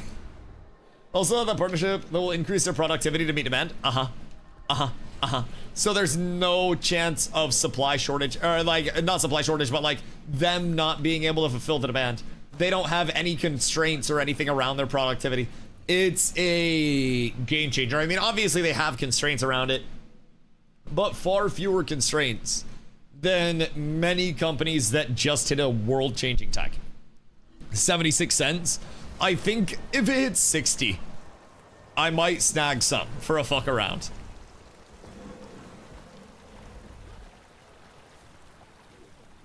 Actually, 67 cents. If it goes to 67 cents less, you'll know I got into GoPro. I feel like that is the cost basis of dreams. 67 is the new 69. And I feel like it might hit lower than that soon. Worst case scenario, it goes to 0 and I lose 60 cents on a bunch of laughs. And honestly, no matter how many stocks that I buy, talking about having GoPro and the potential of Elon acquiring GoPro will be fucking hilarious and will get me a lot of laughs, and I'll be able to cheer for the underdog. Worst case scenario, right? Best case scenario, yum yum yum yum yum yum yum, delicioso, it goes to 10. I don't know, I'd take it. I think Apple's pivoting with new leadership. Yo, Carla mentioned something about that. I haven't followed Apple too much, but can I get a G invite? All right, fine. What's your end game? I guess. But we went to Walmart, and also you can find it by doing friends or just whatever you made your character name. I can just add off of either one. I can invite one of your characters and then you're in. But we went to Walmart recently and we were walking through the electronics aisle, and Carla was like, oh damn, they actually did it. And I was like, they did what? And she was like, they actually raised the prices on all of their products from like $100 to $300 per product. And like inflation wise, and you know, with the other constraints around RAM and stuff, I think it's important to keep in mind that computers are, you know, PCs are not the only thing that use RAM. Everything is impacted by this to a certain extent. That's why I like Android. Nothing's insulated from it, dog. Like, everything that we interact with is very soon going to be renting the power level that you want, and the case that you are on is just a vessel that's cosmetic, and within this you'll effectively unlock the capabilities of stronger or weaker things on a subscription model on a remote basis. It's going to be everything from computers to phones to you name it, because everything that needs any form of chip storage, anything, it's not insulated. Always a cheap version of Android. There's always a cheap version of an iPhone as well. It's just 7 versions behind. But us for you. Word. Guild invite. I got you, Maiko. Welcome on board. What do you decide to play for a class? Have you done research on any specs or anything like that? Because let me tell you, the World vs. World roster is shaping up. Oh, also, what level are you? Make sure when you're in guild and you unlock your World vs. World tab, that's going to be the one with the castle up here at the top. Make sure you go down to matchmaking, battle guild, select cats with abs. It's your last day to do that. Yo, what up, bitch ass hoes? Make sure you select cats as your battle guild under World vs. World. Today is the last day. Do it or...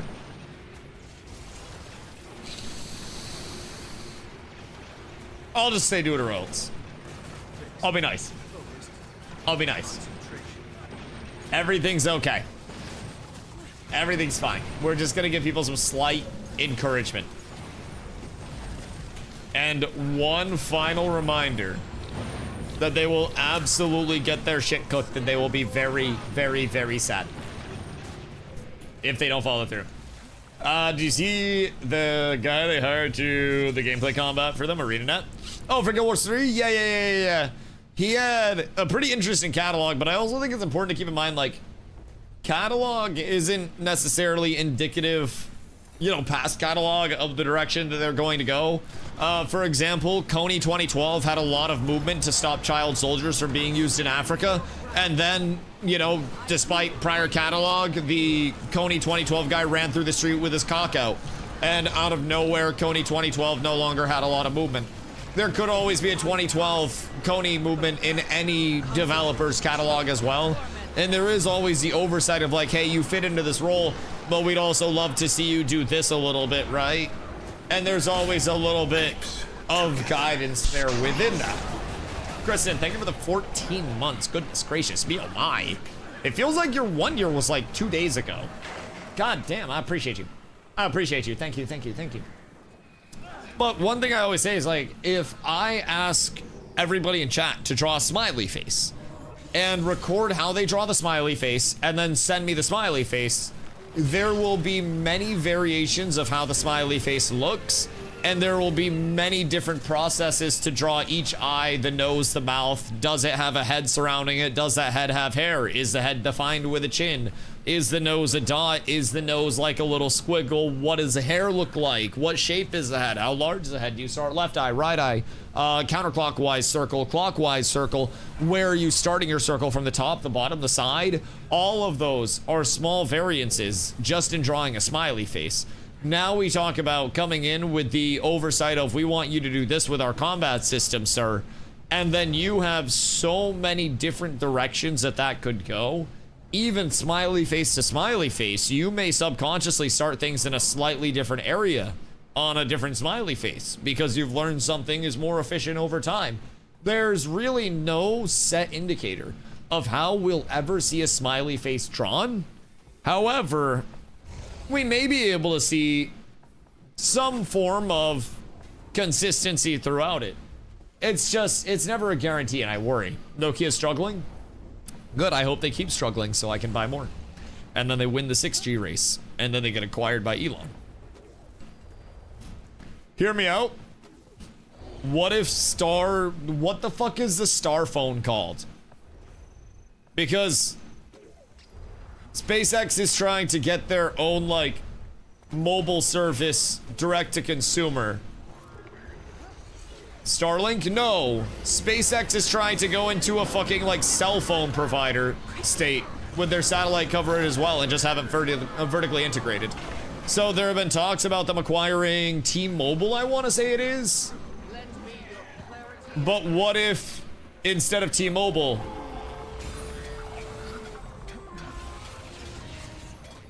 what if they acquired Trump Mobile and that was the T-Mobile that they were talking about? And everyone got baited. That would be a fucking game changer. Jesus Christ, Moist Critical might get his phone finally. Jesus Christ. Picked Mesmer, was gonna play Data Ranger. Don't know what elite spec I wanna play, but I have level 80s of everything but Engineer and Rev, because Rev wasn't our last time I played. Oh, word! Yeah, I mean, what are you trying to do? Because honestly, if you're on the fence, Mesmer or Ranger, Ranger, specifically Druid, just got a disgusting set of buffs announced for healing, but that's more the supporty side of things. On the damage side, I mean, people have been talking about Untamed being solid, but like, play Vert. Vert can tread. Vert can tread. Is Vert used a lot for World vs. World as a DPS slot? I'm trying to think, is Mesmer, I feel like Mesmer's used for what, like Strapinski's in World vs. World? Running Connie Druid for funsies? That's not fun. You're not fun. Portal bombs? What Mesmer build is typically run? Is it Vert, strips and damage? Is Mesmer what people run for strips? Sorry, Vert what people run with Mesmer for strips? Bring us right. Troop still supports the main one. Oh, duh. Yep, nope. That double checks out. Doubly checks out. I don't even know what to play in this game. What do you like doing for a role?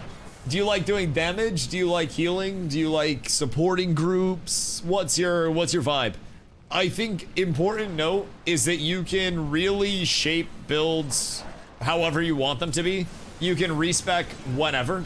So, play for support or DPS/CC. Wait, me? Am I looking for warriors in the guild? Because always, yes. Yes. I would love that for World vs. World. Yes. Yes, you're speaking my language. I do enjoy this. Very much so. Listen, hear me out. I'm gonna be completely a Buckington. The largest thing that I'm looking for right now, since this is going to be our first true season with everybody under the banner, is people that will show up. Whatever you play, if you show up for World vs. World, I will find you a spot. I think the largest thing that we will need that we lack right now, I mean, supports are integral, and I don't think you can ever have too many supports, but good, knowledgeable CCs and strips will be huge for us to have as well. So, regardless, you're giving us something that we can benefit from largely, especially if you're experienced with that. I think Paragons are great to have in groups and bring so much to the table, but CC combos, when we have calls for it, will give so much confidence to everything that is happening around us. So, that's really where we're at. And I think we're doing well on supports, but we won't really know until we get a couple days under our belt. We're gonna get a sign up to try to figure out what we have for static groups that we can set up and see where our composition's at. There's just so much that I haven't got around to doing with the Discord, and honestly, Carlo and I have been quite busy, so the Discord hasn't received as much love as it probably should have at this point. But we want to try to organize as much as we can, but with it being our first season in a game that has so much information surrounding it, it is a little bit hard to get caught up without feeling a little behind and unorganized. But played Scrapper, Spectre, and Weaver so far, and the Mortar's annoying, and they're two seem a bit much for me right now. Right. So are you trying to blast a little bit? And just do as much boom as humanly possible? Because that seems like the vibe that I'm getting. You want to deliver big booms and immense amounts of pain, yes? So, what team did you say to join? Tombs of Draskir. Guild invite? Yes, sir. We are on Tombs, and make sure you set your battle guild to cats with abs as well. I like range and a little support.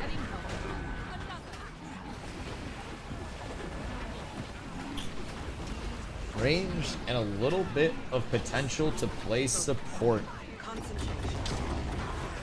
I feel like something a little kitey. How do you feel about traps and playing around traps? Mesmer rifle. Torps, you're thinking what I'm thinking, buddy.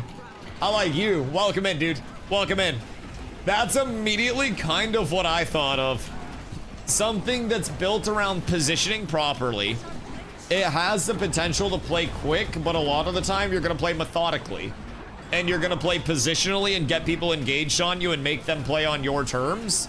That to me screams Guardian and Dragon Hunter.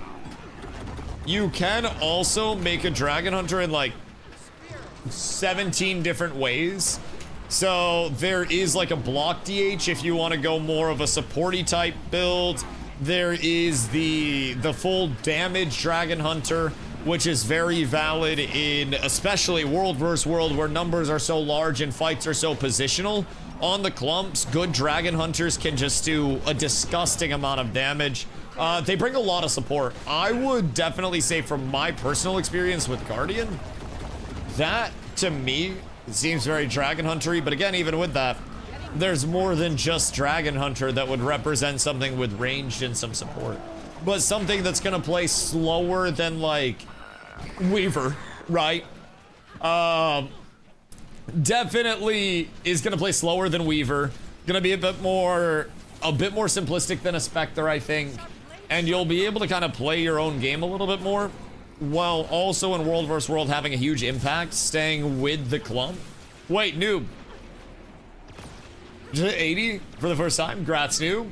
Absolutely fucking massive. Positive support or negative support? Is negative support just delivering death?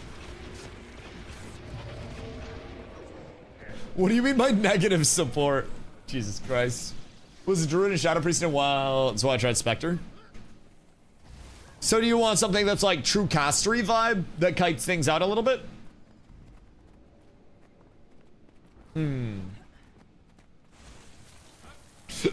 Oh, excuse me.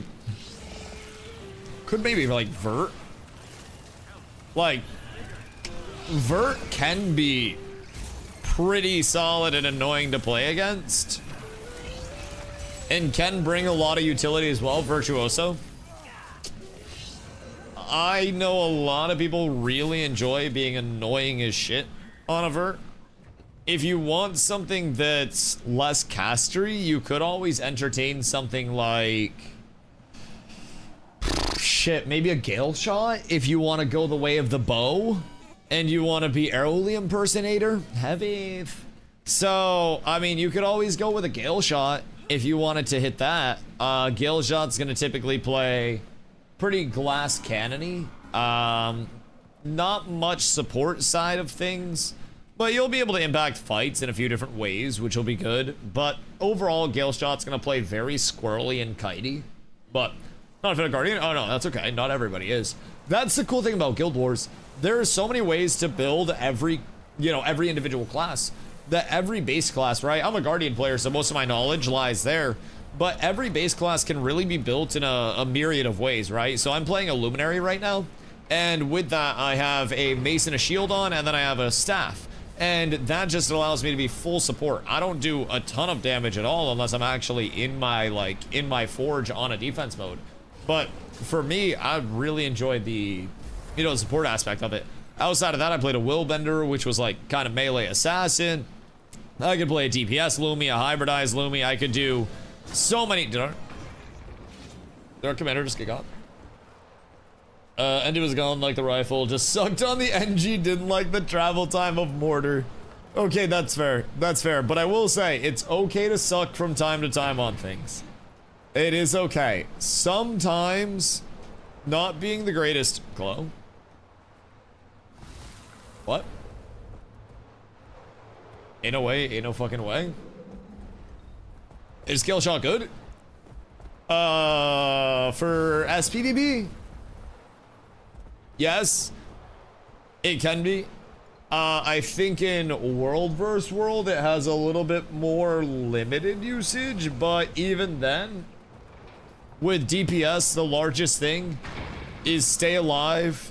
The second largest thing is do damage when commander calls for big damage and CCs on tag. And know when to dump stuff. If I'm being honest, while people are in the game, I think anything can be valid, and worrying about what's completely optimal outside of what's fun will be kind of cooked. But Gale Shot, if you play it right, and in a WoW sense, you can pump. I mean, how much AoE does Gale Shot have?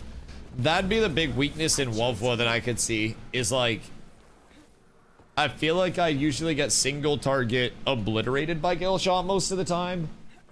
It has a decent amount. So, I mean, anything with AoE is completely viable in World vs. World. And again, as long as you, step 1, stay alive, step 2, don't die, step 3, use abilities when caller says please use abilities, congratulations, baby, you're contributing. And if you get better at that over time, I'm happy as a clan. So, that's kind of where we're at right now. So, what about PvE? PvE, pretty much everything's viable. Now, I will say in PvE, a lot of the time you're finding yourself...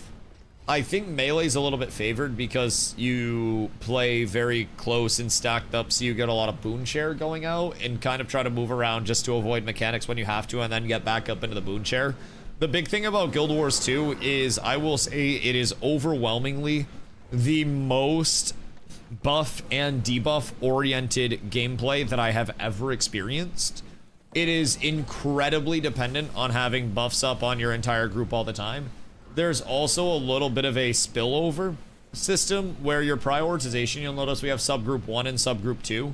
In raids, you can create many subgroups, and usually you'll run groups of 5 for like optimized, you know, raid scenarios, just for spillover purposes. So effectively, your buffs prioritize your subgroup, and then if buffs or healing can't go out on the subgroup, then it goes out to your raid as a whole. And then if everybody in your raid is set, then it spills over outside of your raid to players. And then if all players outside of your raid are set, then it starts spilling over to pets. So on and so forth until it runs out of friendlies to spill over to. So when you're looking at raid comps, that's a large part of it. But in PvE, you're also just trying to capitalize on your buff uptime very heavily. PvE, one big facilitator is just having alacrity up at all points in time, which is a support thing. You wouldn't have to worry about that. And really, as long as you have proper buffs up, you just shred. Now, I don't know for speedrunning purposes what you're looking at for comps, but even running high-level fractals, there's not a time limit on those. It's more a matter of, like, can you complete them? And again, even there, as long as you stay alive, don't die, and then stay in Boonball, so you're getting additional damage, you're probably not going to run into many problems whatsoever. But you could. You could. But I think everything's pretty viable to at least a baseline extent. Yo, let's go. Thank you for 3 months, dog. I appreciate you. Much love. But there's a lot of validity within Guild Wars balance. It's kind of impressive how after so long, there aren't really many bad choices that you can make, if that makes sense. Even if you want to play something that seems slightly off meta, it's still completely useful in most scenarios. You may just find something that actually ends up being a little bit optimal down the road, right? Yo, Track, what up, dog? I appreciate you. So, the weapon is... Oh, shit. I got you, Myko. The weapon is a Dreamwalker Scythe. It's from the gem store. So, it's kind of like broken scythe type shit. And then I got the Restless Captain's Heavy Coat out of a reward chest from one of the tracks. It was a repeatable track. I actually think it might have been the World vs. World track that I'm doing. The helm, same thing, but you can also get it from merchants. If you're doing it through Starlit Wield, you have to do a bunch of other bullshit for it as well. But the boots also reward crate. No, these are the World vs. World boots. So also technically a reward crate from the track from World vs. World. Most of this shit, I'm not even gonna lie, very acquirable just through doing tracks. I have my shoulders hidden.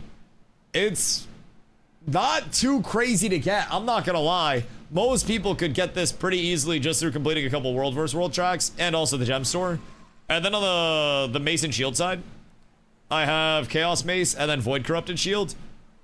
I yearn for my legendary back, but the Chaos Mace goes drippy enough And then with the black and white Mog, the Void Corrupted Shield also goes fucking crazy. So, yeah, of course, dude, of course. The drip game is something that I'm just dipping my toes into. If I showed the total amount of transmogs that I had, like, it's not a lot. Actual players would shame me. I've only been here for like 3 weeks at this point, so I'm still very new, but I was like, well, Leonard, I appreciate you, dog. I appreciate you. Battle World vs. World for the first time for Living World Season 1 progression. I don't have anyone to play World vs. World with. Is there solo stuff in there too? There definitely is. Also, if you don't have people to play World vs. World with, you can always go onto a map and look throughout the map. If you see one of these tags, like the little cat tag or just a different like icon that you hover over, you can click on that and typically just join. And then you'll be able to run around with the commander tag. So this guy here is a commander. And off of that, we can all group up. And wait, there are 2 commanders here. There's an imposter among us. Interesting. Interesting.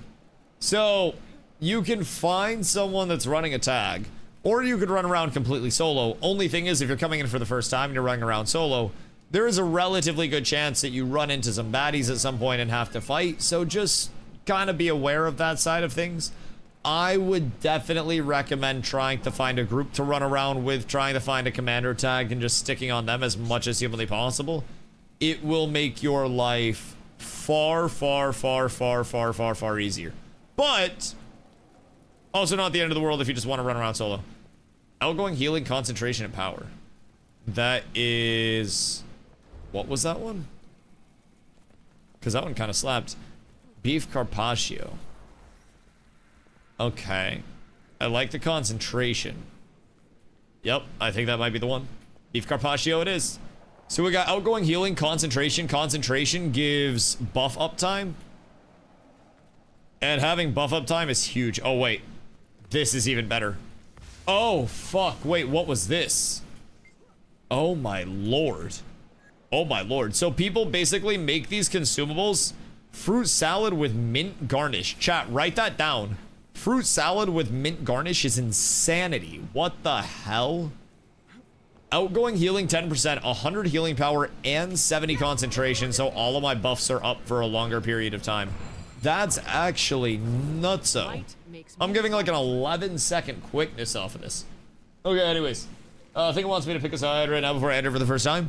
We are on Tombs of Draskir. If you'd like to join and run around with us, we're just a small group going around and capturing some shit right now. We may see some fights, but there's also, you know, a chance that we could win some smaller fights with this group. But you could also just follow us around, go wherever we go for the night, play around with the guild and whatnot. So, I think it's haircut time. Any recommendations? Nappy twisted box braids.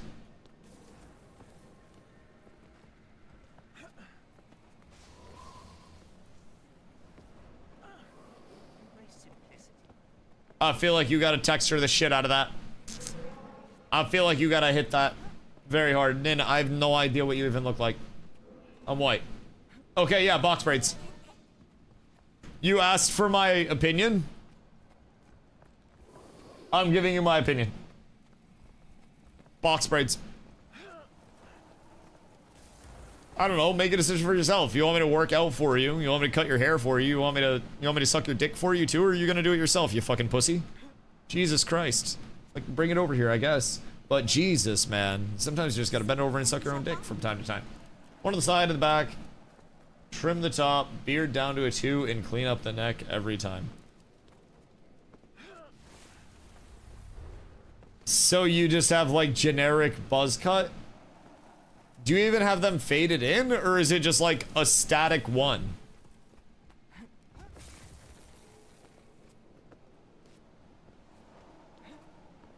You hate to see it. Darman, what up, brother? Appreciate the hydrate.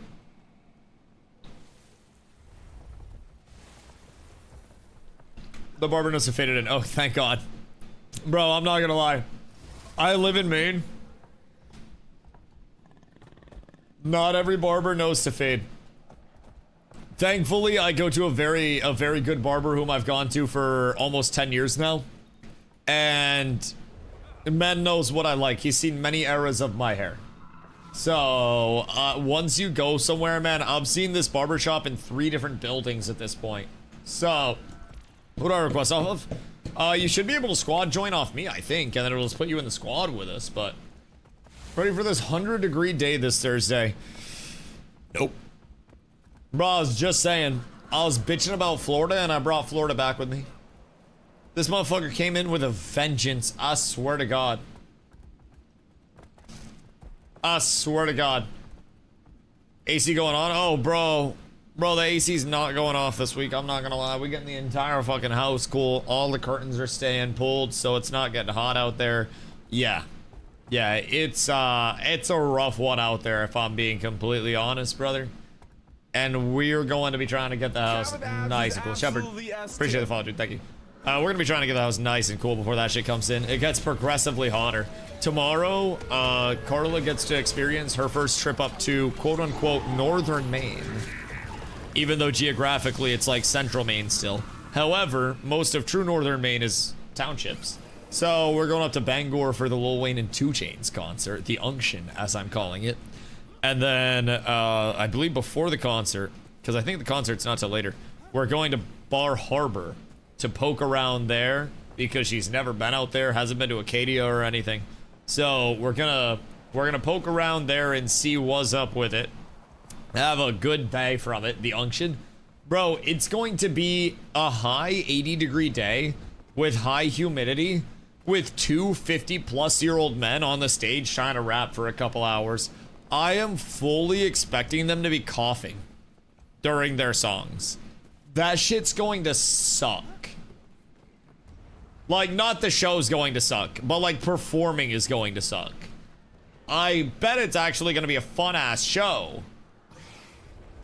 But, oh my God, like, they are going to be dying on stage, brother. I feel incredibly bad for them at all points in time. At all points in time. And the thing is, I don't even know what they're gonna go for a set list. Primarily because I think we're the first show of this tour. So, there's not even a way for us to tell what the fuck is gonna be happening out here. It's all just like undetermined random unk music. I still think you guys like the Rockies. I mean, I don't doubt that I would enjoy visiting mountains, but also fuck that shit. Like, I have mountains here. Why the fuck would I need to go all the way to the Rockies? I have the Appalachian. Yo, I'm not going to lie. I am going to be screaming 20-year-old rap bars. Yes. Yes. I genuinely cannot wait. I don't know what he's going to open up with, but we're second row and I'm extremely tall and the show is in Bangor, Maine. Brother, I am going to put on for my people everywhere and I am going to impress Lil Wayne and 2 Chainz with my lyrical knowledge, my self-censorship, as well as my ability to rap with extravagantly rolled doink in mouth.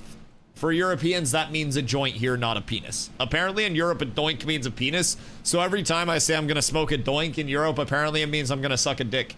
So just feel like I should clarify that. American doink here. Anyways, why not both? You know, honestly, it's Lil Wayne and 2 Chainz. Like, really, is it the worst thing? Like, hear me out, what a crazy story. When in Europe... TwitchCon EU has tricked me into so many dick sucks, man. Holy, I might start going again next year. I kind of want to go to a TwitchCon EU one time just to experience, like, what a TwitchCon EU is compared to TwitchCon NA. Bangor's an interesting place. Been there a few times for work. Dude, have you ever been north of Bangor? Talk about interesting. So, yeah, the further north, honestly, Maine is just really interesting in general. I've lived here my entire life, born and raised, lived in multiple different areas of the state as well over the years. Uh-oh. Are we all dead? And one thing holds true, and it is just that Maine is a very interesting, oh, that's not good. Very interesting place. Bangor is this, like, last line of defense before the absolute wilderness. Upstate New York, so similar in small towns here. Oh, dude. I ain't talking about the small towns. You know all of those areas of just like woods with no buildings that you drive through for hours and hours when you get up to northern Maine? What if I told you that those were sequestered off as what are called townships that just haven't had any governance set up or enough people move out there to actually inhabit them as townships, but they're intended to be towns as the state continues to develop? Maine over all of these years literally hasn't geographically filled its entire like area yet. And I was actually showing this yesterday, but I'll find it real quick. Hold on. Because geographically, Maine is really fucking weird to look at. You have everything effectively when you start to look at the whole, you know, northern Maine type shit. Bangor is like, let's see. Where's Bangor? Like up here-ish? Hold on, I need to get it larger. This got pixelated as absolute dick. I get the larger one. Open image in new tab. Bruh. This one's blurrier. The fuck? Okay, wait, here we go. I got the OG. I got the OG now. We're up tremendous. So, when you're looking at Maine, right? You're looking at Dover, Foxcroft, Solon, blah, blah, blah, blah. Where the fuck is Bangor up in this bitch? Because it is not all the way up there. That's East Bumfuck. Bangor's like in this general fuckery. Somewhere over here. Is Bangor fake? Augusta, more north. You would think I would be able to pick Bangor out of a map. I can't even find Bangor. Guilford. It's not Guilford. Chat, who can find Bangor on this bitch? Orland, Ellsworth. Herman, Bangor. Okay, right here. So just keep in mind, for perspective, Bangor is right here, where my cursor is. This is called northern Maine. Just for perspective, this is northern Maine to people. So when you look at Maine, this is northern Maine. This is central Maine. This is southern Maine. This is the rest of Maine geographically, and just for a legend, keep in mind, yellow is unorganized territory on this map. This is literally territory that does not have governance or enough people to set up, so it's all called townships. So people could move in, purchase the land, set up governance, and effectively have a recognized town that sets itself up through development, and roughly 50% of the state geographically is uninhabited land, yet people still act like living in other areas. I roll second follow. People still act like living in other areas where you're paying $750,000 for a 2-bedroom house is fucking worth it. Brother, just get over the fucking winters, buy a 100-acre plot of land, have somebody clear it, pay to get electric out, put it in subdivisions, sell 2 of the subdivisions, have 3 33-acre plots of land that people build on. You pay for your entire investment, you construct the house, build the infrastructure, and then redevelop the rest of the area around you after you purchase it with the rest of your money. GG, well played. I don't quite get what people are not locking in on Maine for. Maybe it's because the winters suck. Maybe it's because, oh, I'd have to cut down trees and clear the land. Bro, I'm not gonna lie, you spend $250,000 building a massive house on a brand new plot of land in Maine, and then as soon as you're done the construction, if you're in a really nice area, you're at 450, and then if the area appreciates, Jesus Christ. There are houses in Maine in certain areas that aren't even like city areas, by the way. Keep in mind, a lot of the appeal in Maine is finding a really nice secluded area that has accessible civilization around it that are multi-million dollars. Multi-million dollars. There are estates up in this bitch that are just built on cliffs that are overlooking lakes that are like an hour drive from any civilization. But when people go out there, they'll stock up on groceries and just bring shit out. Dude, I can't iterate enough. If you're a real estate developer person, how much room there is in Maine to actually start a town, which to me seems like a cheat code. I'm looking at developers putting streets in Massachusetts, and I'm like, brother, your profit margin's like 30%. At the end of this, after materials and labor costs, you come up to Maine, you just buy land up here, cultivate the land, and then GG, well played, you have a town. Don't tell the LLCs that. Jesus fucking Christ. I mean, hey, it's gonna happen eventually. Like, Maine just genuinely, Maine runs 10 to 20 years behind national trends, which is weird. Like, stuff is happening in Maine now that I learned about happening nationwide in terms of real estate trends and shit in college, which we get the overflow of like things near us, epicenter in New York and Massachusetts and Rhode Island, and then radiate north as a shockwave. So when everybody was flowing into cities and freaking out about going into cities and living the city life, right? Maine saw people leaving. However, because of the cycle and the bounce back of that, now Maine is one of the highest rates of domestic immigration in the entire United States, which is people that already live in the US that are moving to Maine. So there's a lot that's now drawing people into Maine 10 years after the fact when everybody wanted to leave Maine. And there was a huge push of we need people in Maine, graduating from Maine schools, working in Maine, or Maine's going to be cooked. So, let's have China buy up all the land here in Washington. Well, see, that's the trick. There's a China Maine. We've metagamed them. We know. We know. There is a way to stop them. You must think that they've already conquered you. Or you must make them think they've already conquered you. So we have a China Maine. So they already look at this and they're like, oh, we've won. China #1. And then they leave Maine alone. So they don't buy up all of Maine. It's easy. Sold my house in the suburbs and got 9 acres 30 minutes outside of a larger city for so much cheaper. Yeah, and the drive into the city really isn't that bad.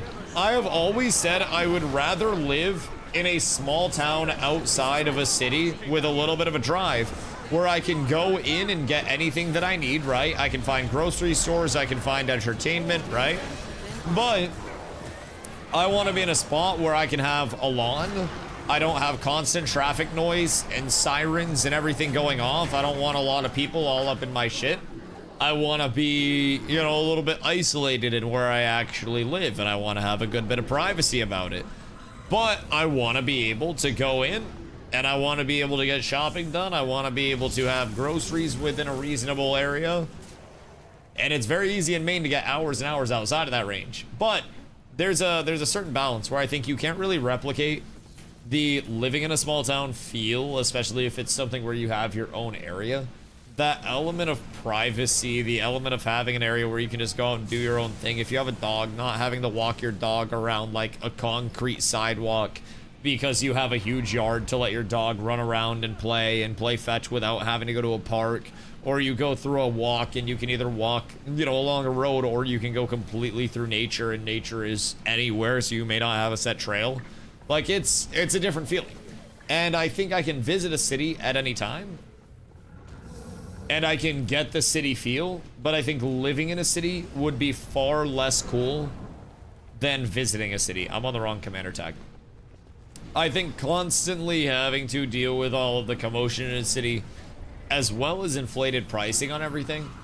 Bro, I'm gonna be real, like, we went to a grocery store today, and like, we live in Maine, of course, right? So nothing up here is really a big city. We have 3 different grocery stores that we shop at. 2 of them like smaller chains, so to say, than, you know, Walmart type shits.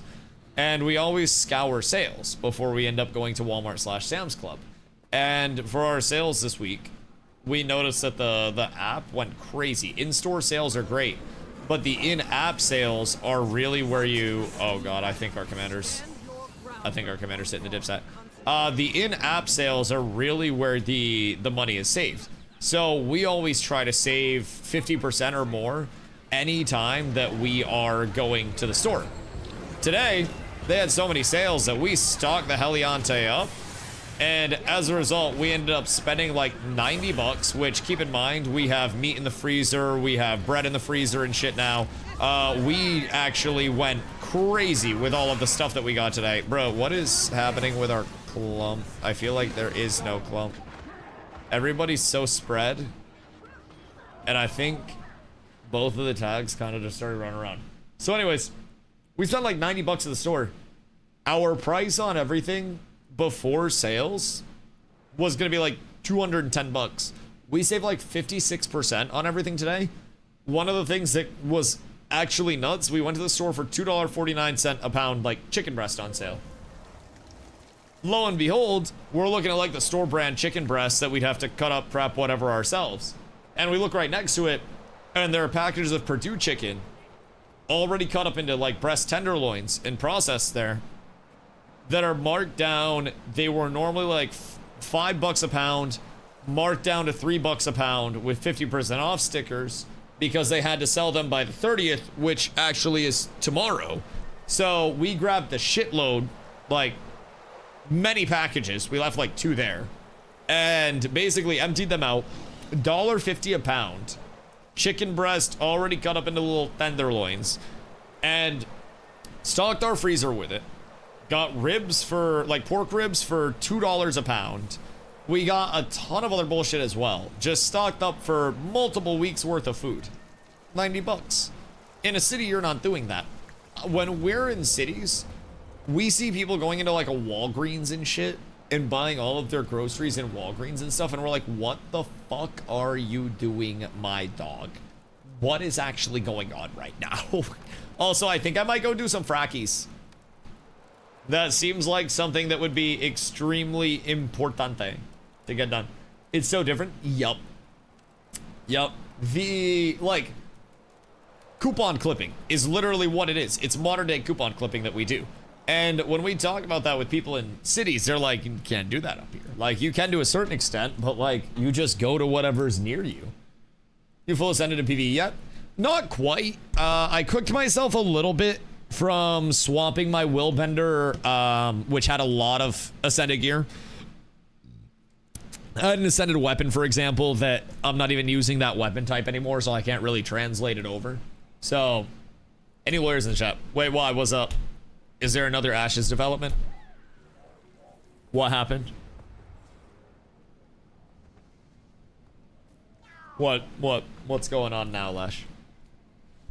Because now I'm interested. But yeah, I mean, bro, I'm gonna be real. Every single time that we go to the store, our goal is to save 50% or more.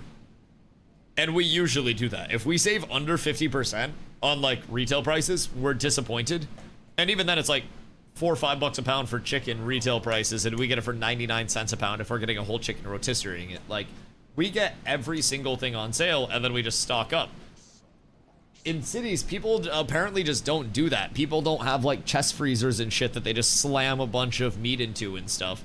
They don't have like, I guess, American surplus. I don't really get it, but we capitalize on sales and then just freeze and thaw stuff because that's all stores do in the first place.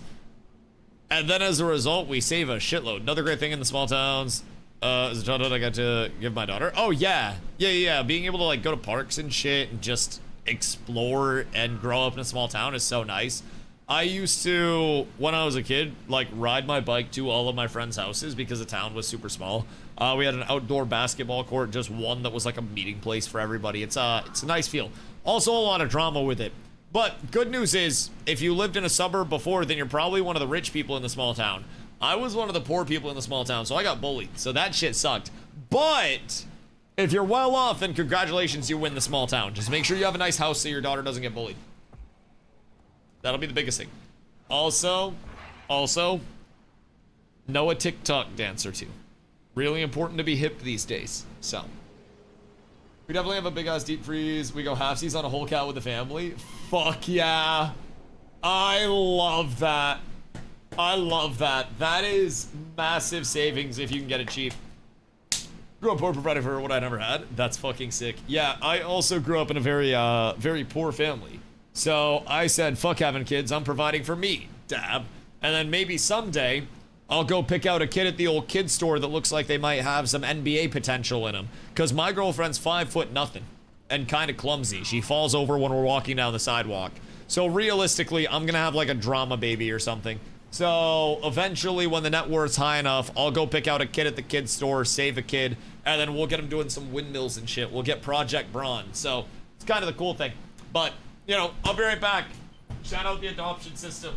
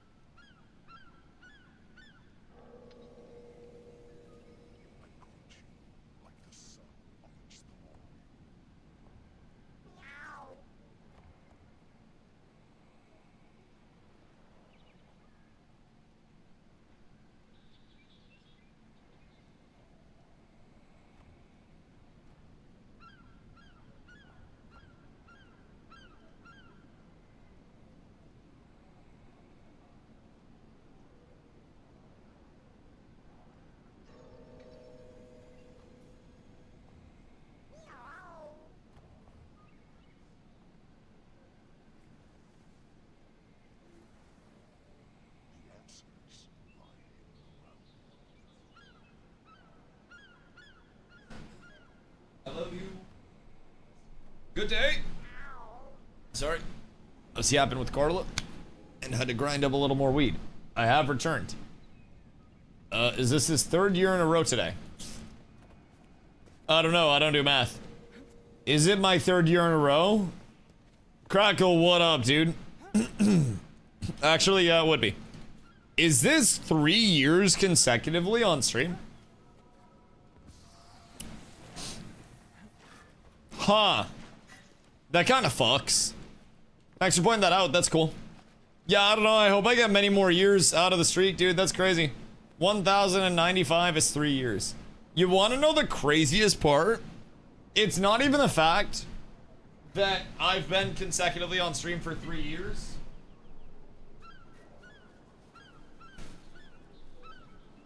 It's that the balloons are still, they're still there. They literally are still floating. They still exist. These balloons are 95 days old. These were from day 1000, brothers. They still exist. Those are 95-day-old balloons for day 1000. Then they are still floating with helium. I have an air conditioner in the window that is blowing cold air into this room. It's 73 degrees in this room. Going strong. 95-day-old balloons, might I tell you. Phenomenal. Absolutely insane. Having a raid. Wait, what? Raid? At 10 p.m. we're looking to start a raid for about 2 hours. Each boss can get you some gold and exotic weapons. Wait, exotic items? What about Ascended? Can we get Ascended from that? Because I haven't done a raid before. I could come in and just support like crazy. I could alack a bot. I don't know how long they take. I guess about 2 hours. Is there a chance we get out in under 2 hours? Because I would totally fuck up a raid. I feel like that might not be the worst. We also need to get some guild missions done. Should I play Guild Wars 2 before 3? I've played like 30 minutes. I mean, 2 and 3 are going to be completely different games, so it's not like you're missing out on anything if you don't play 2 before 3. The thing is, Guild Wars 2, after 3 launches, is going to continue to run. They'll be like parallels. So, Guild Wars 2 will receive yearly expansions, and then Guild Wars 3 will also have its own dedicated teams, and Guild Wars 1 will receive updates as well. So, basically, if you're just trying to find something to play in between now and then, there is a lot of validity to hopping in and checking out Guild Wars as an IP. Realistically, I think Guild Wars 2 does have a ton of strengths along the way. Like, a shitload of strengths, especially for a player that's looking for something that feels MMO-y in the first place. You do also have Guild Wars 1, which is far less MMO-y, but did also just come out for mobile as well with Guild Wars Reforged. Same game, just on mobile. So you can play through that to get the story side. There is an immense amount of lore with the world if you're trying to dive into that side of shit. But the strength with Guild Wars as an IP is, I think each of their games are substantially different so far, right? With Guild Wars 1 and 2, just core differences within the games. So outside of that, it's very heavily an element of Guild Wars 3 is going to be on a brand new engine. It's going to be a completely unique standalone game as an experience, game feel wise, fluidity wise, system wise, everything. So looking at it from that standpoint, Guild Wars 3 is going to be like a fresh wipe for everybody. So right now, you hop into 2 and it's like, if you don't like 2, okay, that's fine. Just wait for 3. 3 comes out, maybe you like it, maybe you don't. If you like 2, then congratulations, you have something that's going to continue to receive updates and be an MMO in the long term anyways, because it has already been an MMO for... Does anyone want to run some frackies? It's going to be an MMO for longer, and they've already said they're going to continue support for it, and they have years of plans for it. So, outside of that, like, it is a very, very alive MMO. Ton of players around. You can always find groups for whatever the open world feels living as well. This is just one of the player areas. It's just so much to do as well. So, if you're gonna come, see you about 9 p.m. We expect 2 hours if things go well. What's that, the raid? And is that starting at 9 p.m. like 30 minutes? Because if it's like a Bush did it time slot, then I'm down.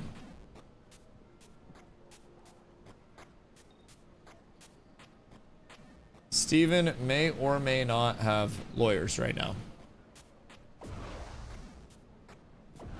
What mean? Allegedly.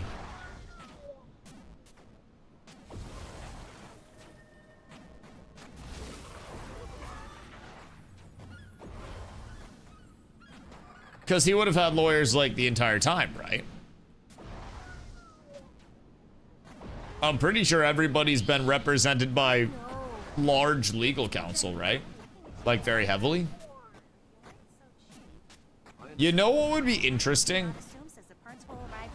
The total legal fees associated with a case this deep. Cause, god dang. New lawyers asked for discussions. The lawyers he had said they can't speak on it as he's substituting counsel.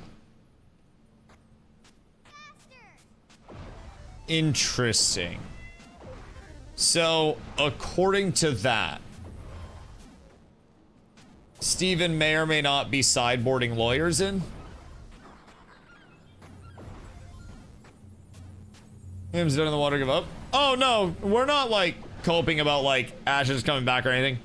We're more so, sorry, something on teeth. We're more so following the case to follow the case and see what the update is as people that are like curious about it at this point. We all know the state of the game, but it's fun to follow along with what is quite possibly one of the craziest circumstances that will ever follow a game, if I'm being honest. Like, this is genuinely, when it's all said and done, going to have YouTube videos that drop about it that have millions of views when the full story comes out. And I will be dropping one myself to capitalize on that shit. But the fact that we are, like, not involved in a sense, but we know the history of it and experienced it firsthand is enough for me to kind of like keep reading the story until the end of it. Not that I'm sitting here waiting on the game coming back or anything. That's the last part of it. But it's more so like a book that has, honestly, a movie that has M. Night Shyamalan-esque twists, but it's real life. It's remarkable to follow. Like, this is a movie that is writing itself. I could see this entire story being picked up and the rights to this story being sold after this is done, simply because of the actual like action movie drama that we're getting with alleged like relocation of the physical server hardware and, you know, asks for compensation regarding that. Like, we are getting an actual like movie shape up in the allegations that are coming out on both sides of it. It's crazy. And then somewhere out there, DA is going to be a side character committing corporate espionage, allegedly. Dude, it's just, it's crazy to follow. It's a really cool story. Anyone want to pump? Wait, so, Strag, are we starting in half an hour? Because if we're starting in 29 minutes, I am so beyond down, by the way. Does anyone want to SPVP? Anyone for SPVP until we start raid? Because I will definitely pump some SPVP. Because we could probably do the guild SPVP mission. We actually got a conquest one this week. So that's fucking phenomenal. We might be able to blast that, depending on what comp we have, and as long as we don't get shitted on. I can get people on a team and then we blast. This court case has been entertaining for me. I think this court case has been entertaining for everyone, but I do also think there is like, if I had to guess, Cover has probably seen too many of the people that are getting dragged out that are like grabbing and ripping at the walls and grabbing the door for him, and they're like, I don't want to leave, I don't want to go. And like, listen, man, I'm watching the ship sail off, and I'm grateful for the time that I spent on the ship. And if the ship never comes back, then I salute it 07, and I wish it well as it goes off into, you know, into an abyss. And at the end of the day, I played 3,000 plus hours of a game that I really enjoyed. I'm thankful that I got that much time out of it. And at this point, it's like the craziest possible, hello, the craziest possible mix of what actually could have come out surrounding the... Are you burping on me? Am I being mogged right now? I don't have a dragon yet. I think I'm being mogged. I'll be Titan submersible exploring the wreckage. That one Amazon rocket after it blew up, where all of the pieces of wreckage were collected after a singular day. Strike, do you want to slam us on a team real quick? And then I can pop the guild mission. God, I'm so happy you're here. Also, Busty, what up, dude? I hope you've been doing well. Thousands of hours of fun for 60 to 100 bucks. Can't be that with most hobbies. And keep in mind, not even just fun, but like, how many of us actually made, you know, some form of lasting relationship on there? Friendships that we still interact with, communities that we're still a part of, even outside of this one. I think there were many good things that came our way through Ashes of Creation, where despite a plant dying, there were many seeds that were spread that will help many other generations of plants bloom. And it's the circle of life. At some point in time, it's very likely that Ashes of Creation would have died, whether it was there or whether it was 20 years down the road as an MMO that eventually saw its life cycle go away, even if it was successful. And it happened to die very fast. But a lot of us got to see that heat death of the universe and marvel at the, wow, this is pretty. Unfortunately, it's just not the most beautiful thing.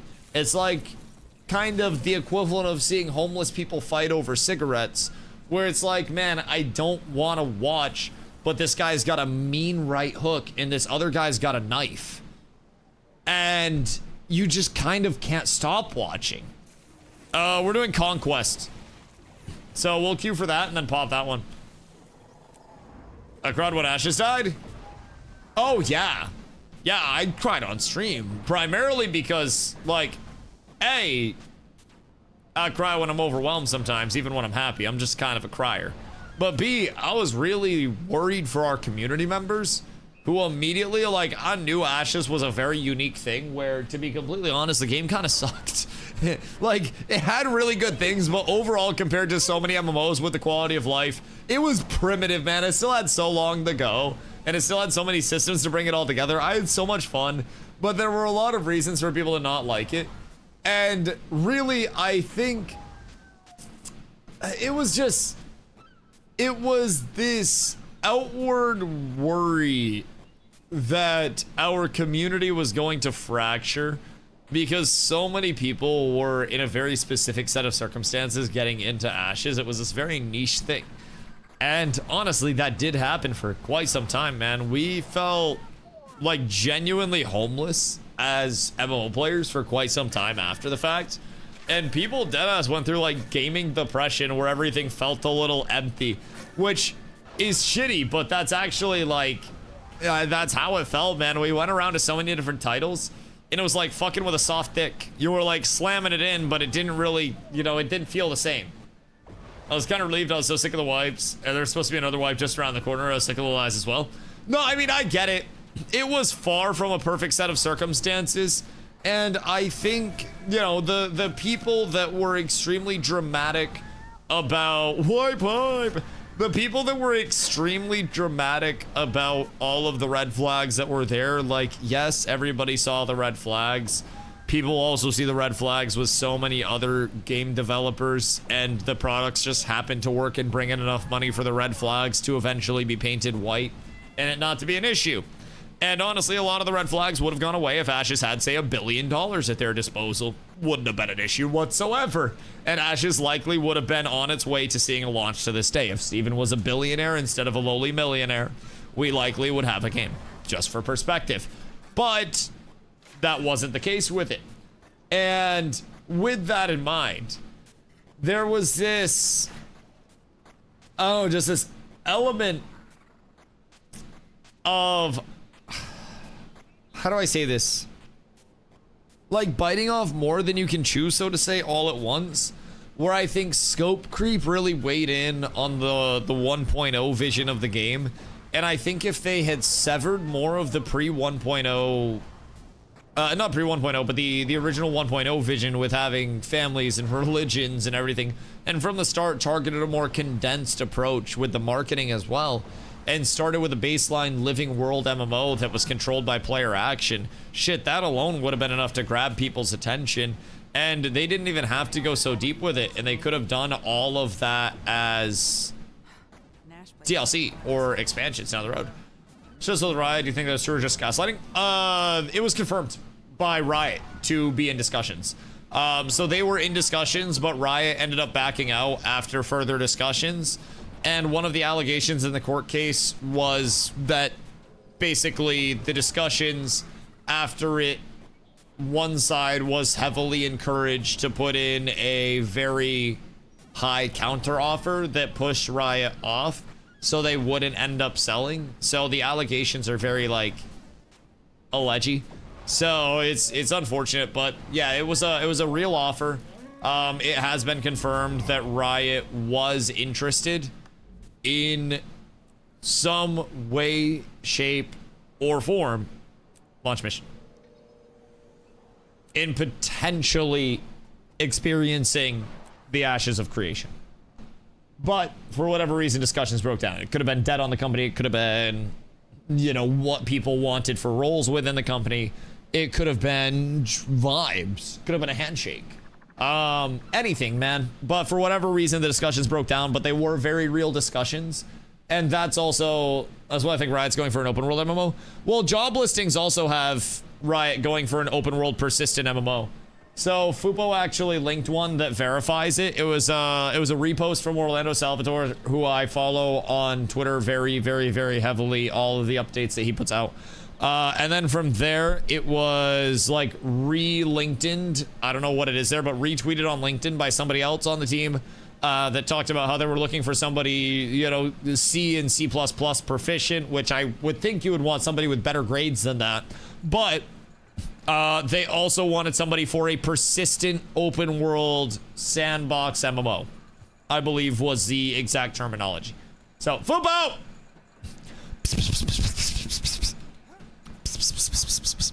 Nin, do you have fresh fish? Nin, I feel like if you have fish, he shall appear. But with no fish, he may not appear. You must have the fish. Do you have the stuff? Because without the stuff, I ran out. Chat, we need somebody with fresh fish. We've got to get Fupo back here for the link. I don't know where Fupo is. He only shows up if there are fish involved. Let's see. Thief, Guardian.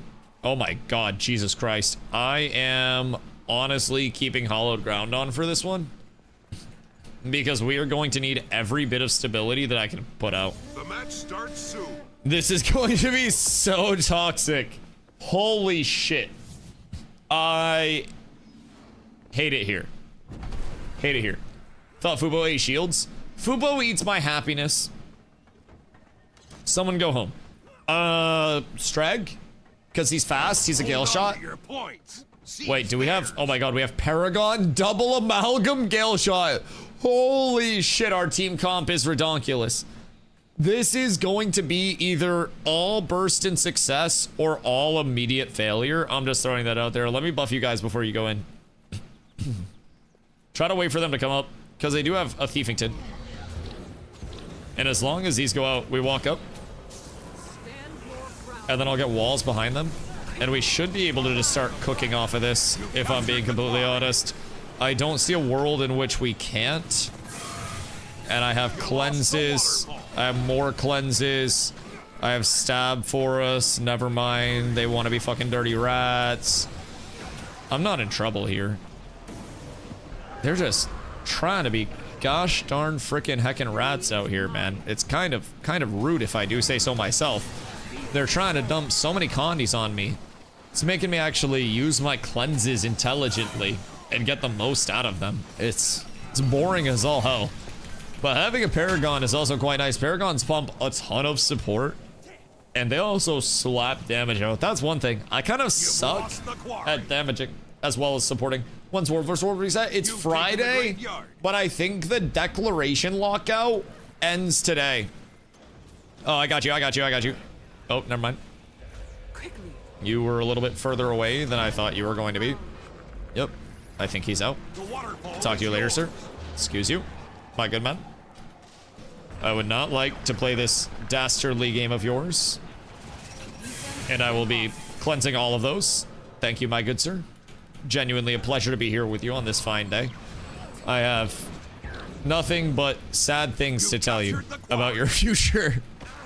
He's doing a whole lot of like hoopla and hullabaloo right now, but it's not really equating to much, if I'm being real. Maybe there's a chance, but unfortunately, there's no chance because I just heal.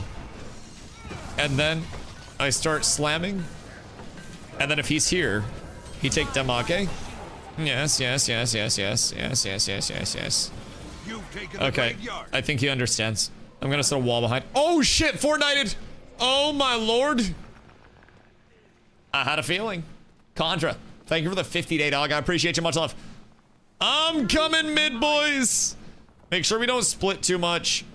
What is this? A renegade. Oh god. It's a fucking TikTok dance.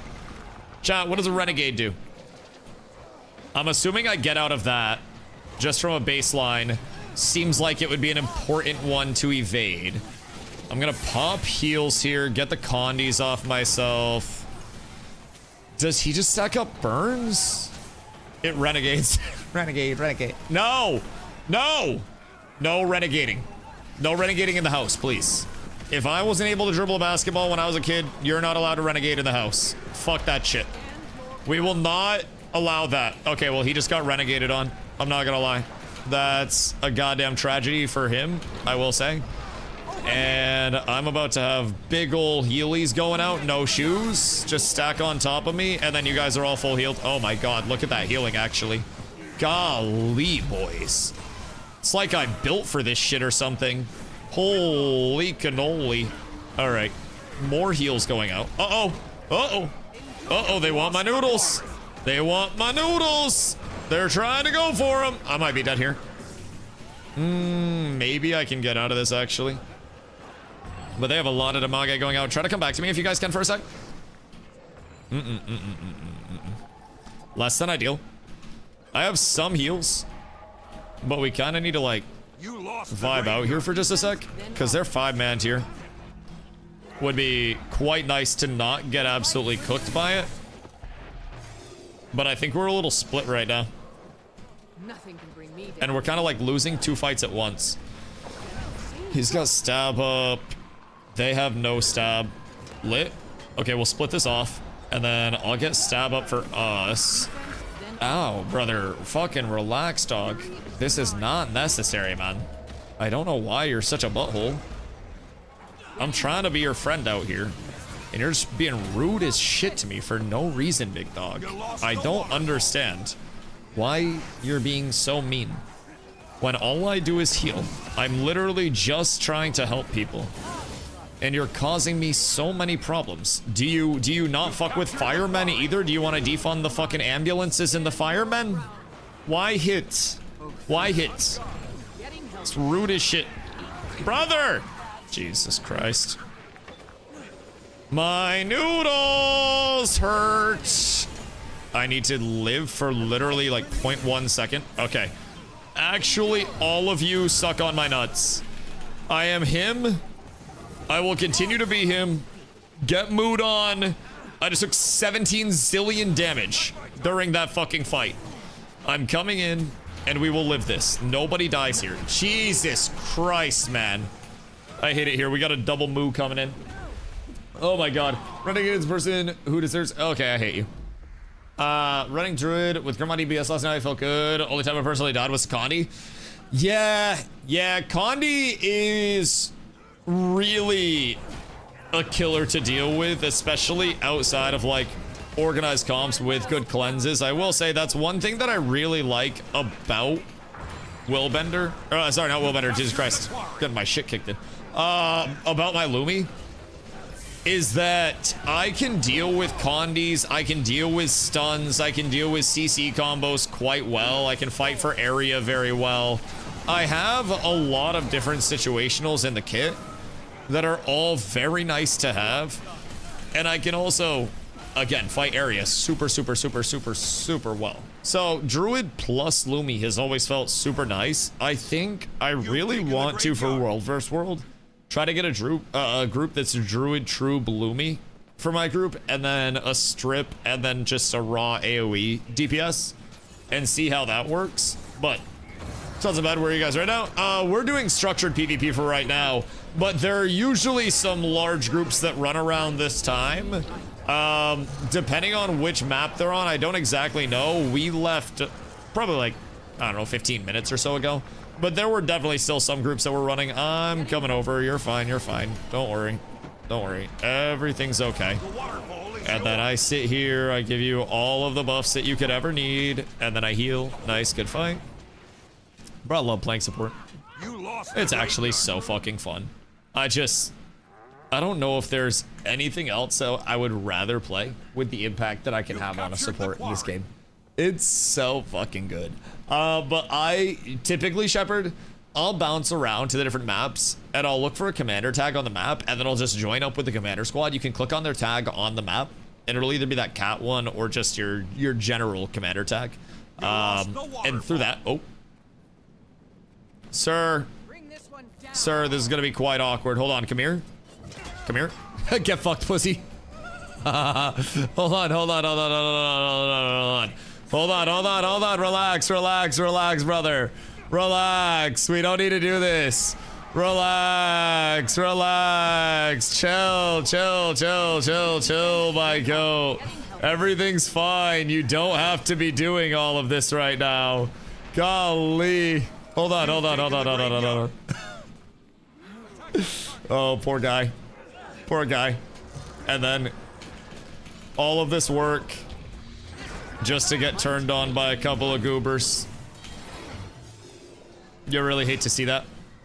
All that glorious, beautiful stability going out. Poor Spellbreaker, man. The counter to Spellbreaker is literally just not fucking panicking. And then you shall never lose. You just exist. Pop some stability, get active. Wall them off because they don't have the craziest stability.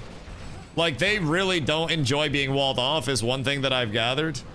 And when they don't have any stab, they're actually easy as shit to kill.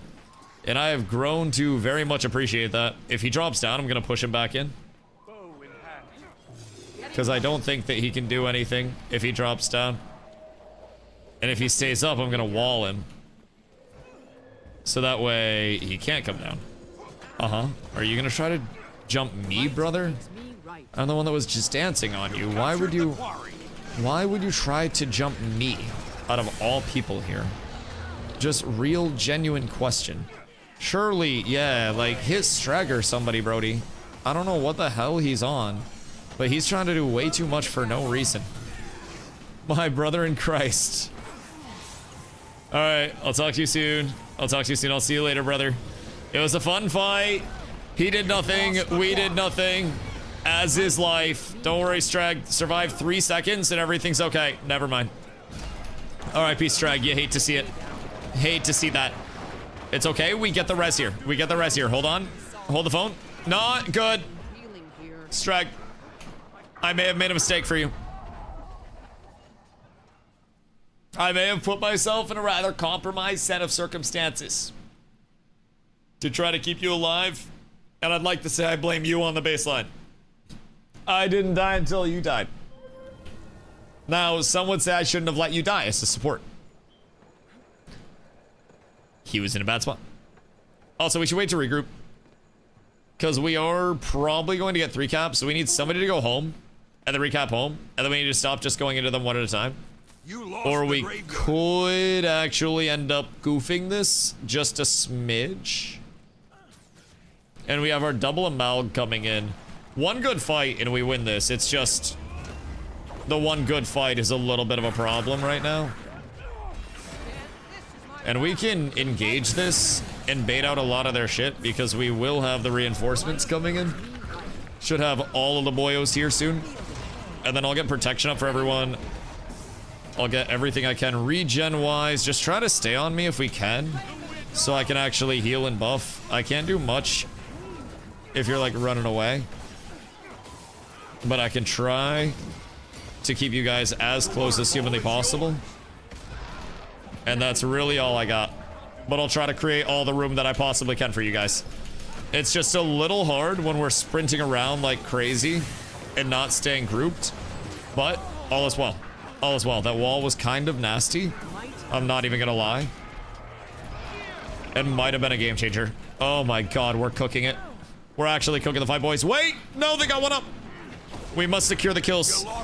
We must conquer them all. We cannot let anybody live. If we let them live, we are failures. Our families will know, and they will be disappointed in us. And upon being disappointed in us, they will send us angry messages in our Twitter DMs. Uh-oh.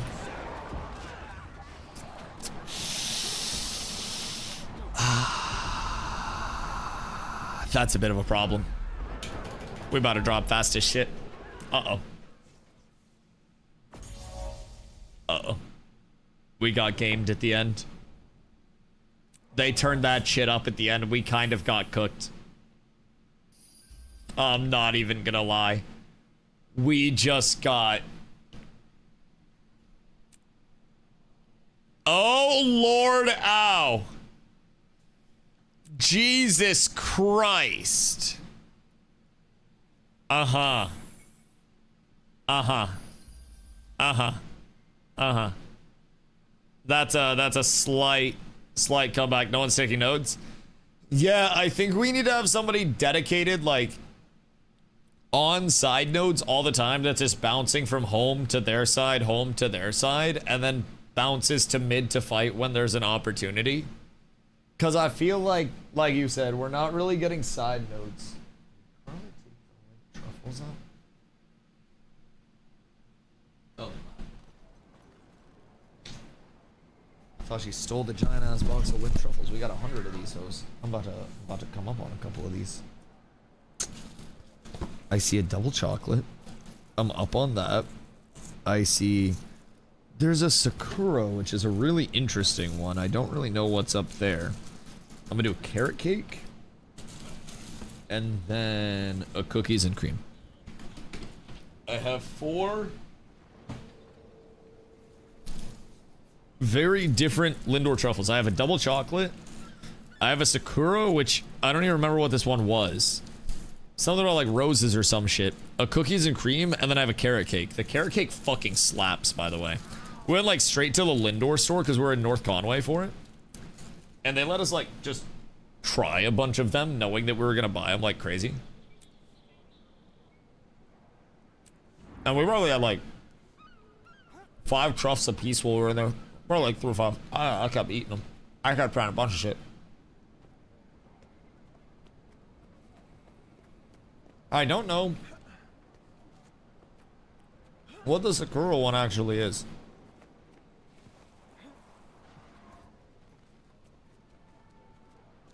It's very like white chocolatey and florally.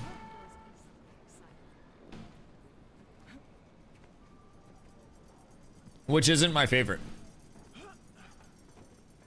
I think Carla would like it. I don't know that I do.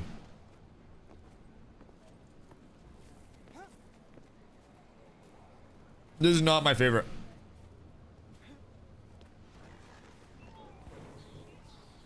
I will say I'm excited for the other 3. Far more than I was this one. Wouldn't recommend this one. Goodness gracious me, oh my. What's that? It was the Sakura truffle. It was like white chocolatey and like velvety. I need to invite perms and team make perms.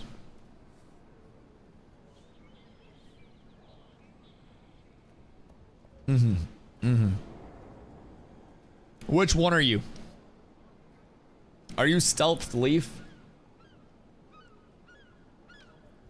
Let's see, how do I do this? Roster, missions, ranks, officer. Okay, you should have team admin perms as an officer now. So see if that helps for placing stuff.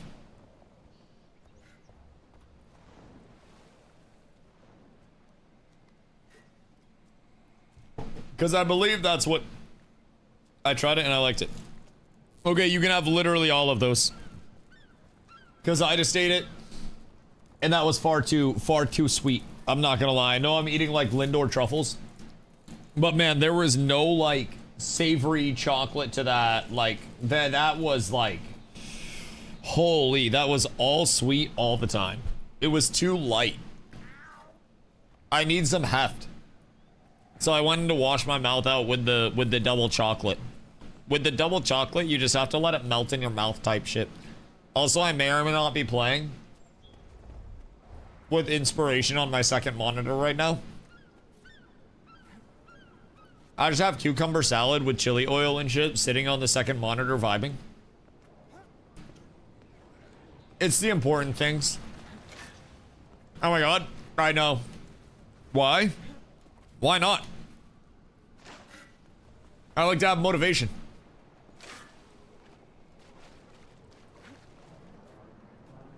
Oh, what? Well, we have cucumbers. We have chili oil. What else do we need? Like sesame oil? And some soy sauce or some shit? Don't we have everything for cucumber salad?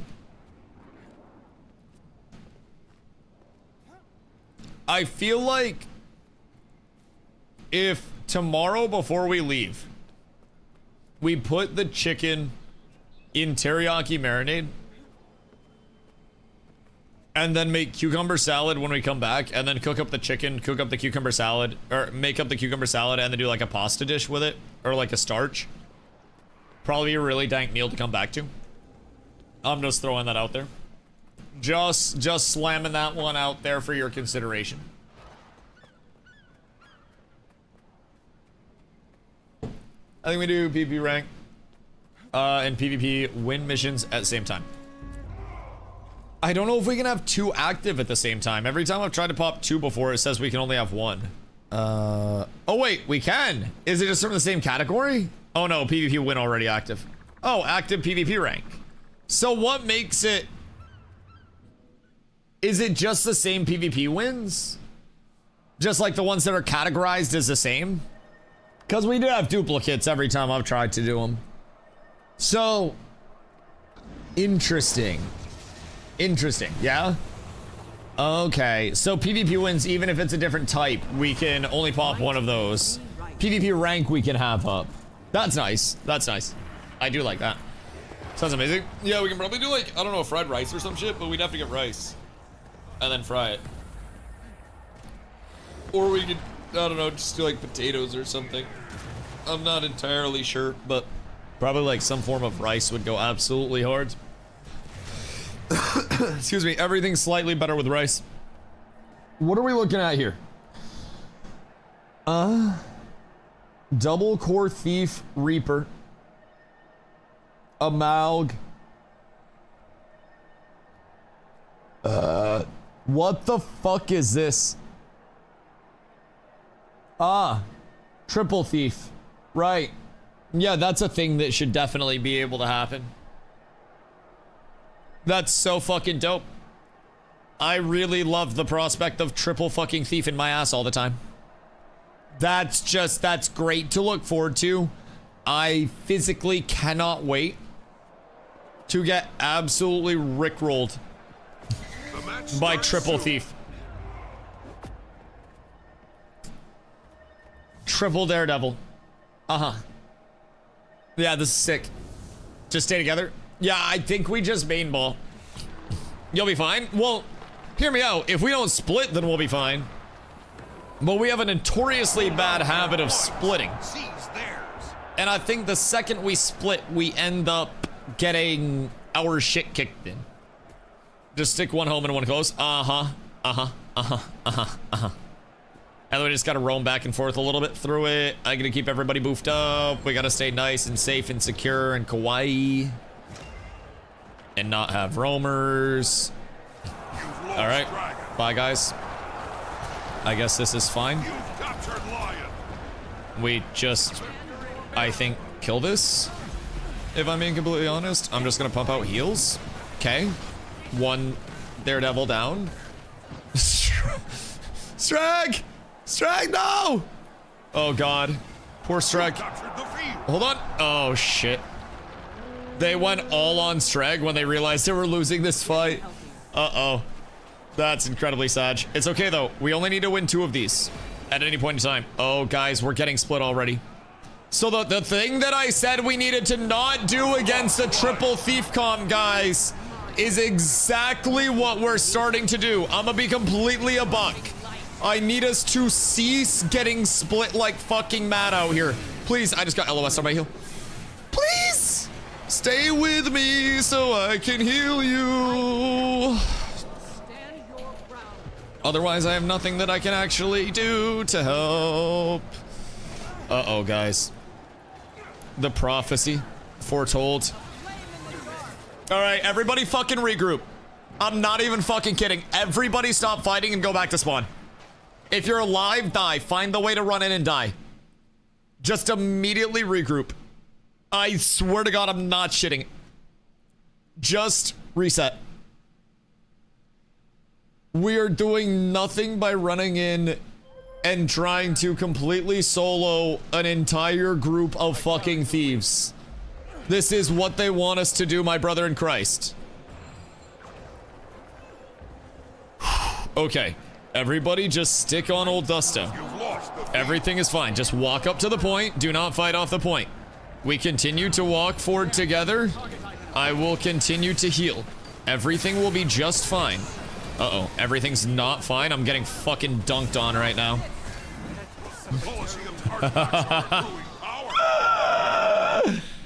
We love this. We love this. So, another team is everything Dusty hates. 3 random thieves and a necro. 3 thieves, a necro, and an amalg.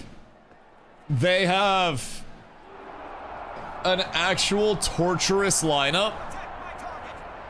And all I can try to do is protect everybody from the immense amount of damage potential that they actually have. And I think there's only like so much that I can bring in to try to stagger.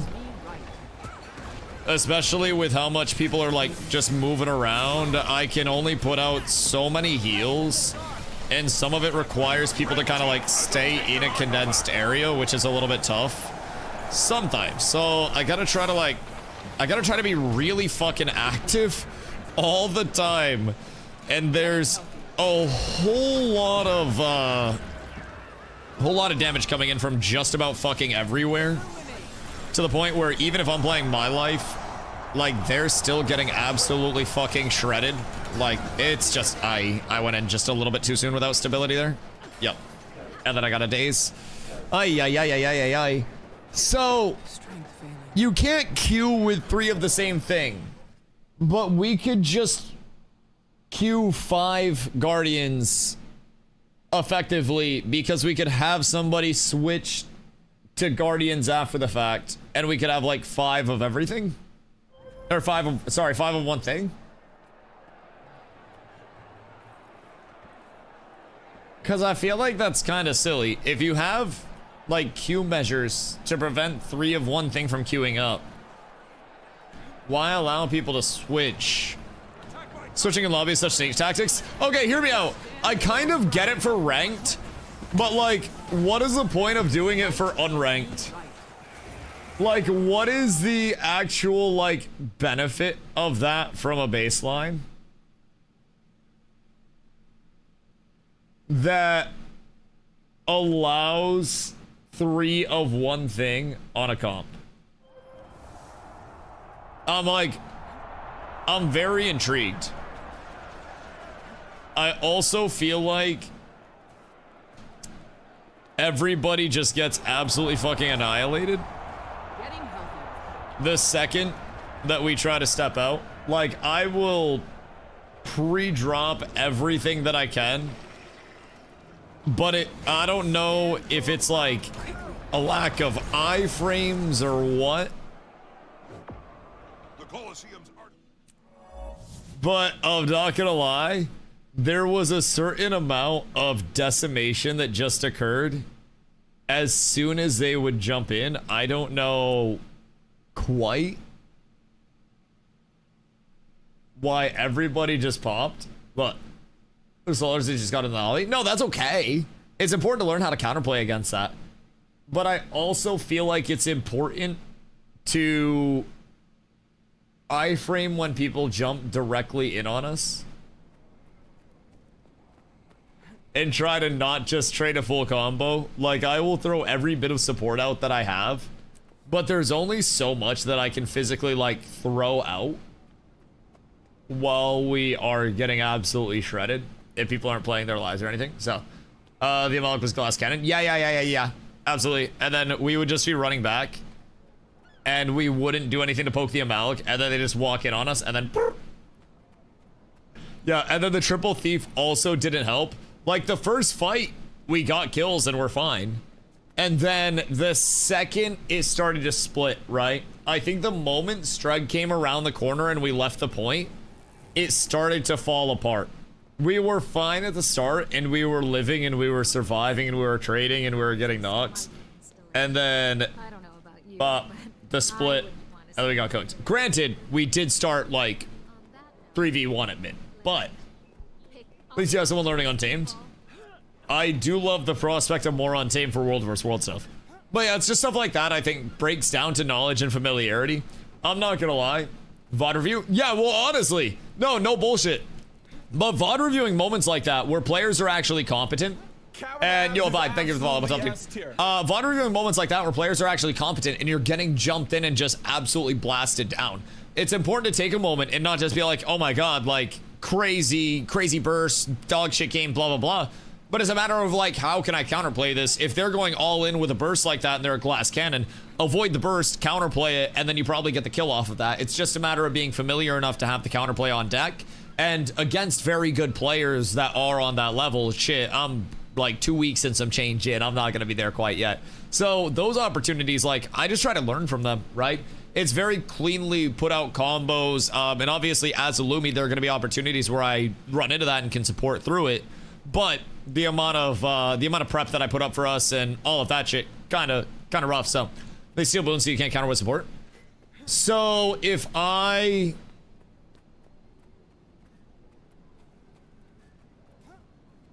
buff you guys beforehand, does that make them stronger?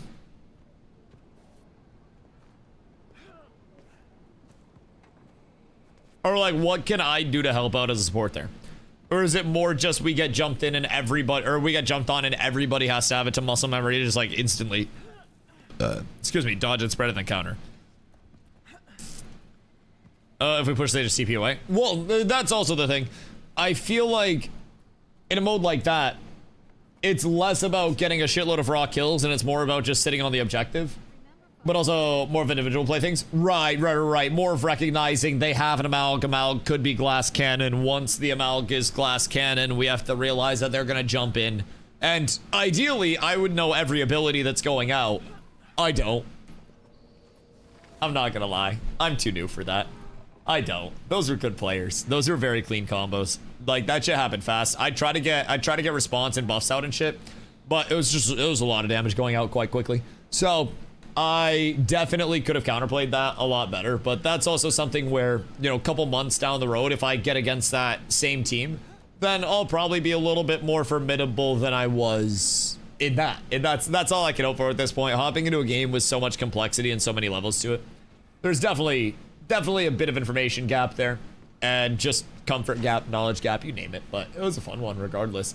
I like being in matches like that where it's just like, okay, I'm clearly a little outclassed, because it means that there's a lot of, you know, a lot of room to grow, right? Having tiers above you means that there's something to shoot for. So it's nice to run into situations like that and learn new mechanics, learn new classes, right? I know the Amalg burst is crazy, but I've actually never seen like that cleanly executed of Amalg burst, right? That was like jump in and very, very low response time with very, very, very high pop. And it was fun to fight against, right? The thieves were super evasive, except for that one thief. One of them was not as evasive, but like they were good players and it was fun to fight against. I feel like just pub stomping is great for people's ego, but if you're truly trying to learn, you almost have to smoke the ayahuasca, drop the ego, and recognize that learning is one of the best ways to learn. Losing is one of the best ways to learn, as long as you're improving, right? Learning is definitely the best way to learn. Gotta face it and learn how to fight it better. Yeah, exactly. Just gotta learn how to counterplay against it. And everything has a counterplay. It's not like when they fight against players, they are immediately like just stomping on everybody that's immediately same skill level. It's just a matter of learning how to counter it and figure out when they're going in, see them going in, the Amalg jumps, everybody about face dodges and gets out of the Amalg, the Amalg pump in. And then out of that, it's more of like, again, just muscle memory type shit. And we just need to get to that point where everybody's on the muscle memory. And that's something that I'm far from. My reaction was not, oh, the Amalg's here, here's how I counterplay it. My reaction was, Amalg's here, I'm gonna try to put out buffs. Oh, we're all dead. And that's okay, because you have to go through the element of, okay, here's my reaction. Oh, that reaction wasn't enough. Let's build around that the next time.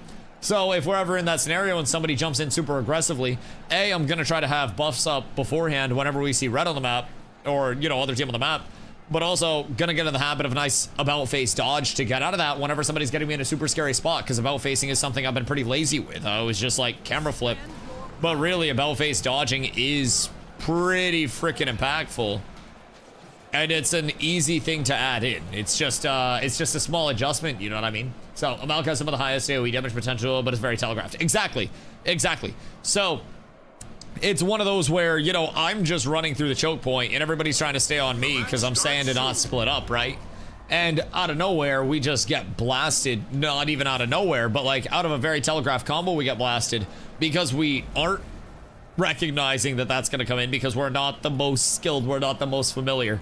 So the telegraphs right now are a little bit less telegraphed. The Mike Tyson right hook to us looks lightning fast, but to somebody that's been boxing and fighting their entire life, they see it coming and they're like, oh, maybe we would have a little bit of a chance to dodge that. And that just comes from knowledge, comes from playing more, comes from figuring things out. And that is what we are here to do. That's honestly a big reason why I'm grateful that we have... I popped that standard ground so fucking early. Definitely did not need to pop it that early there. And I feel as though I may have led myself into disappointment there. I'm not even gonna lie. Because I sold that entire set of stability like way too early. Get heals out and some more stability though. I do still have a bunch of stability. I just need to like make sure I'm getting it out properly. I think we might be in a relatively split set of circumstances here once again, my boys. I'm not going to lie. We might be down bad. I'm currently caught without stability and I'm getting bullied out here. So I've got to try to play my life for a second and then I'll be back with you. But I think half of us are pretty cooked at this point, and it might just be a reset angle, because it's definitely not the greatest right now. I'll try to do what I can to keep you guys up. I don't have a lot of really anything right now. Maybe we can turn this. I just don't know how much I could possibly bring out to potentially try to turn it. Strikes up. Okay. Maybe we can get something out. Just maybe. I gotta keep Streg up. I have big heals. Ain't no fucking way. Actually, ain't no fucking way. They're about to push up ramp. I can delay it, but on the back end, ay. Two of them are super weak.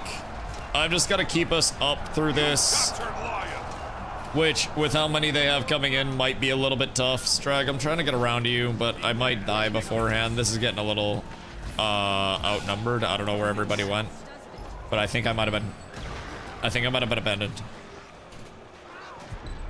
And I'm sad. I don't know where everybody went. I'm not quite sure. Put a dodge roll on a mouse button and make it easy to dodge roll in any direction. Huge game changer for my active dodging. Oh yeah, I like V for that. I play with my keyboard pretty like vertical. So my thumb kind of sits with my bottom knuckle of my thumb right here, like underneath, or like right above the fat part on my space bar. And then it kind of like curls onto V and F. So I don't have to change any of my directional inputs or like take a finger off my directional inputs to actually have any dodges. Yo, Toasty, what up, brother? Side skin looks cool. Is that the Dream Marker side? Tis indeed, my boy. Tis indeed. this shit goes absolutely hard. The broken scythe that gets like the spirit edition once it's taken out is so clean. But yeah, I enjoy V as a dodge bind, I will say. But there are a lot of good options. I use my side buttons for ability inputs, 2 here and then shift inputs as well, which also nice, but it's not just preference on things. Some people also play with like a jillion button MMO mouse. To each their own, entirely preferential there. I would probably have arthritis in my thumb if I attempted to play with an MMO mouse. That just seems like so much. I have a gamepad keyboard and a full keyboard just for typing. That's fucking dope. Wait, so gamepad board, you mean like one of those super small ones that's literally just the gamepad? Because I play on a 60% by default. And honestly, I don't do much typing. I don't really go on my computer much outside of stream. At this point, I like going outside and shit, which I know is weird to say from internet man. But let me tell you what. Streaming makes you appreciate the outside world just a little bit more. It's a level of beauty and enjoyment that's hard to come by in certain areas. Oh, golly. Why are you guys trying to get into my motherfucking noodle, man? I just don't understand. I'm going to just continue to heal. Just bully Streg or something. Like, look, he's so squishy. He's so submissive and breedable. Ooh, woo. Streg, I can't really, like, follow you into the corners and whatnot. A lot of my heals are proximity based, so I could extend your HP by a shitload if you just stacked on top of me when you were taking damage. But you run out of my heal range more often than I can actually get heals on you. So, like, try to run towards me when you're getting pressured and I can actually help. I'm trying to chase you and help and keep you alive, but you keep running away from me. What game is this? Guild Wars 2, my boy. And it is a fucking blast. One handle keys can be hit without moving my hand. Fuck yeah. That's nice. We should get, like, gloves to play with, like the actual God Gamer gloves with multiple inputs around them. Shouldn't be nice on both hands as well. And then foot pedals where you could curl your toes for individual inputs too. We've got to fully set this up. They have those. And then a dick sleeve. Getting healthier. I can get like 3 inputs off on that bad boy. That'd make my shit do a worm. Excuse you guys. This is incredibly rude of you. Careful of that choke, by the way. That shit's gonna fucking hurt. I heal. I heal much. I heal very much. Everybody alive, because I heal very much. I have more heals. Yeah. Any green circles, we stand on those, and then we fucking blast. I'll try to keep eyes as well. Like, obviously, don't play melee range. I'll try to keep eyes, but like, if you're in an oh shit scenario, better to run towards than away. Ow. I stood in red circle, and I thought that the pillar was going to LOS the red circle, and I fucked up on this fine day. I learned a lesson. The pillar does not LOS the big red circle, so we must get out of the big red circle. Might makes me right. Big red circle hits extremely hard, though. Tempest has big red lightning circle. LOS doesn't matter. Understood, duly noted, and I will go fuck myself. Noted. Because that shit's kinda stinky if I do say so. It's, Oh, I couldn't jump far enough. Nar. Hold on. Sir, my good man, can I interest you in licking my noodles? Because I do have some swiftness out here. What are you gonna try to do? What do you think you're gonna do to me that I haven't already done to myself, brother? I play a full support Lumi. You think that this is going to go any... Oh shit, my entire team's dying. Uh-oh. Yay! Uh-oh. Uh-oh. Everything is breaking down on a baseline level. And we're experiencing an immense amount of bad here, if I could describe it lightly. There's a solid amount of kill potential that still exists within the field, but we have to realize that kill potential before too long, and it's unfortunately been too long, and we might be down bad.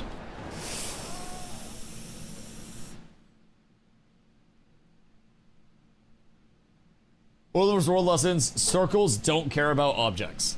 Yeah, I'm learning that more. Is it an RPG-based game where you level up? It's an MMO, brother. Like, full MMORPG. We're just doing one of the PvP modes. So, it's a game that has existed for quite some time. Dusty Dog Will. Another Dusty variant? What the fuck? Which Dusty variant is this? I haven't seen this one before. Holy shit. Welcome in, brother. I appreciate the follow. Much love, much love. Happy to have you. Spider-Man meme. We have a collection of Dusties that will activate when the time is right. Many have asked, when is the activation of the Dusties? If you need to know, whoops, you will know. And those that need not know shall not know. But when the time is right, all will know of the activation of the Dusties. And it's only a matter of time. What'd you be up to today, my dude? I am getting absolutely slapped up in some SPVP because my PvP at the start of stream was great. So naturally, my second round of PvP for the day has to come in and just absolutely hose my shit and kill every bit of my enjoyment. So I'm currently fighting for my life, screaming, crying, throwing up, dropping to my knees in a Walmart, trying to keep all of my goobers alive at all points in time. And let me tell you, it's going mixed. It's not the greatest. It's not the worst thing I've ever been a part of. But there's definitely a good bit of what could we do differently out here. We're a little staggered. We are indeed. I'm not gonna lie. I feel like I am healing a fuckload in these fights. But I also feel like everybody is just soaking so much damage. I almost wonder if we stayed directly inside of me at all points in time, if I could do more, or how I could just get more benefit out to you guys more effectively. It feels like in the fights, if we don't have a target called, we just start to get so split off immediately. Oh, that's rough, actually. The roll away from me cooked it.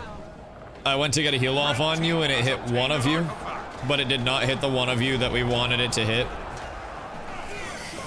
And that is, it's a slight shame, dog. Slight shame, if I'm being real. We also need to get people very conditioned. In a no shit scenario, everybody go to healer, not away from healer. And then everything will be fine. But I feel as though the instinct isn't quite there yet for everybody to just immediately roll into the healer or like get to the healer in the first place. Get out of that, by the way. That's very scary. But I feel like a lot of the instinct isn't quite there yet, and it makes it a little tough for me to try to like keep people up in a healthy manner when we're just finding ourselves getting blasted. Now, I'm also not a rank 1 healer or anything like that by any means. I do a decent amount, but I feel like we split a lot, and it's kind of tough, especially with how many range we sometimes have. Oh yeah, just 500k healing, which a druid would obviously just smack the shit out of me. But like, I don't know, I feel like I'm just blasting heals in, and we're just throwing our face into pain, suffering, and damage at all points in time. What time are we planning on taking off for raid at? Also, Foil, have you been playing Catalyst lately?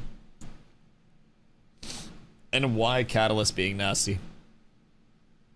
What do you like about Catalyst that makes it nasty? Does it just... Is Catalyst the aura share? Because I don't know that I've played with many Catalysts at this point in time, I'm not gonna lie. But I think it's aura share, right? 30 minutes, then we'll raid. Fucking raids, man. What a goddamn world we're living in. What a goddamn world. So, like, what are the raids even for? We just get gear and glory and shit, and I just sit there and support everybody and make sure we don't die? Because I'm assuming we'll be able to pump out so much healing that all the mechanics are going to be trivial unless it's just a one-shot that we just completely missed, right? Or like, what's it? Have a seat. Are you the table? Sir, I don't know. I don't know if I should sit there. I feel like me sitting there is a little fucked up. Sit and take a load off. I'm not gonna sit and take a load of anything. I know you, chair. And I also see that there's a bump in the middle of that chair. There are one-shots and more in-depth mechs. Gross! Raids give the coolest legendary armor in the game. Yeah, but it probably takes like 17,000 raids to actually get legendary armor, right? Alright. Well, I'm gonna fill up my water and grab a hoodie because I have the air conditioning on and my nipples are getting harder by the minute. And I don't know if it's because of the raid or the cold, but I'm also a little bit chilly. So, I'll be right back. Good memento.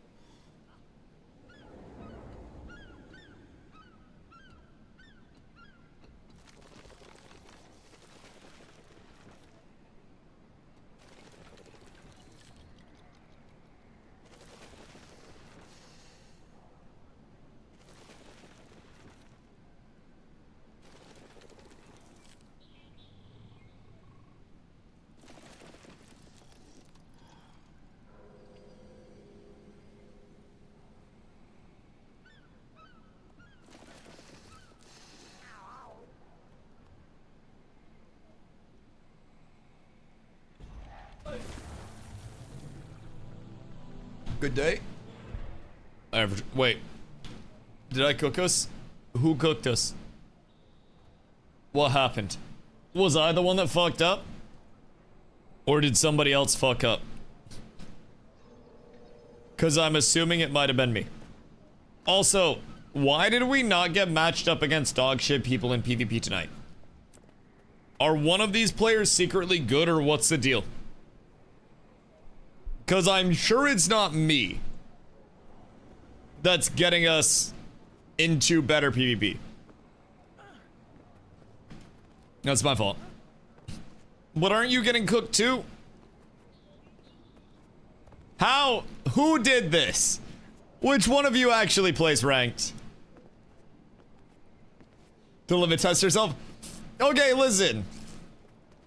I enjoy it very much. But we lack information rather substantially. Now, I will say, how do I say this? The ranked PvP community in Guild Wars is a very small community. Like, very, very small community. And as you climb and as you start to understand more about it, there's definitely the ability to climb in ranked. It's extremely top heavy because there are so few players, those with a ton of information and, you know, years of knowledge and experience are definitely the, you know, the scary ones, so to say. But there's plenty of room for new players to also come in, learn, and catch up. It's not like it's this unachievable thing. But I think you have to put yourself in the scenarios where you're playing against it in the first place. But it's more than possible to climb MMR, more than possible to push rank up. I think it's just a matter of how quickly do you want to force yourself how quickly do you want to force yourself into the learning process versus playing comfy against poo-poo players and going like 20-0. Because if you're playing against bad players, you can absolutely go 20-0 every single time if you're, you know, coherent whatsoever.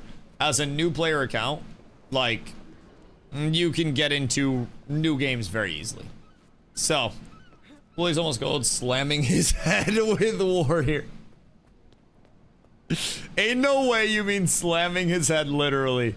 I mean, I'm sure Willie is being a mechanical demon over there, outplaying the shit out of everybody with pure finesse. Pure finesse. I beat Willie.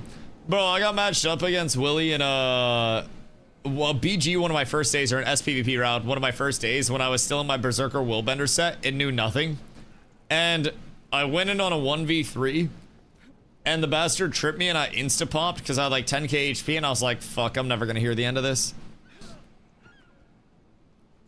Oh, so that game on Willie's team? Yeah, it didn't go the best for me. I did my first few days on Willbender Berserker, and I wanted to put myself in the most punishing circumstances that I possibly could. And let me tell you, I understood the punishment of Berserker Melee. And there are certain areas where you can definitely get away with it, but being a brand new player with no information about Guild Wars,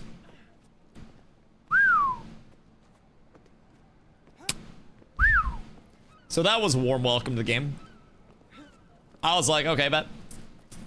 I understand this. Maybe I switch to something with a little bit more survive. The Valkyrie switch with Willbender was one of the more fun things that I've done, though, I will say. That led to being able to absolutely nuke people off the face of the earth, keeping my crit chance in a reasonable standpoint as well, balancing that side of things. Massively impactful. Massively impactful. But it's one of those where I love support so much. And trying to make sure that people can live is a huge thing for me. But unfortunately, there are certain instances where motherfuckers be dying fast. Fast. Oh my god, we're on an L streak. Holy shit, what is this? What in tarnation is going on? We've lost 5 in a row, boys. We reversed the curse. Art of the match will go raid, or the second raid. If you die, you can't res. Wait, like ever?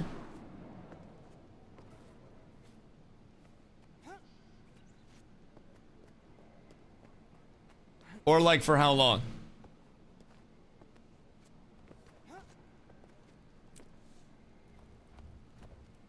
Full blue polygraph class played is crazy work. Brother, I only have one character. The fuck do you mean? Why would I play anything else? I only have one character. Yo, GB, what up? How was Florida? Florida sucks. Like, the trip was actually awesome and I had a lot of fun. But Jesus fucking Christ, fuck that place. It's so hot and it smells like a swamp. I know I live here. Yeah, I mean, okay.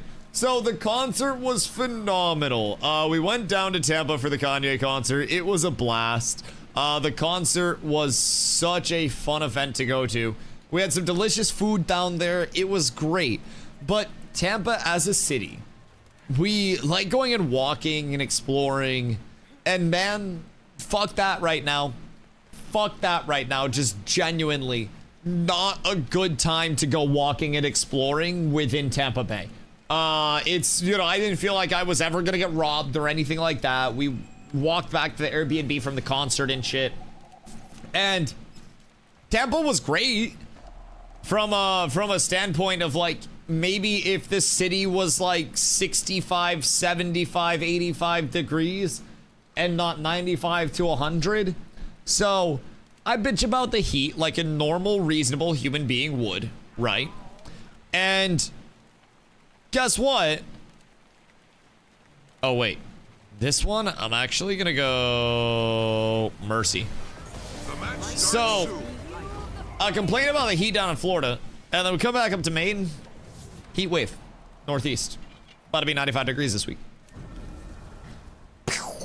Why? Karma? I know I did it to myself. I should have just lied and pretended Florida was nice.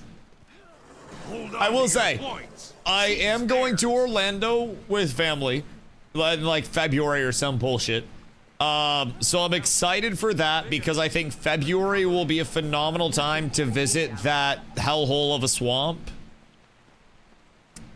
And I think it may be the perfect mix of oppressively hot while also, oh my god. Don't worry, I have the buffs coming out. Everything's fine. I Fortnite them. And then I just keep buffs up.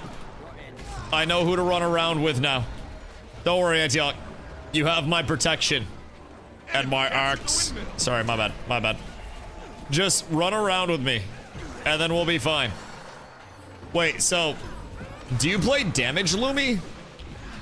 You play Damage Lumi, right? Uh-oh. Because Damage Lumi seems like it definitely has a lot of fucking pop to it. Like, a lot of pop. It seems stinky. Stinky. And I really like that prospect. But I almost worry that we need support so much that I wouldn't... yeah, I got a knock! Alright, we're up. The support life is up, boys. Damage Lumi pumps. I know, even a hybrid Lumi could fucking slap. I still have so much to learn about the Guardian Way, which is part of why my chart will continue to just be full blue for a while. I am so far out from even understanding all of the implications of Guardian, right? So I have to get support Lumi down. And then I have to work on a DPS Lumi as an alternative. And then I need to start learning Firebrand. And then from there, I'll probably learn DH at some point just for funsies, so I have it in the bag. And I want to kind of continuously expand... uh-oh. I want to continuously expand my knowledge before I try to branch off into things too foreign, so to say. I stole the shit out of that. I'm so sorry, dog. I'm not even gonna lie. I yoinked the ever-loving fuck out of that. So, you know, I'll let you get this one. I'll Fortnite him for you. Never mind, he has stab. You really hate to see that. Oh! Oh! Can you get it? Okay, he got it. He got it. Hold on. I got a sniper on the roof, bro. This shit's crazy. This shit's absolutely wild. I need this man disposed of ASAP. Hold on, Auntie. I'm here. You blast. We blast. He, she, me blast. They went to low ground. Yeah. You see him. You see him. Go get him, boy. Go get him. Go get him. You got him. Yeah. Look at him go. Look at him go. Chat, one of the best things about support. I just support. I mark target. They press T. Hold on. Hold on. I mark target. Group press T. And then we blast. I have everything you could ever need. All of the heals. You will never die. I mark target. Everybody press T. And then we win. Okay, this little bugger is kind of annoying. He's kind of got the zoomies. And I don't appreciate that. Like, whatsoever. It's actually kind of fucking toxic if I do say so. Oh, brother, I'm just gonna heal through this. Can you relax a little, please? Like, just a goddamn smidge. Please. For the love of God, die with dignity. What is that? Is that a core NG? What in tarnation is core NG? We have 3 days of okay weather and the rest is constant heat waves. Yeah, it was the only time in my life that I prayed for rain for an outdoor concert. Like, I was sitting there and I have pictures from the concert where it looks like it rained. Windmill captured. It did not rain. I've got the target. Like, it did not rain. We were hoping that it was going to come in and downpour. I had ponchos at the ready. That shit was so hot. Rain is worse than it's humid and sticky and even hotter. It doesn't cool it down? What do you mean your rain is hot? In what world is your rain also hot? Because, like, that personally to me is a little fucked up, if I'm being honest. You're fine. You just walk forward. You just keep pressing. They're back up here, bud. Oh, wait, never mind. We'll go on this one. Hold on, I'm with you. I'm with you. Everything's fine. I'm picking up what you're putting down. I got 3 seconds on a Fortnite of Doom. And then we shall conquer. Hold on. Hold on. Where's he gonna try to go? Fortnite? Fortnite? I got the Fortnite. You must follow through on the Fortnite now. You have super speed?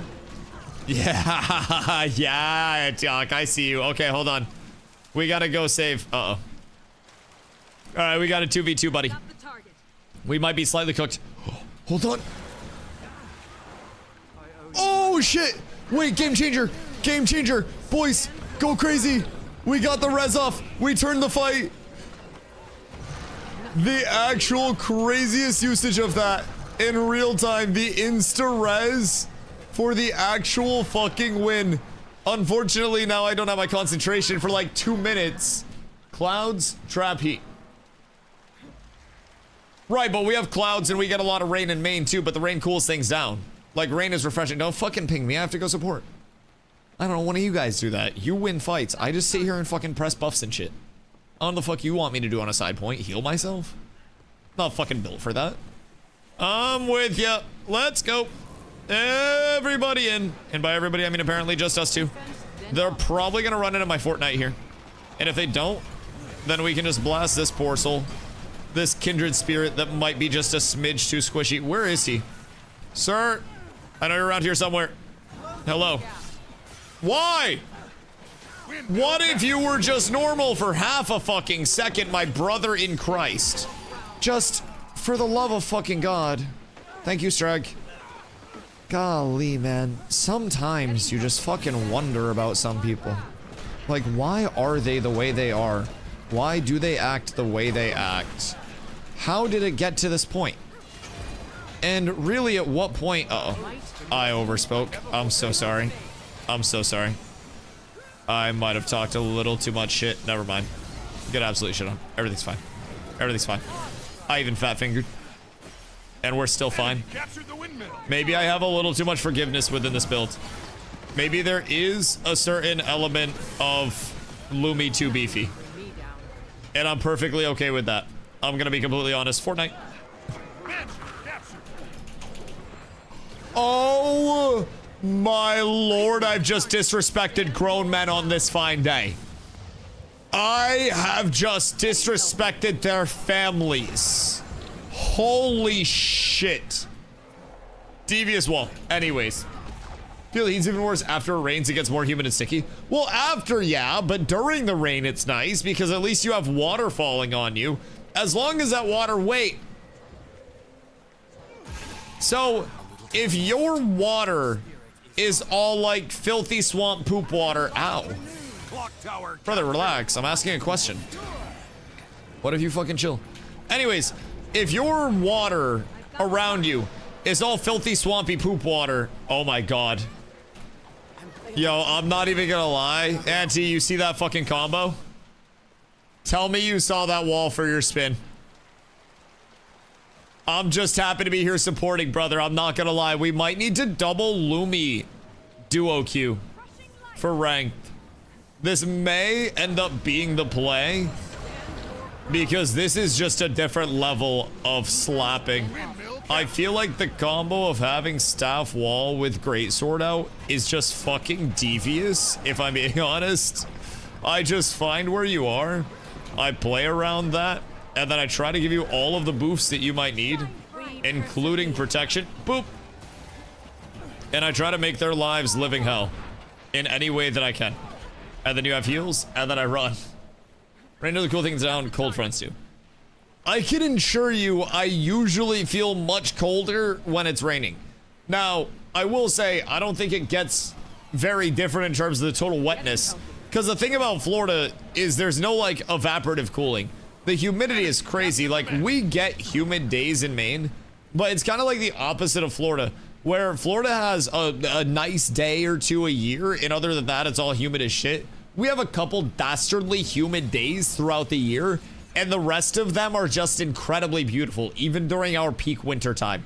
It is, oh, it's so nice to actually experience, and I feel bad for those that haven't experienced it, but man, it's gorgeous up here. And Florida was like, you would sweat, and the sweat would have nowhere to go because it was just so passively, fuck you. It was so passively humid around you at all points in time that there was just nowhere you could go, nothing you could do. It was stinky McSweaty everywhere. By the end of the concert, my hair was drenched. My shirt was actually, I shit you not, I looked like Mamdani jumping in the pool. Is victorious. I genuinely looked like an absolute maniac. Why was my healing so low that time? Maybe because I wasn't just like patting on the group. But DPS let me pumps. Yeah, I mean, I didn't even do a ton of healing. But I feel like I was just sitting on top of you, enabling you, instead of just patting heals on the entire clump. Which probably resulted in much more of a net gain. We were kind of running around destroying things. But yeah, I mean, Florida in general. Florida was nice. I want to really like Florida. But I have to like condition myself before I go back down, I think. If I can find a sauna. Or like a hot yoga class. Then I can prepare myself for Florida and I think I'd be able to tank it. I also think going in February might be better. I don't know what the weather's like in February. I don't know what Orlando is like. I don't know what's going on over there. I have no fucking clue. All I know is that when I was flying into Florida the first time, it was on fire. And then I flew out of Florida at night the second time and I didn't see any immediate fires. So that seems like progression, which is great. Lock yourself in a trunk with a bowl of water. My vehicle is a hatchback. I technically don't have a trunk. I have like the open, but it all just, I can like fold the seats down. So there's not much of a trunk. It's all just one continuous. So like, I guess I could just sit in my car. I could do like I do a sub goal where I lock myself in my car until the point of heat exhaustion. And see how long I can tank it. Fire yourself the back of car and back into a lake.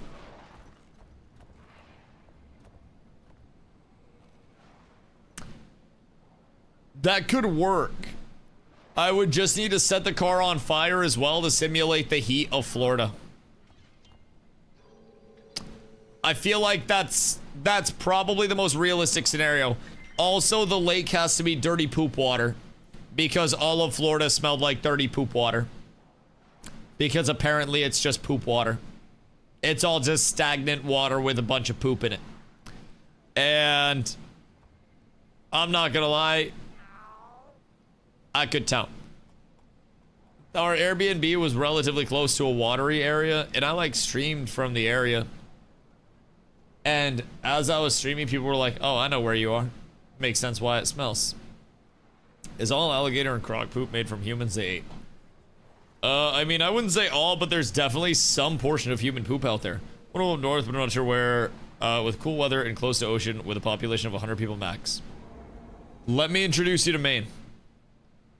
One of the longest coastlines in the nation, a very low cost of living, beautiful coastal towns, small cities adjacent, pretty much 30 minutes to an hour away, wherever you are. Tons of very, very, very small towns where you can buy acres upon acres. It's gorgeous. It's gorgeous. I cannot advocate for Maine enough for people that are looking to move and lower their cost of living. The biggest thing being lowering your cost of living. It's like slower pace of life up here, but you're also, depending on where you are in Maine, a good majority of Maine is either an hour to 4 hours from Boston. So, will I freeze there though? I mean, how much do you want to go outside in the winter?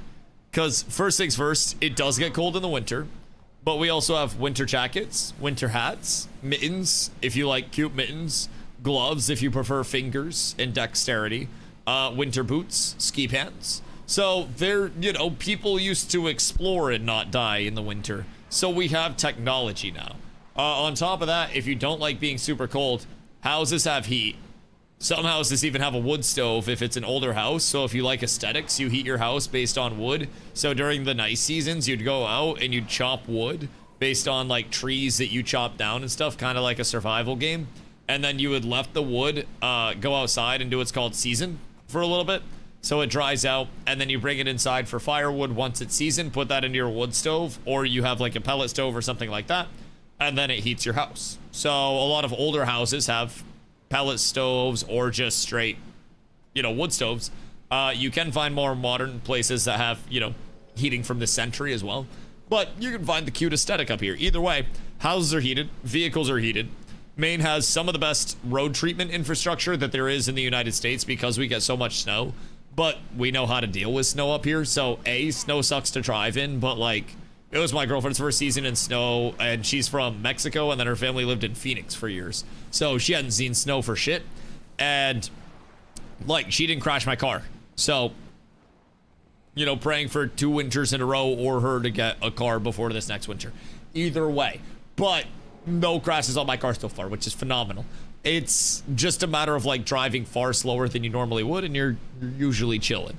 So Maine's nice though. There's a certain aesthetic that's very hard to get in other places. And even just flying over the United States, as you get towards the Northeast, it starts to get more mountainous and more rigid.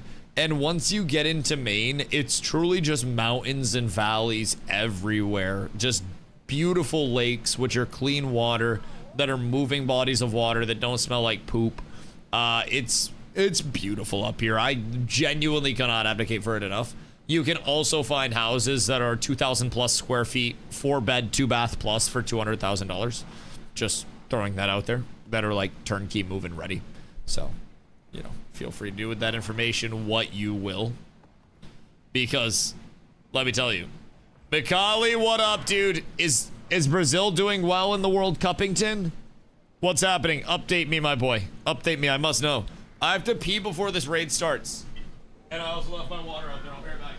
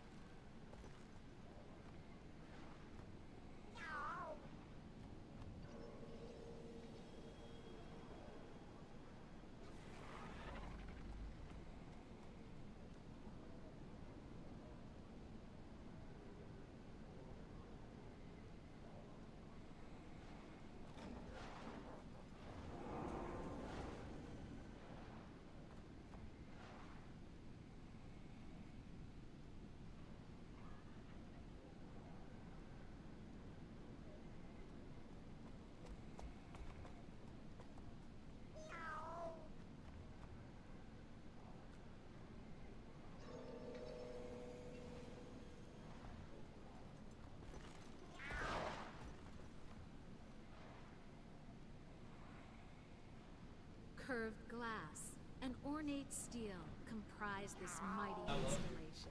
I don't know about you, but I wouldn't want to stand up. Good day, good day, good day, I've On that arrived. note, let's continue. Take a little vacation there and sniff it out. Planning on buying next year and gonna find a good place. I can build my gremlin hideout. Yo, honestly, what I've been telling people is look up the names of the larger cities in Maine, right? Not that they're necessarily like larger cities, but places like Bangor, places like Augusta, down south you have Portland, you have smaller cities like Biddeford, Saco, Waterville, shit like that. And look up within a 50-mile radius or however far you would want to be from one of those areas. And then look in the offshoot towns. Oftentimes taxes can be quite low. Buying prices are phenomenally low for the house that you're getting. You just have to be cautious. But up here, it's a, like, even though rates are quite high, it's a buyer advantage market. You can get offers in under asking. You can also end up getting full inspections before things go through, a bunch of contingencies and stuff like that. So it's quite nice to buy up this way right now. And a lot of people, Maine is actually, we keep talking about this a lot, but Maine is one of the highest rates of people moving from other states into Maine right now, anywhere in the US.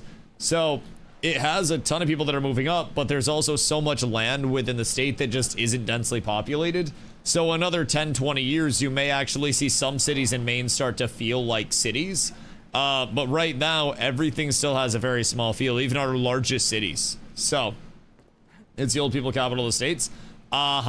Which means as older generations, you know, move out to Florida, whatever it may be, or just, you know, become ash, then at a certain point in time, Maine is going to have a lot of new people flooding in because it's going to have a lot of homes available, which is why houses are so cheap right now. There's also an element of Maine's infrastructure is so old. And one thing that I always keep in the back of my mind is like, you know, those post-apocalyptic scenes where everything's all like broken down and vines have taken over and stuff. Maine genuinely has buildings like that are on large plots of land where you could come on, buy the plot of land, demo the building, and then be fine to rebuild something else. Who is healer? Wait, slash team? I am... Oh wait, slash raid? Slash group? I'm a luminary. Squad slash squad. I am Lumi buff boy. Okay, we're up tremendous. I need to have... What do I need to have on? I want both of those. Buff DPS or buff heals. Buff heals. Primarily. I don't really do much DPS. I'm staff and mace, so as long as we're clumped up, I do a solid amount of heals. I'm not gonna say that I'm going like absolutely crazy on it, but I'd say I do a very solid amount of heals, all things considered. Do you chat? Do you suppose Hall of Monuments is gonna force me to get a legendary 8 because I really don't want to? Oh wait, is that something that's like within the realm of possibility? I figured it would be going out and completing content and stuff. I'm about to watch premium content. Why? How hard can the raids possibly be? Surely we just show up and everything is gonna be pretty outlined.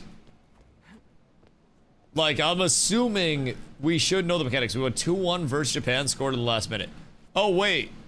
So Brazil beat Japan? Interesting. Interesting. So who's the favorite at this point in time? Who, I don't even know who got knocked out over the course of the day or what's going on, but who is left? And who is the favorite to be football champion of the world? France. Why? They got Victor Wembanyama?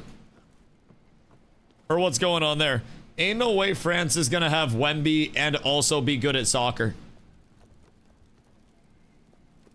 This is fucked up. This is Mbappe.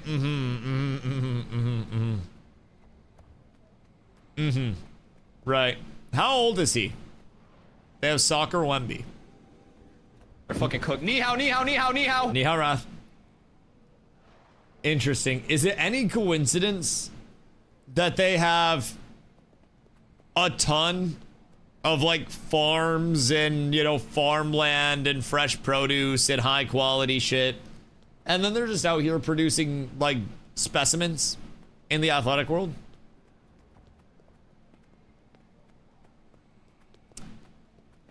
And then we're kind of getting cooked because everybody's eating McDonkers. Did you finish those fractals? Have you finished those fractals? Fractals? Fractals? Fractals? How's that? Oh, dude, it was so fun. The concert was absolutely amazing. The vibes were at an all-time high. The set list was insane. There were no, like, features or guests or anything like that. It was an incredibly hot night.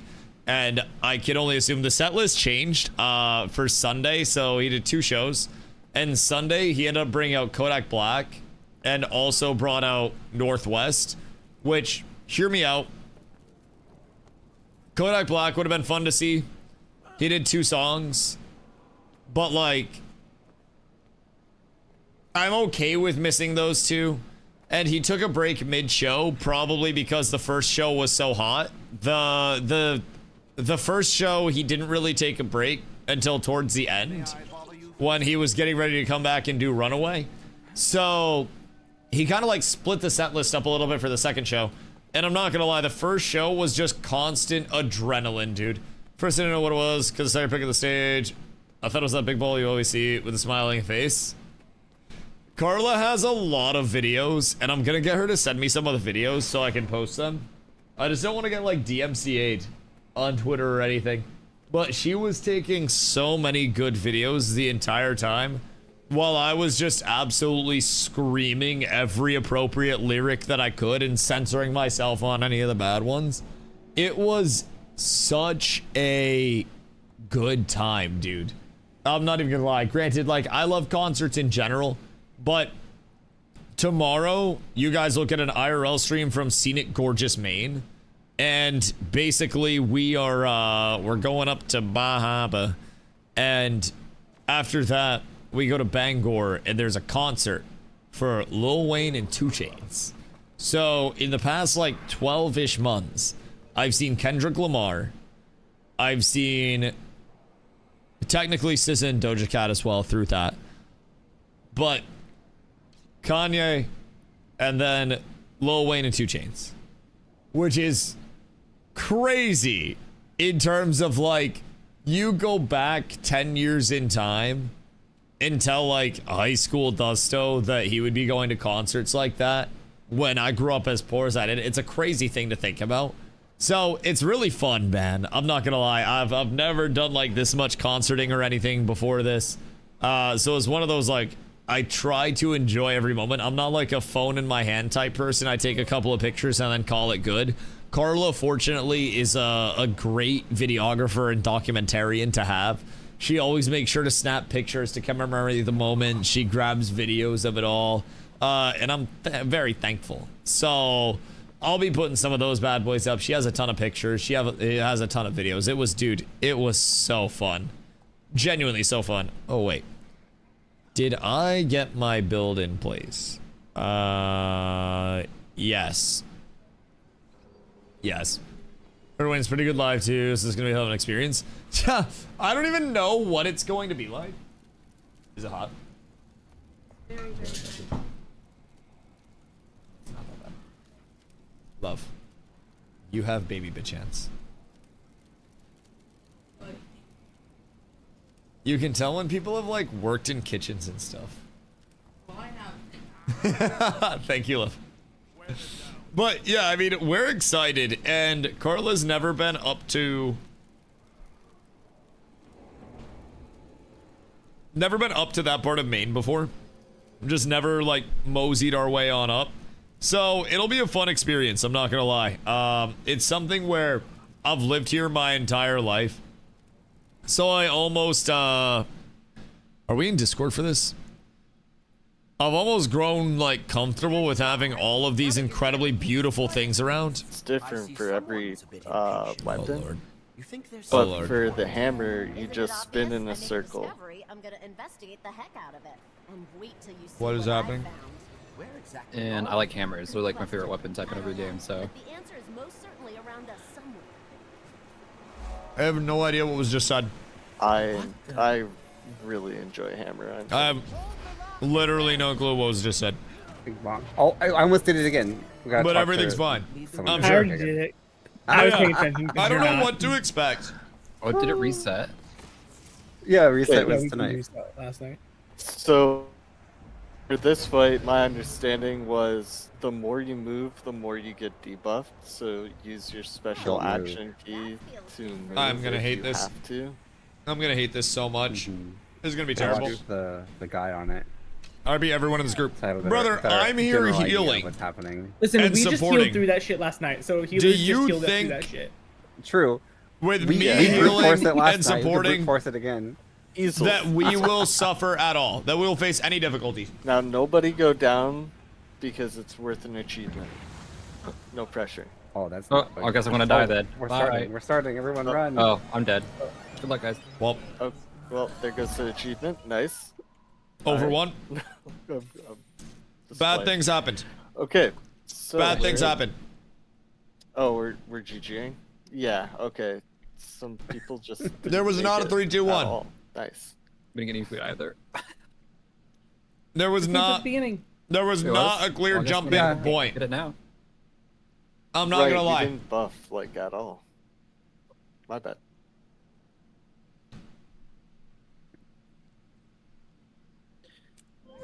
I believe in us so much. We have a checkpoint. Okay. Power food. Power food. Power. I'm gonna be power completely food real. enhancements. I feel Or like we have it this time. Thank you. I think we've got this right where we want it. I would feel like half a year straight, so good luck. What, without any breaks? I feel. Just 6 months straight trying one boss. World first prog type shit. I feel strange. It's my belief that this is the most difficult content of any MMO. I've never played another MMO. What's that, rating over here in general? I mean, We can go touch, but I do love raids. I genuinely do. Dash at the speed of a shooting star to your target location. Prison waters. that's an interesting marker placement.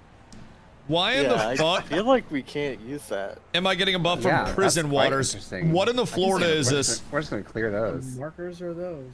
Hey, we don't want to talk about it, okay? Alright, in. I just don't- It's about mechs and support. Well, how can I support if everybody's dead? I got bombs. Oh, How can we possibly do that? Okay, wait. So, if there are bombs that go out, That's kind of rude. I was bursting. what must be done for that? Oh. I don't know what this is supposed to be. I'm gonna try to self-heal through this. Yo, Jazz, what up? I think I had the wrong door. We I had my might open world be build up. cooked Was out it- here. Oh, you died. I am yeah, I got pushed in a off the raid, edge immediately. and I have literally no idea what I'm doing whatsoever. It's all good. It's all good. And we might be down bad. We might be very down I bad. was like, oh, I gotta use But this I'm just gonna keep trying to and then pump. And I'm gonna already keep trying to help the boyos. knocked off edge. I'm not sure I'm supposed to move. I have this red circle on me. So I don't think I'm supposed to go in. Because I'll give them the bomb. Jazz, I don't know what I'm doing. At this point in time. I'm not gonna lie. I have next to no fucking idea. Pump stab as much as possible. Your border turning yellow means you're standing in something you shouldn't. Well, I mean, it also doesn't help that I constantly have this red circle around Why do me. I keep teleporting? So that's less than ideal. Because you're standing in the circle. Okay, we're up tremendous. Oh, wait. So should I just keep that on me? Underneath you, they'll teleport you to the edge. Does he come back? Yeah. Uh-huh. If you have the red debuff around you, don't stand with the group. Don't stand with the group. Okay, I did it right. Turns out damaging everybody. I did the mechanic right. I want it out there. Just publicly. I live. DustyWhy was helping. Whopper, no. What's this, a raid? This is a mistake. This is a massacre. This is... different than last time. I would say, if I had to guess, No. probably Unofficial challenge mode, yeah. an absolute abomination of a group being put together. Alright, I need to switch. How are the raids here? Is it just like one boss? The red circle gets put on the furthest person from the boss. You want to take that out. Yellow border means you're about to teleport and need to move. The charge up move. You need to get in the green circles with the group to avoid. That's everything for this boss. Okay, so I was doing it right. And then other than that, we just need to keep everybody alive. And like, as long as the red circles are out of the raid and we're not cleaving everybody, then we should be able to keep everybody alive relatively smooth. Yeah, I think. Green circle's good, red circle's bad. Right. And then yellow border means that we need to move because we're gonna get teleported out. That's the good Right. news. And we can even have the red circles around as long as we're spreading the red circles in the first place. So green circle in. And then what are these? These are the things that teleport us? Yeah, see that slash GG. Okay, that makes sense. I don't know. Oh, That makes sense. My water's out. Okay, I understand it now. Let me change over to. So if How you hard keep do the getting red things teleported, hit? If you honestly point your camera where you're almost looking straight down, if there's like a dark. Like, can we orange tank the circle red underneath guys you, or it's, no? Like not much bigger than your character. It's a little one. If you're in that, after like a second or two, it teleports you to the edge of the map. Also, Bone, this is my first raid. So, Jazz, what do you do today, my friend? I feel Hope you had like- a- uh-oh. If I have that literally anything, I can do better than the last two. There was a times, mistake. So. I went to take a bite of food. Fucked up. I'm not gonna lie. Best part about being in raids, you get world versus world healing. For your I did something terrible. fault. Yeah. What? The world versus world healing. I'm not even gonna lie, something you bad can get it happened. from Wizard's Fault. Something very much It's actually healing in any content. It's bad happened. hilarious. Oh, wait. So we're supposed to use our dash whenever we May or move may as not well, have killed right? myself for 50,000. Okay, I'm gonna do this. What happens if we don't use our dash? My build's ready now. Do we just end up getting our shit cooked? Fly all Like the way watching in. the stream Fly because all it the shows you way all the in. unique Go, ways go, you can go. die. Go, I know, go. you get to watch so many other people that aren't me dying in really peculiar ways. I absolutely agree. And I think there's a certain I'm dead already, I appreciation guess. for that. What the fuck? Right, I don't know what happened. right, Okay. right. I've stood in that twice now. I just want to get the buff out for the group. And then everything's fine. This is great. I have red circle. So I just need to stand out a little bit. Like if you have to walk. And then I can use the still pump special heals action, on everybody. so you don't get debuffed. Oh, right. do. What does a debuff do, by the way? Is my big question. I think I can tank this explosion, by the way. Okay, yeah, that's not bad. I can actually just live through that. So nothing really bad happens if I tank that. That's POV stream. What is this? Slows target 1% movement speed per stack. Stacks up to 99% petrifies. Is that what I get for moving? Because that seems like it would be an appropriate punishment for trying to move a little bit too much. But I also feel as though I can just survive most of this. At pretty much every point in time, hamstrung slows you down. Is that the entire, like, debuff scenario, though? Because as soon as this wears off, like, we're blessed. We're blessed. Ooh. This is going easy peasy as hell. I just gotta get in range. There we go. There we It's go. The best when that happens. And now I can get back in with the boys and we can get big healies out, no shoes. Which is, which is great. So I do definitely need to use the special action more. More damage you take, the slower you'll move. Okay, progress. So what's the, like, debuff punishment for actually moving on this if I'm not using my special action? Uh-oh. Green circle. Oh, There's large damage that went out there. That's entirely my fault, I think. I probably could have lived or like got us to live through that. If I wasn't setting up with a hammer still. I should probably just keep the hammer stuff out all the time for us. Because it is super No, impactful don't to have. stand on me with the red circle. You're fine. Oh, okay. Uh-oh. It takes kind of slow. Everything's fine, I'm Nope. sure. Really slow. I got Everything's knocked fine. You're slower. Oh, I'm used to that anyways. That's nothing really new to me. If I'm being real, we figure that out as we go. Been dealing with that my whole life at this point, partner. Ain't shit changed. Uh-oh. I had stability coming up in literally like half a second. I ain't even about to lie. So, would it be worth to have Aegis and Swiftness? Or would it be worth me to take something like my Consecrate for stability here? So we have more stability, because it does seem like the... Oh, my invulnerability wasn't long enough. It does seem like there would be a large amount of value within more stability for everybody, so we're not getting blasted. Because it seems like a lot of people are getting CC'd pretty heavily. And then that's a big, you know, a big part of the issue overall. But there's only so much that people can also do to avoid it, which is kind of the tragedy. So I've got to try to play around that. And everybody's taking so much damage as soon as I start to go down, or as soon as I start to get the red circle. I gotta try to group up with the lads and put heals out. But we can't stab that. More stab, more debited raids. Stab's king. Right. Okay, that makes sense. So basically, I just need to make sure we're getting stab out as much as... Uh-oh. Yes, I am. Uh-oh. I need a heal. Oh my god. Okay, we're good. Further off edge. Holy shit. I died. Hold on. We might be getting in just a smidge. No. Just a smidge. We've got the 8% left. I've got stand your ground out, boys. We might be able to. We might be able to. It's not looking good, but their whole group keeps missing the green circle mechanic. I don't have this, what you call it, break. I just heal through the green circle mechanic is my excuse for it. Like, I have been healing through it constantly. So that's my cope.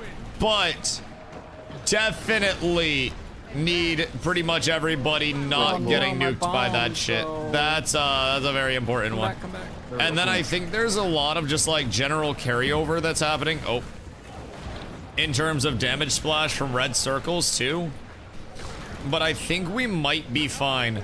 I don't want to say it too soon. Just like that last percent. Oh, okay, I'm off the edge. It's Bye. like that last percent is crazy. Oh my gosh. Oh no. Oh no. This is bad. We had it. I got the clutch revive. We still have it. What am I saying? Hold on. Everything's fine. Everything's fine.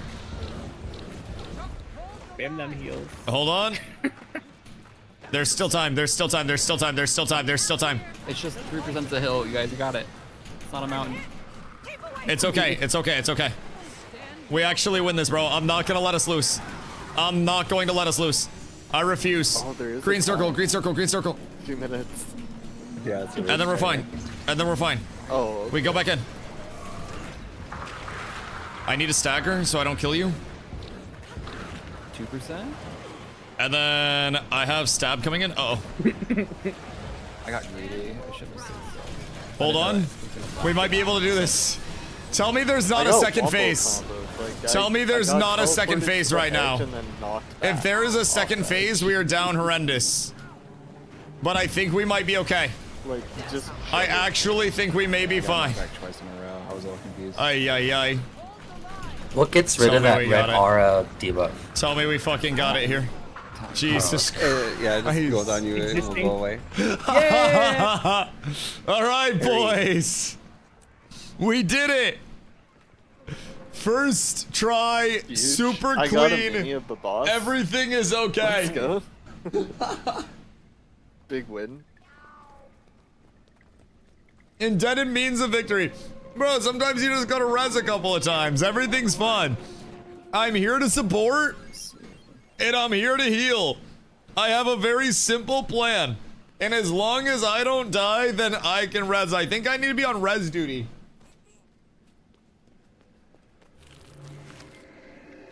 That was exactly like we drew it up in pregame, though. Everybody said, Dusty, we're gonna make you look like the hero. All right, You're gonna have this so- huge opportunity to clutch up. And let me tell you, How we feeling? like a about beautifully that? That was scripted pretty good. NBA game, phenomenal. Could have been We have worse. to find a dead body. Also, you guys hear there were NBA indictments Yeah. over Trying, I like guess. game rigging from former players today? Like actual large scale stuff? I do not remember. I say by large scale. We just did this last night. I do not remember what the hell we had to do. I'm getting the shovel. Tens of thousands of dollars gambled. So not game breaking, but We're staggering the statues. can't decide chrono or so thief. Only one of them. What's your reaches goal? the end before, like the next one reaches the end. So we only have like the one at a time. Because I And then we think gotta like go on the right. out of tile. those, right?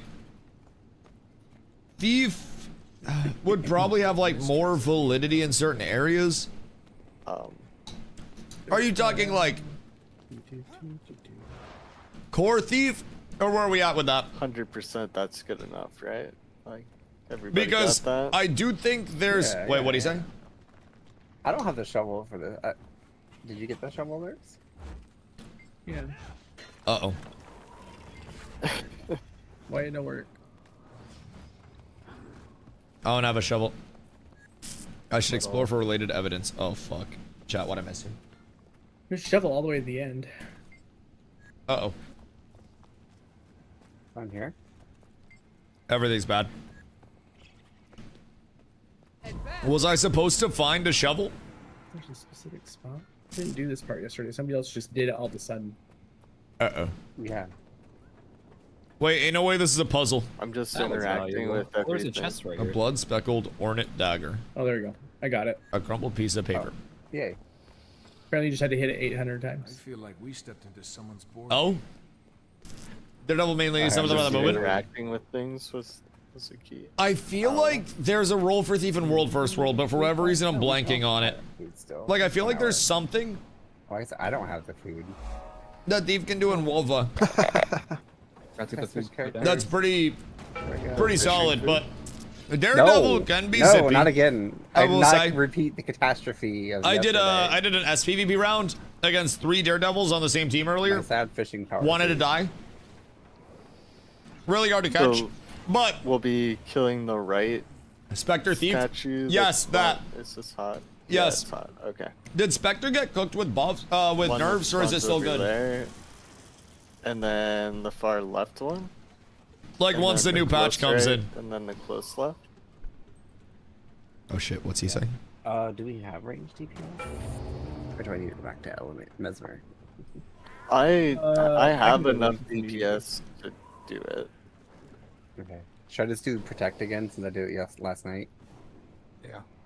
I don't know what's going on over Does that here. mean I'm claim? Oh no, who's claim? I don't know what I'm supposed to be listening to. All I know is you don't want there's me doing any of discussion that, right so- now. And I'm eating dinner.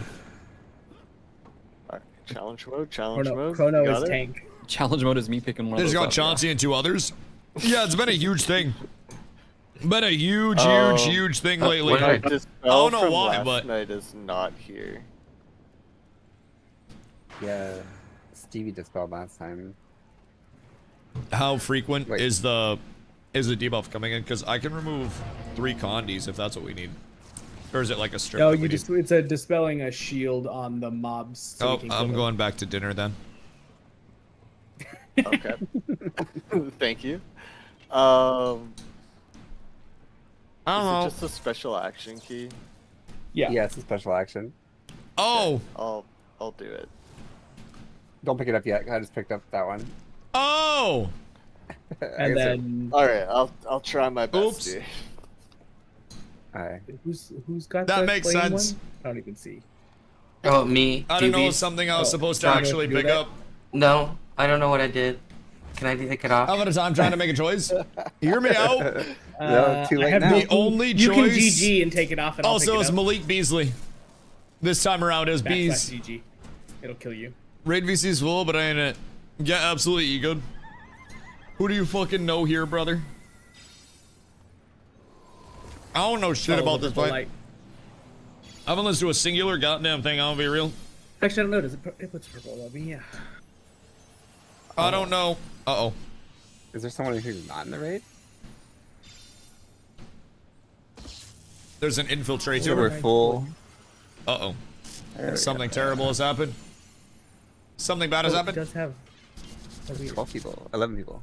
But yeah, Malik Beasley, Ron the is game that they got him for specifically, he took like two shot attempts the entire game. I was like, I don't know how in that 27 changed, minutes. but okay, and now it's And back now to people 10 are digging minutes, into so a lot of other really weird scenarios. And there's evidence that are coming out, that's coming out, where like the people who were found to be like working with them were talking back and forth about how bees would grab a rebound at the end of the game to get the plus minus that they needed on the it. easy mode here is follow the purple dot. Is Fractals? Yo, Conk, what up, dude? This is a raid. Oh, okay. So, Alright. I have never done raids before, and this is my very first time, just like very first time ever in raids, having a lot of fun, clutched up the last boss. It took us a couple of attempts, but so far, I'm having an immense amount of fun with it. My job is to come in and heal everybody and buff everybody and make sure that they're having a good time. So as long as I can do that and make sure that everybody is existing and living their life in a smooth way, oh nice, then we're up tremendous. So I actually really like supporting, just in general. I get to watch everybody's HP, I get to make sure everybody's not off. Yo, Reed, thank you for the follow, I appreciate you. So effectively, we're on the second boss of this. I don't even know, I done like 2 raids now. Hey, this is my first time, dude. I'm having fun with it. Seems like there are still, what? Let that one go and kill it, I think. I'm just healing and supporting, I'm not gonna lie. My job is to keep buffs up and to keep heals out. Ow. Ooh. Oh shit, it has a shield too. Owie, ah. Ooh, ee, ah. I think we have to get off of this. Where are we supposed to be going off this? Not the one with spikes. So presumably over here. That's a GG. And then off of this, we want to stand in the spots that aren't going to blow up, maybe? Nope, that still blows up. So it's out and then back into the middle. By the look of it. Blowing scores hurt, the holes on the floor will light up and spikes come up to insta-kill. If you stay off those platforms, you'll be good. Right. Yeah, you just have to... It's like fucking Fall Guys minigames. But in raids. There's so many environmentals, it seems like. I didn't realize the minions... From what I've seen with a lot of bosses so far, the shield too. That we're gonna be doing some Fall Guys ass shit here and there, but that also makes it fun. I was actually wondering how the raid structure was going to feel with one-shots versus like slow mechanics that we could just brute force heal through, because I feel like we can brute force heal through and protection through many fucking mechanics, if I'm being completely honest. Rotate around and those 4 markers. But knowing there are a whole bunch of one-shots out there, it's actually kind of the order we'll try to kind of fun, if I'm being honest. But for those that are like struggling with making their class choice, you can level alts incredibly easily. Keep in mind, if you end up buying expansions, you get a level 80 boost for every expansion that you buy. So I have 5 level 80 boosts right now. I've used none of them.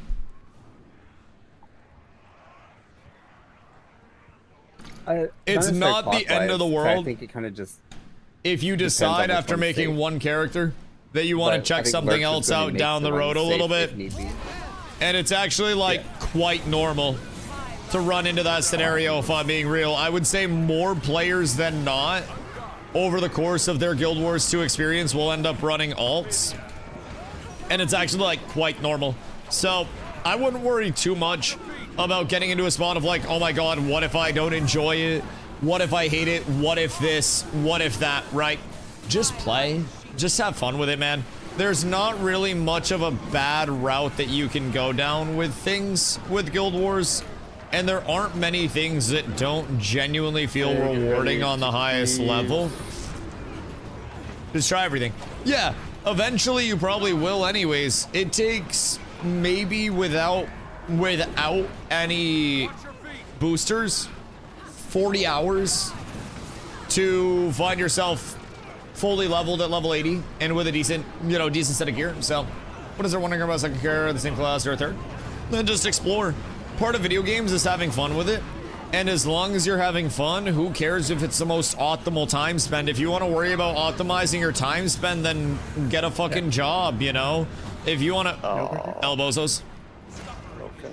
If you want to, you know, if you want to optimize time spend, optimize your time spend with something that's going to make you considerable amounts of IRL money or something, right?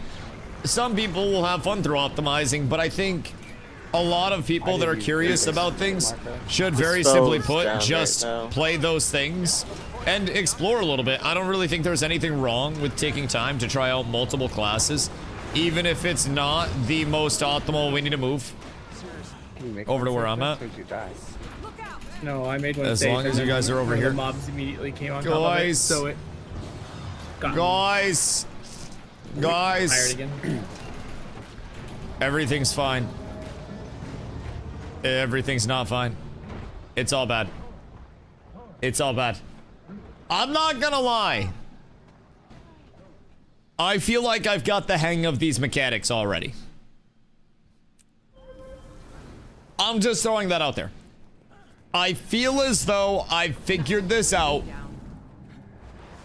relatively quickly. We were, like, I don't know how many bosses there are, starting tile. but so far I'm 2 for 2. We should not. We're gonna use The Jade constructs need to be dispelled and stunned and killed before they reach the other end. Okay. What happens if they reach the other end? I just didn't go to the circle in time. I just got... Do they just blow up? So there's the dispel, and then there's the claim, and then there's the protect. I'm so far away when it starts. So, is Barrier Daddy running around and trying to claim the red tiles back so we have safe tiles to stand on? It's like checkers, they get kinged and buffed. Right. And then with the protect, what's the protect doing? Is that just dropping a shield? Yes? Okay, cool. Barrier Daddy has the claim tile, so you want to follow him. Okay, got it. So I just follow like this big rift-ussy. Alright. What if he's in the wrong spot? Roll it this way and then move myself to the inside. It's easier for me to see. What if he fucks up? Wait, so is he the tank? So wherever the tank goes, we reclaim? Protects can save you from spikes. There's one part where all 4 middle squares spike. Protect will save you. So what if... I'm good. Pedestal's cake? What kind of cake? I can always swap. Carla and I got a so we just have a third healer. lemon, like full lemon cake at the store on clearance. Oh shit. Bad things have happened.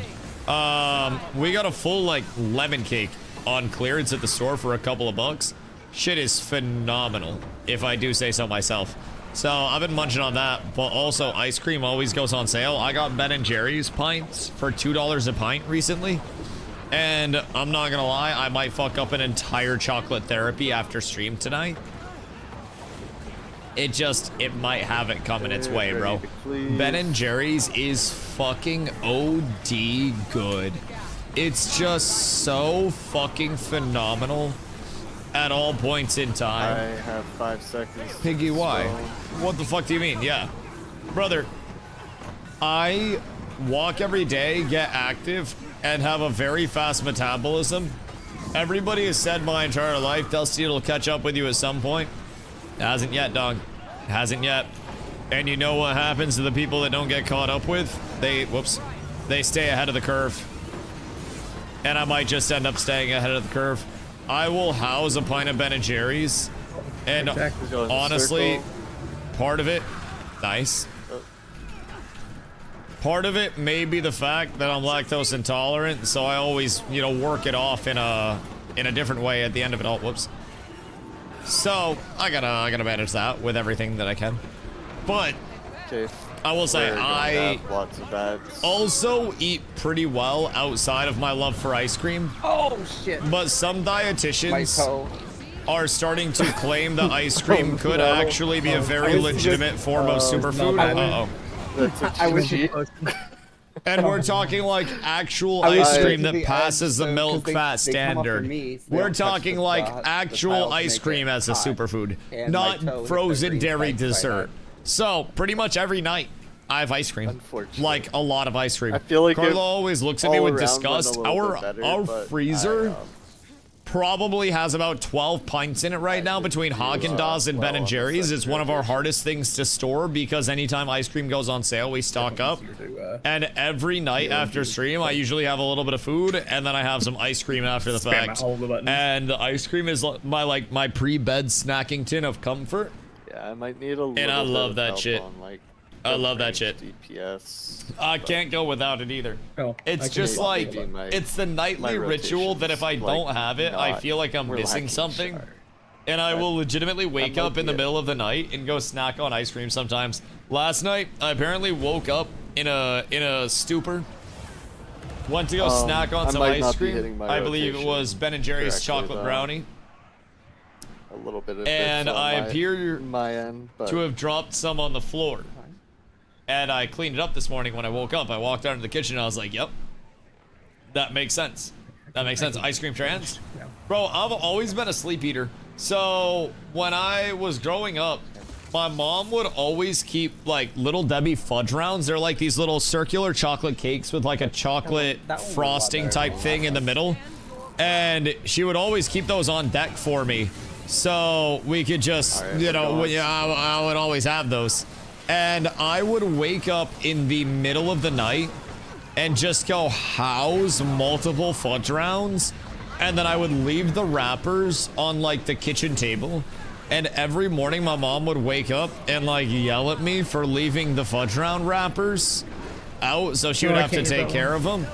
And then the next night I would just cook more fudge rounds, bro. It was personal. It keeps getting like my entire life. I would I'd be up super late gaming. And then I would find myself. Wrong buttons were pressed. I apologize for everything. Everything's fine. Oh, wait. Everything's fine. Papa saves. Papa saves. Okay. We're surely okay. I thought I swapped weapons. I did not. Everything's fine. 5 seconds on Hi, Doobie. shield for inner All right, left. off we go. Everything is okay. We have nothing to worry about whatsoever. And I will carry us to the promised land. It got its shield back. Everything's fine. Watch the entire group of dead eyes drop this boss in sub 60 seconds. God damn, what made it happen so fast? Just the fact that they do so much damage? Or like, what's the big facilitator for that? Because that is kind of crazy if I'm being honest. Uh-oh. Uh-oh. Oh no. Whoa! What? I didn't get over in time. I died across the line. I sold. Yeah, you got that Final Fantasy server tick like I got last night. I just sold. I sold the bag entirely. I didn't know we were going to the middle. I fucked up. As long as I can blame the game. I fucked up. Yeah. I only blame myself. Oh, without me, they die so quick. I fucked up. I am the problem. Are they able to res when I'm full dead still? Do you have Healy Druids in guild? We need more, especially for this upcoming patch. Oh, No, Like, if you die in a raid, you're dead. Oh no. You're out. You die for real. But we need many more Alright, druids, State Rally. especially with the upcoming patch. Druids are getting buffed to absolute shit, To heal, so we have especially in PvP. And we need many. Many. Aren't Healy and Gandhi? Need extra healing. We need extra both of DPS on the range. We'll take Let me them. go Mechanist and then. We'll take them. Here. How many bosses are in this raid? Get on my. And then which mobs need to die? The far right. Because far I'm right. not gonna lie, I right. might have Okay, let me switch my weapons. There we go. Yeah, overestimated so far right 4. First, Oh, then far shit. Left, then inner right. I might have then inner underestimated. Left, and then that's just I the thought that rotation. we were gonna And blast I through this pray quick. that I can Strag dispel told me it could everything take up to then. 2 hours. Carla's gonna be pissed at me Alright, if I'm far up left, till inner midnight. right, inner left. I might end up There having to should be find enough somebody to time fill for me. the first two. They like, get you can go harder to the further you you can go get. to the Oh, square Jesus tile Christ. and Kill it. Alright, And Wrath, you'll be what are safe, you you up should be to? safe. Because I'm gonna need you to probably come fill for me in like 45 minutes. I thought Back we were with gonna be the, cooking. We gotta get up fucking early and danger. get to the concert. I might find myself in some Yeah, danger. I'm in bed with my wife. shield has to be Well, I off. might be sleeping outside. The yellow shield. Hold on. /G invite. I got you. Wait. I think I did it wrong. Never mind, I did it right there. Ron's on standby. Oh, swag. Okay, that's perfect. I'll pump until I have to go then. Because, listen, I'm not gonna lie, without me, you guys dropped like a sack of bricks. It was kind of sad to see. But I'm happy to be here. I'm happy to be providing. Hold on, hold on. I feel like as MVP of the first boss fight, what we all need is a quick bong rip before this pull, and then we will succeed. Dab time. Also, if we're moving, can we just like scream which one of the marks we're moving on to? Because I'm not gonna lie, this is personally a me thing. I'm kind of like not locked in. I know I gotta lock in, but just assert where I have to take my heals, and I will never fail you. All right, I'll be right back. We try. It doesn't help. Like the bricks have like 2 different like lighty up phases. Sometimes it's like if you're standing on the beams, you're fucked pretty much. But like it's not as apparent all of a sudden. And if you have no choice, just go to a hot plate. Being on red without being in the green spikes is not going to kill you immediately. So he's not here. I don't know if he can hear us or not, but he's not at his desk.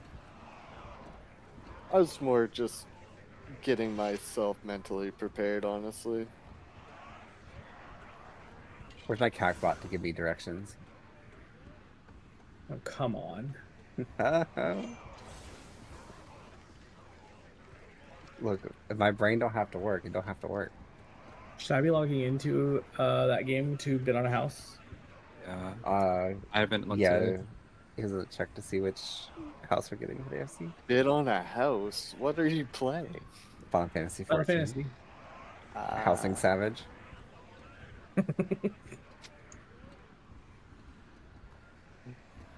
I tried playing that game, but it's like too much story, bro. Like it's good, but it's too much, man. I can't do that, dude. I think I almost caught up, and then I was like, no, I'm good. I don't have any more quick teleports or something like that. And, to be fair, the latest story has been the worst of 10 years. To be honest, though, dude, I didn't even get to like Stormblood or whatever. I'm still in the beginning. Like Yeah, level. The king is here. Quaking sand. The champ has arrived. And you have it finished. The Daddy's here. Expansion. I'm There's so just a lot ready. of quests, bro, and I'm walking around a lot, dude. I'm so and it's ready. Like, It's the best story of any RPG of all time. Chat, we're so up. Let's try this. I believe in all of us so fucking much right now, boys. We get the pre-buff up. I get the cooldown reduction up, so everybody gets their rotations back far faster. The alacrity bot is alacritying on this fine day. We have absolutely nothing to fear. I don't know why I keep using my 3. It's literally quite useless here. Wait to break the other one. But I'm convinced I have more than enough healing for all of us. Yeah. And we can just vibe the fuck out. Kill him as much as I can. And I can just alac spam. Right. When it hits 0, it will. Streg's just saying random shit at this point. Like you're down. He don't even know what he's saying, dog. I'm not even gonna lie. Why do I keep using my 3 instinctually? Golly. Your lines arts look so different. Wait, did you play back in the day pretty heavily, Cover? Okay, utter right. Because, dog, I'm not even gonna lie. I'm so new. It's like all of this, I don't even have the recollection of what it used to be back in ye olden days.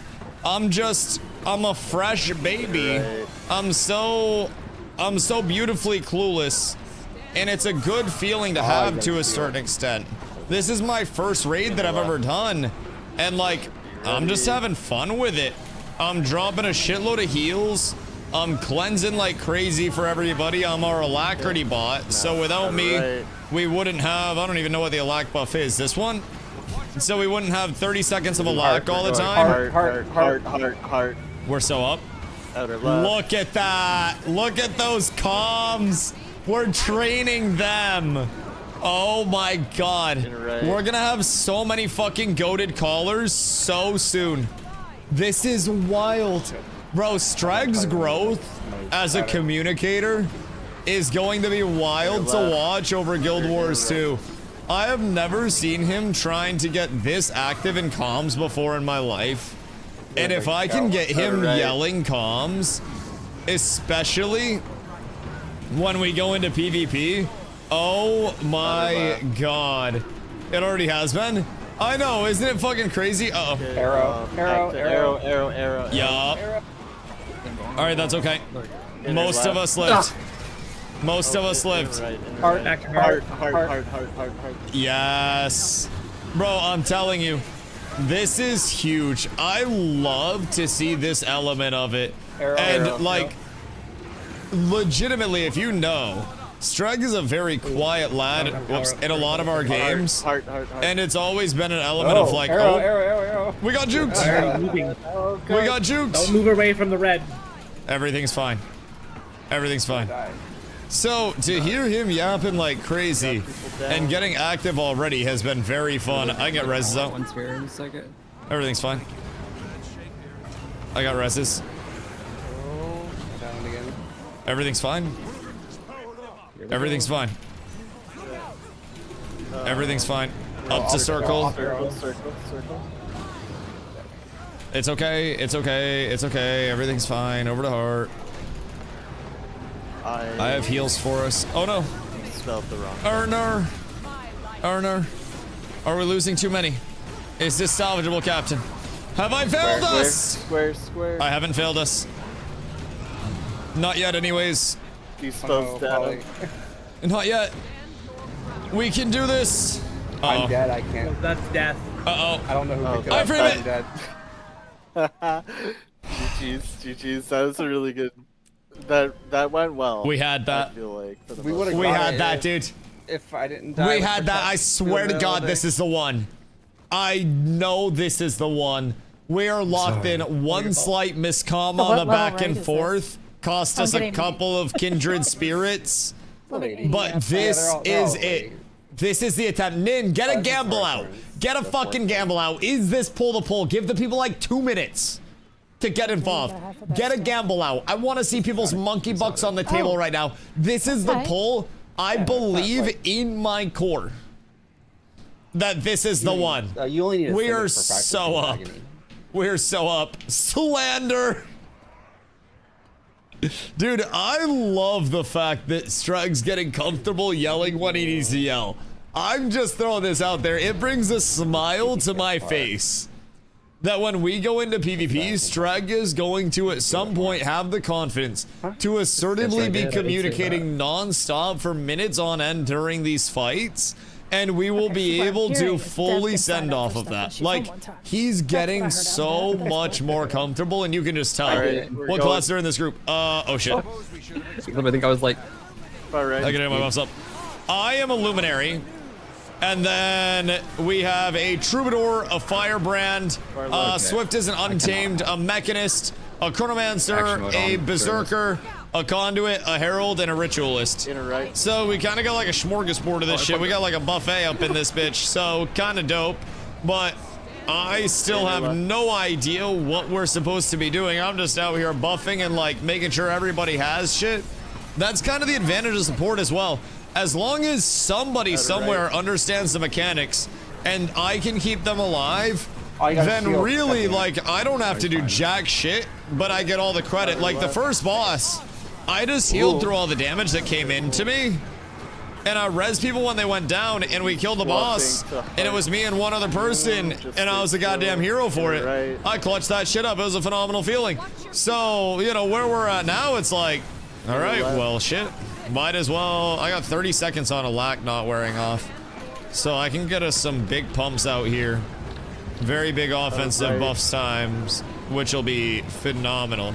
I just need to keep a lack up for all of us at all points in time. I also need to overspill a lack to everybody. Nice. More lack going out all the time is a huge thing, and I think I can get it to everybody in the raid because I need to get our raid topped off at 30. And then I think after that, it spills over to other people in the raid if they don't have their own alac. So alacrity is 25% faster cooldown reduction on everything. And I try to always keep that out for people. at all points in time, of course, because it's incredibly fucking strong. So anytime I go into my forge, which is my G, I try to pump a lot of my, abilities out, because every time I pop an ability out, I basically equip a weapon. And that weapon, when I go into it, will have different impacts on my auto attack. But every time I equip it, that's going to give a few seconds of the alacrity bonus, and 30 seconds is a cap on that. So anytime I can get us up to more than 30 seconds, circle. Anytime I can get us up to more than 30 seconds, we're up. That's what build you went with. Yo, what up, Strauss? How are you, dude? I play a Guardian base, and then I am a Luminary for my elite specialization on this build. So far, I have learned... arrow. So far, I have learned 2 elite specializations. The first one being Willbender, the second one being the Luminary that I'm currently on. So, Luminary plays very, very, very supporty in the way that I'm playing it. But Luminary can also be played as like a full Ooga Booga DPS. I like to play supporty and healy over the DPS side of things. And like, I've been having a ton of fun with this element of it, Square. Now, again, there's so much that can be done with this. Outer range. We did it! Nice. Okay. Oh my god. I just didn't know where we were in the fight. Oh my god, wait. We're so fucking up. I think I'm actually pumping, I'm not gonna lie. I feel like I might be having an impact on this.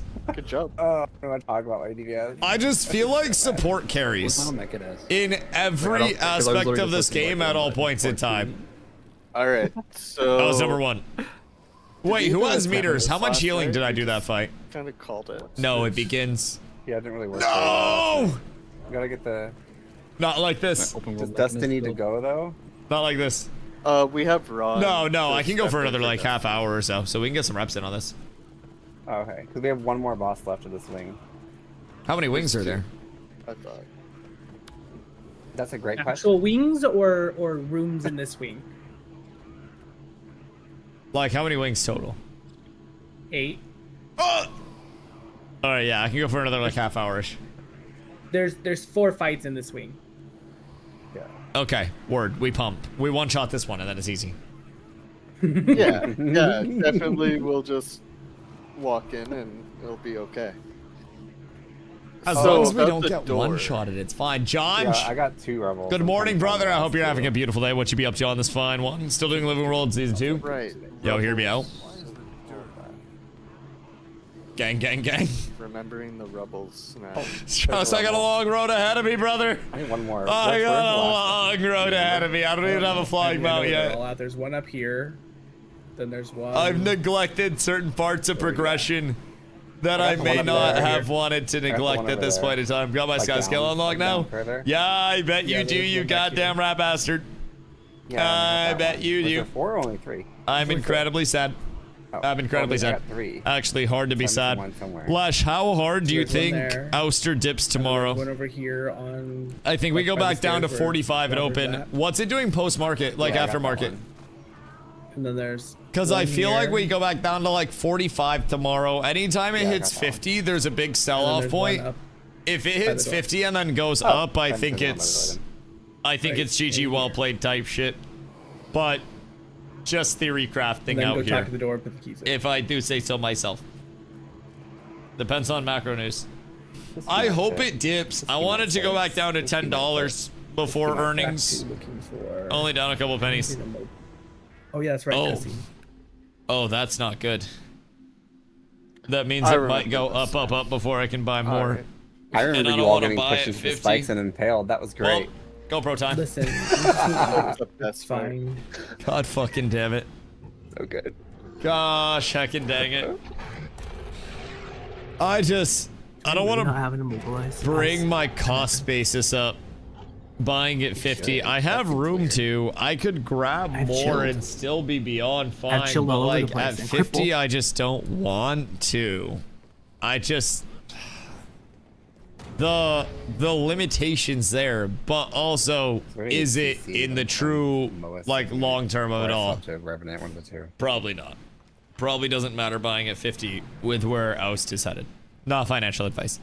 But Although according to the man, guide I watch, it's literally just stay on his makes butt. me Like, if he miss turns, the go to his days of butt. it being $4. Literally. And Yeah, but there's one person honestly, that needs to not be on his butt. Now we could do. The I two wish I ran a markers and have subathon. the group be at one place and the one person. probably be tell I the once other, thought like, for Nvidia at 100 was too high pre-split. Now where's Nvidia? Yeah. We could do Yeah, that. and they genuinely have Nvidia level tech at their disposal. That is genuinely that. Yeah. Yeah. I just miss the days of $4. But I do have some postcards from the $4 days, and my $4 stocks have grown up now. So who knows? Maybe I grab a bit. I split my cost basis in between where it's at now and Stored. where the price is. Double my position. And then roll it over into a Bugatti or two. But Bear your daddy. What does he have going on? Jesus Christ. Hell yeah, is wild. Oh man, let me see where it is. But also I need to diversify. I need to not get like I don't even know. I need to not get full jebaited. Yeah, this character has been like this since this alpha came out. Into just like not diversifying enough and having safe plays too. Oh, whatever. Because once you start to see like I don't know, just short-term money, it can be easy to ignore everything else. Try Chronomancer. It's been a hot minute since I played Chrono. 5407. Ew. Just Why? want some more DPS. Bro, do you think he keeps going? Do you think he hits 60 tomorrow?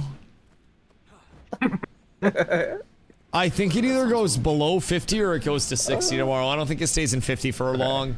Because 50 was a lot of analyst targets. Try marker strat where parties a circle and tanks. Is your load's problem? You're heavy attack? I don't know. Okay, well, is it a problem if I'm just really good at selecting tech? I don't know where like put like. So one to the left of the boss is circle. Or is that a really good problem to have? One to the left is circle. Now the problem is your other left. Okay, so his Corsair our left. would like to have a discussion. Yes. Oh yeah. But hold on, they're going AI now. They're going the AI, so we'll be fine on Corsair soon as well. Don't worry about it. Don't worry about it. It's hard to. Bad. Okay, I'm actually doing quite well, thank you. Corsair dipped. I know. I know. You want to diversify? Yeah, but like, I have diversified. I literally never placed them. I have a lot of tech, yes. Like right there. But also, for triangle. tech is the future in the first place. Like where we're going, what else is there room for? So then whoever's and gonna I've tank, backed my tech with weed. Who is tanking? And DocuSign, which tank. I guess is technically still tech. But DocuSign is effectively the Declaration of Independence modernized. So, if the Declaration could have been signed on DocuSign, they would have just sent that around and they would have had like England sign off on it. They would have had everybody digitally do their signatures. Would have been a game changer. Everything you do legally is going to be through DocuSign. Everything you do on houses is typically going to be through DocuSign. Pretty much all of it is DocuSign. I have DocuSign. I have Dropbox. Okay, yeah, I have DraftKings. In chat, so. I have. Oh shit! Whoops. You don't have to be at circle, just. All right. Oh well. Well, everything's fine. Everything's fine. Everything's okay. Chat, we lock in. Oh, yeah, you don't This is want to fine. be standing towards the spikes. Yep, that seems like a bad idea if you end up standing towards those. Would not recommend. Perhaps I can just get all of the buffs out for us. So, does he just turn and slam? And we need to keep heals out so that way people don't get slammed? Oh no. CC. Yeah, we. Uh-huh. Oh. I might be able to heal through this, question mark? Nope. That is a good amount of damage coming in through the CC. So I wonder what my best bet for that's going to be. When the CC comes in, probably just go mace. I think it changed like immediately. And keep mace out pretty much all the time to try and get protection out. The opposite way. Because I should be able to pump Oh yeah, big your heals when swing that goes happens. whichever direction. Should. That's why we really need TM. this. It's just a matter of like how Should we frequently drag does it that to the come out? middle, so Maybe we're not wise chancing to, ourselves on but- every CC. Surely, if we point it away, it's not that bad, right? Wait, did he live? Oh my god, he lived. We're up tremendous. Holy shit. Come towards the middle. We've done it, boys. We've done it. All We've gonna done get it. comboed We're into actually the wall evolving. in a second. You need DPS. Meters to the boys and your team can show off their DPS. What if their DPS isn't worth showing off? What if... I'm gonna rotate back. What if their DPS is not quite there? Still anti-Corsair, even with AI stations. Oh, keep in mind, I have Corsair and I'm pretty anti-Corsair at this point in time. Don't worry, Shrug. I got you. I got you. Ah, I died for that. I died in continuous split. That's so annoying. The middle might be even worse. Uh-oh. I don't know, man. I don't know if we're meant for the middle. We're not Jimmy Eat World out here. This is getting hairy. But everything's fine. I'm getting great experience with keeping you guys alive through absolute hooliganism. He's fixated on me. And I am greatly loving this. This is pretty fun to heal through, if I'm being completely honest. Because I always have something that I can be doing. At least it feels like it. It feels like it. I think we're seeing phase 2. Holy shit. So We've actually done If it. you have a Riggum attached to you, you need to pull him into the boss. If you have Or a at least what? You basically kill him in the boss. If you have I have gold, the you other- need to pull him away. Yeah, I have the other guy. Okay, the other wait. Guy's Oh, at no. the far side. So Party go to the boss. Party go to boss. Okay. In Goldum? Yeah, I have you. Goldum's coming back. Don't worry, everything's fine. You need to kill Riggum. You gotta kill Riggum quick. So, okay, now you can attack Goldum. I have heals. His shield's gone. Okay, makes sense. And then we just And blast. then you'll get to 30. You know, it'll go every 33%. Okay. And rinse and repeat. Keep Riggum at I'm the boss. liking this. And when the shield comes back up for Goldum. So then we have to pull him back in. And I'll get heals out for everybody when this goes out. Yep. Is something expanding off of his shield? Stola says Goldum. Or am I tripping? Is that just a general effect? Because I gotta make sure that everybody lives here. I just want to make sure we're not fighting. Oh. Burn Riggum. Okay. Uh-oh. Burn Goldum. Something terrible has happened. Something very bad has happened. You have to burn Riggum. That's in the fine. boss. You have to hit the boss. I believe. When Riggum dies, he drops a poop puddle underneath him. You have to hit the boss with it. That's how. I believe I can idiot-proof this. I might have stood too far. I might be able to keep this going for us. I think everybody Uh-oh. did. Yeah. Uh-oh. That was Uh-oh. actually a really good first attempt, though. It's all down bad, boys. Everything's down terrible. That's a fun fight, though. All right. Controlling those two ads is kind of wonky. In I We go. did better Slash G. already All right, than we're we up tremendous. did, last night. Yes. So It's the Dusty difference. Actually, yes. Where is? Listen, I'm just putting this out there. This is my first raid. Fucking. We're cooking out here, man. immobilize. This is good prog. I'm keeping everybody alive.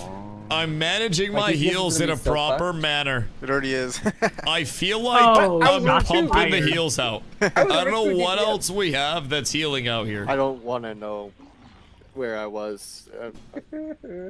Are my heals at the big? bottom. I don't have a heal tracker. What the fuck? Okay, We're not but dying, boons- so yes. Yeah, but I'm looking at these boon numbers. Okay, these boon numbers are not very good. What? I'm gonna call you. Where's the go? Where's the Gilbert chat? I'm gonna put a screenshot. Yo, Nova. Uh-oh. Thank you for the Especially 27 using months. No, I'm staff and I'm mace. So, I just exist. Existing is What fine. is this? Okay.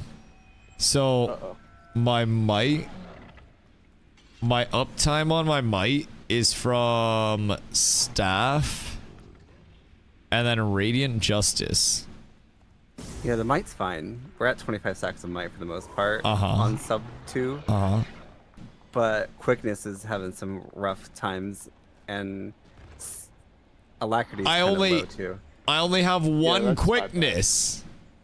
Well, you can't do both. You're a lack, so Yeah, don't worry about that. Yeah, you're alacrity. I only have one quickness. So your lack okay. comes from spam your F2 in your F3. Oh on- yeah, or yeah, your yeah. F- That's your that's what F2. I've been doing off Cooley. But when we're at 30 stacks, should I be doing it over 30 seconds worth as well? Because sometimes when I'm at 30 seconds, I've been letting it tick down a little bit and then pumping like other boons out and then reapplying. But if I'm at 30 seconds and I do more, does that overflow it to the other group? No. Okay, so if we're at 30 seconds, then I can just pump other shit as well, right?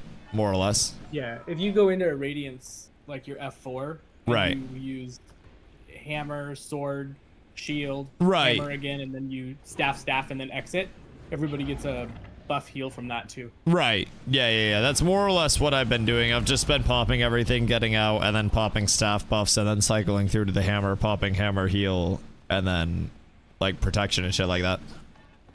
Because you guys do be taking a lot of damage, so I'm trying to do like defensives as well in there.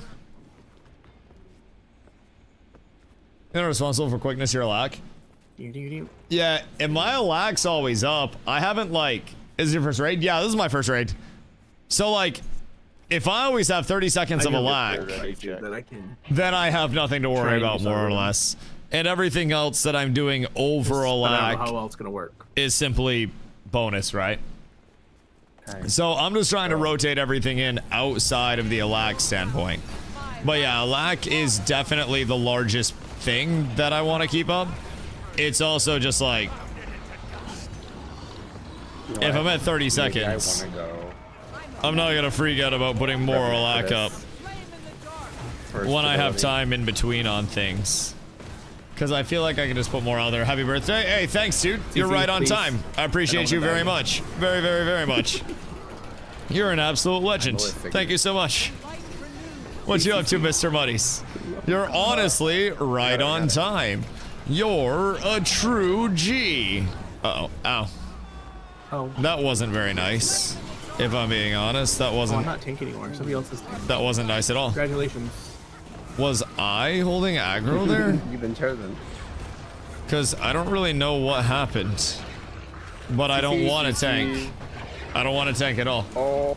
It's your birthday? It was like under 2 weeks ago. Done. So I don't know. Did you wish me a birthday, happy birthday on my actual birthday, or no? Because, dude, you're a VLAC for sub 1, right? What's that? You're a lack for sub 1. So right? I don't know. Maybe you. Yes, of course. Okay. Well, then you have nothing to worry about. But if you didn't and you're lying, then you won't be able to sleep tonight. Just so you're aware. CC. And I hope that's something you're okay with knowing. And you're but chrono, right? that's something at the end of the day that you're gonna have to deal with. Honestly, my name is GG. Monies, did you wish me a happy when birthday? the fight first starts, I'm with that a second time. you're going through and like for an excuse to spark this big doinking thing and face it. Split, What are you shattering smoking? everything, And then shifting back. Because let me tell you, What do you mean by I will shifting be back? rolling up a couple of Canceling it fine afterwards to doinkingtons reset for your cooldowns to tomorrow. shatter again. So I don't know if you heard, Probably but not. this past weekend I was in Tampa for the Kanye concert. Was an absolute blast. And then tomorrow, Carla and I are going to the Great White North of Bangor, Maine, for a Lil Wayne and 2 Chainz concert, Yeah, I gotta keep them away. known within my immediate vicinity as the Unction, which We'll rig them back. I fuck with so heavily. I am going to be rocking the fuck out to that in every way, shape, and form. Uh-oh. Yeah, I'm just I feel like those spear placements are pretty bad. I got this. They named an event after you, brother. I swear to God, I will cook you in most of your hobbies and all of mine. I swear, honest, I can't get over there. That's extremely hard to heal. Hold on. Kill him. Hold on. I gotta come back over this way. Everything's fine. No. My alacrity went down there because I had to get all the way back over here. I'm just putting that out there. That is actually like difficult. And during the positioning, there wasn't much to be doing. I just sit here and I think I try to heal. Other guy in. I'm not quite Did we sure get him? No. exactly what we got to be cooking up here. But I think I'm supposed Now to I just have Brigham on, spam heal. on me. I'm not quite sure. I'm not Somebody quite sure. else has Golden. Is it me? Am I the problem? We can attack with him. Oh. Yeah. Attack. I don't think I'm the problem here. But yeah, so Golden Lil Wayne and 2 and Chainz Brigham. tomorrow. And It's I'm not even juggling sure both of how them many off. people there are going to be at that venue. Because it's like it's a smaller venue type shit, right? But bro, Oh shit, stunned. this is going to be an incredibly peculiar show. If that is the way that I could describe it. Like, Brigham is incredibly fixated on me again. peculiar. There we go. And it DPS could Brigham. either be one of the most fun shows I've ever been to because it's don't going to be a have smaller it. venue. Or it could genuinely be 2 50-plus-year-old men that are trying their hardest, but it's just not quite there anymore. You know what I'm saying? I We have just... like a 75 million second one. Oh, got him. Nice. Root. I want to be Like, excited, Mobilize. but I also must be realistic about And things. then the boss should come out. And I worry Okay, just you a get it, you wee get it. bit about things. I guess If we gotta I'm tell being the real. boss should come out. Just a I smidgington. don't think we need to pull him in there anymore. Oh, okay. That it's gonna be hot. They're probably gonna be sleepy. Hey, there we go. Okay, don't get And impaled. outside of that, uh-oh. Wait. I'm just Thanks, hoping they Triangle. remember all the lyrics to the songs, because I do. And I will be incredibly disappointed if they don't. So, you know, it is what it is. I'm tempering my expectations, but I'm going in with hope for a very good, entertaining show to witness on that fine day. So, fingers crossed. You guys may also get a beautiful stream from some scenic part of Maine. I'm going to die. Strike won't let you die! Strike died. Oh, there's no CC. We no didn't. CC. I gave him everything that I had for heals. I don't know much CC, but I tried to bring out the heals for him. I tried to give him everything I had, but everything I had wasn't enough. No. Everything's fine. The 2 greens need to stack with each Oh, other, no. For those who don't know. Did Barrier Daddy get cooked? I think Barrier Daddy might have got. I think it's getting bloody out here for the boys. CC. I don't have jack shit for CCs. CC left. I have protection to put out. I have... I don't... yeah. Whatever. Ooh, yeah, yeah. We're on a timer. Ooh, yeah. Whoever has a green, stack with me. I don't know if we have enough CC for that. Is there something I could switch in? If I put in the thingy that knocks people back, would that consume the CC bar a little quicker? Because I can... Sanctuary. Yeah, that one. The bubble. Yeah, the little bubble Stack that with- knocks back. Because I could drop that for the next attempt, and then that'll probably help. Or do you have Bane Signet on? Will it use power? I can switch it in. I've just been running That one's on a general. really low cooldown. Okay. It's pretty potent. Okay, I'll switch something in CC-wise for the next one, because I don't have a lot of CC in the kit. I'll probably swap Revenant.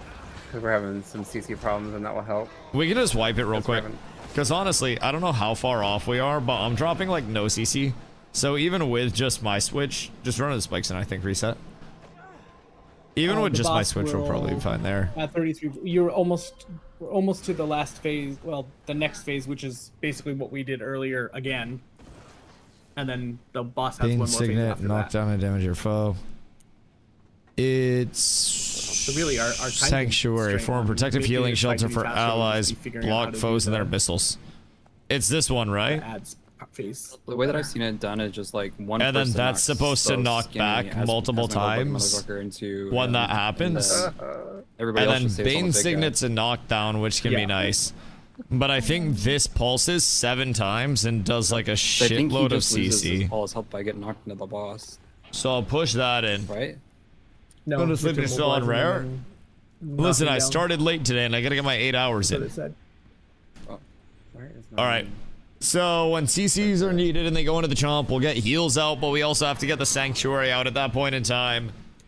Because that will heal, and then that will also give a bunch of knockback, hopefully help on the CC portion of it.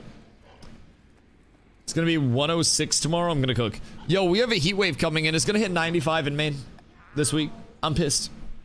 Oh, I can do food again. I complained about Florida just to get Florida. I'm getting fucking spawn camped. Like, this is some actual baby back bullshit. If I'm being completely real, I'm not happy about it. Yeah. All raids, you should. Sir Alwyn, just come through. You should play. I don't know why you're not. I don't understand it. You could be doing so much better than you currently are, brother. For the love of God, it's a free to play. Just download the base game and play. You'll enjoy it. 95 is nothing. Okay, hear me out. 95 and humid is way better. Or sorry, way worse. My bad. Than dry 110. I would rather dry 110 than 95 and 80% humid. And I stand on that business entirely. But I just got back from Florida. This doesn't have AC too. No, we have AC, it's just window AC units. So like, we don't have central air. Okay, I'm gonna do... But my stream room right now is 72 degrees and crispy. Stone, dude, the only thing is CC, like... Or not for CC, but yeah, CC and also we're only running one window unit right now, so the bedroom gets kind of warm. For those who don't but know, we also have fans that are set up, so... Is that legal? What, not having central air? You don't get knocked around. Oh yeah, so many houses in Maine were built in the early 1900s, if not the 1800s at this point in time. And like, it's more... I think more shocking to have central air than to not have central air at this point in time. Most newer constructions will have central, but outside of that, there's so many like, so many older places in Maine that just don't have it. So, you know, Mini splits? Yeah, mini splits are phenomenal as well. Now, this isn't my place, so I'm not gonna put in mini splits.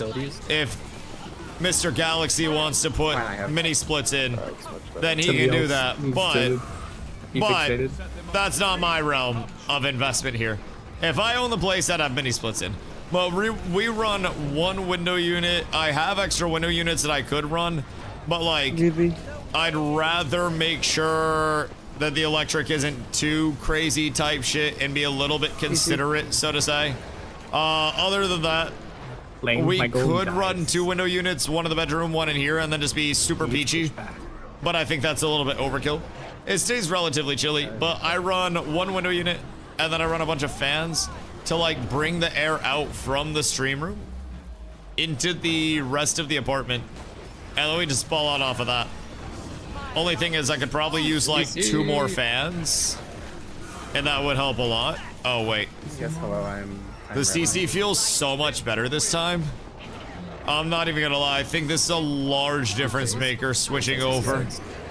That was incredibly smooth, not missing anybody, or like not losing anybody during that. I don't have... And I think that's the first time we didn't immediately get hosed during that phase. That was quite nice. That was very if we can keep it going like that, then I think we're up tremendous. Because everybody should. I think we might just have exactly what we need. Towards zone. Okay. So we should all be stacked in here. And then I just want to be dropping heals for everyone. And then we effectively just play within the heals. And then damage goes out and we just leave in when we can. That knockback was so good. It was sick. Yeah, it was. That was so, that was... Oh no. Wait, where'd he go? Because I too have knockbacks. Do it again, do it again, do it again. Wow. Uh-oh. Congratulations, whoever figured out the mechanic. Hold on, we're up tremendous. We're up tremendous. Okay, now we just knockbacks go absolutely crazy. I mean, oh my god. I saw. I'm not getting back anymore. I have my shields, so we can pump that as well. We're up so tremendous. Europe's getting fucked from the heat wave. Yo, yeah, Europe has been getting absolutely hosed, and I think a big part of it is that like they could have the capacity to have air conditioners and whatnot. It's just they haven't had that level of heat before. So obviously you can put an air conditioner in the window and there are mobile window units and whatnot. It's just like they haven't gone through that level of heat before to be forced into that.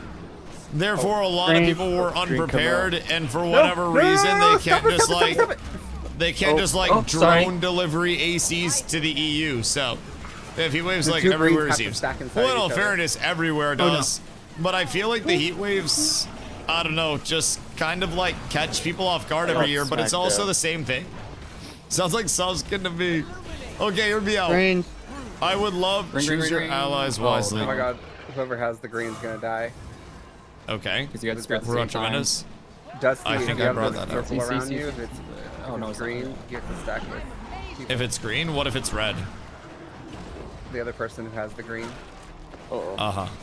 We have to You don't need to pull run away with purple. center. Stay close with purple. That makes sense. Green. That makes sense. I don't have the green. That shit hurted. That shit hurted a whole lot. CC, no CC. CCs. There's no CC. Wait, someone called CC. Oh, because I'm targeting the pure spirit of aggression. I got baited. I did not tap. Nope, Now never mind. We it's still have CC, some CCs. and I don't have. I had already. I got- Everything works I out got well. you. I Everything got works a out well. Everything's fine. Everything's Oh, I fine. don't have Do that. you? We have have nothing it? to worry about. Listen, I used all Oh of wait, it. the greens. I have so many, like, it's stone. You should phase like any second now. There were too many greens. 33%. I think I did it right? Question mark. I don't think I entirely. Oh! Oh my god. Be careful of the spikes. Yeah, we can't fight it there. Oh my god, he just Yeah, you have to crunched. dodge. We could call it start calling out dodge. I thought you could Just jump literally over dodge. You can jump over it, yeah. I just heard the impact. Somebody call out knockback. Oh because my I was doing the Lord, knockback what the last time. fuck? Oh. What did I no. just witness? Why you What died? in tarnation? Right? I mean, I can, Right? I can kind of Fuck knock me. it back. What the Hellington? Alright. Good. Okay, But but That's all I how got. long can I live for? Uh-oh. Ay, ay, ay. Dios mío, papi chulo. Shit hurts, man. What makes you decide to just aggro onto somebody else? It's kind of confusing. This shit hurts a lot. It just changes Heike. every however often. Okay. We got the big knockback tech. Oh, that was really This nice. has been good. Congratulations again. This is working quite well, if I do say so myself. It's the Dusty difference once again coming in hot. And then we're up tremendous. And then one more knockback into Narnia. oh no, someone went into there. And then we're up. Now kill Rigum after this. That's the Dusty difference, baby. Let's go. Let's go. Oh shit, I fucked up the spear mechanic again. Okay, let's try to. We're good. Can we kill I'm some not of gonna these? lie, those Where's the down, knockbacks were where's the down? kind of sick. Can we get them back up? They will all kill themselves. Okay, once we're there's so enough up. of them on the, We're so on up. The field. Talking too soon? No, You just have to everything's fine. dodge. Everything's fine. I greens believe stack in inside this. of each other? I believe in this so much, man. All we need to do Dodge. is believe. And if we believe, then we can achieve. And I believe, therefore I will achieve. I use my CC properly. I contribute to my group's health. I am the omni support. I do it all. I give the alacrity. I bring in the stability, the might, the rage, the adrenaline, the quickness, the... Oh no no no! Uh-oh. I That's jumped, not good. but the jump doesn't protect you. That's not good. That's It less drops than it I right on do. top of you. Oh, no. That's far less than I do. It's okay. Papa's here. Papa's here. Bye, Don't guys. you worry. Bye, Don't you worry. guys. Don't you worry. Don't you worry. Don't you worry. Don't you worry. Well, thank you. Oh, Everything's still fine. make it? Res it down. down? Res down. Everything's fine. Oh, Oh god. we're fine. We're fine. Everything's fine. Fuck is that? Everybody just lock the fuck in. Very nice. It's okay. Can we pull them in? It's okay. closer to the middle? Everything's okay here. Oh yeah! Ho, ho, ho, ho, ho. I got you guys. Sorry. I'm down. We're good. We're good. We're I'm good. not dead. Everything's fine. Everything's fine. Everything's fine. Everything is perfectly fine. I have every bit of healing that we could ever need. This is fine. Choose your allies wisely. I have the green. That didn't work. Oh my god, you guys almost got spiked. That did not work at all. I'm not going to lie. I don't think that was how we were intended to do that. I have CCs. I'm trying. Oh, it's almost there. No. 10%. No. You guys can still do it. Still do it. This is so close. This is so close. I believe in us. I believe. Why do I keep threeing? Ay ay ay ay ay. Ay ay ay. That's dodge.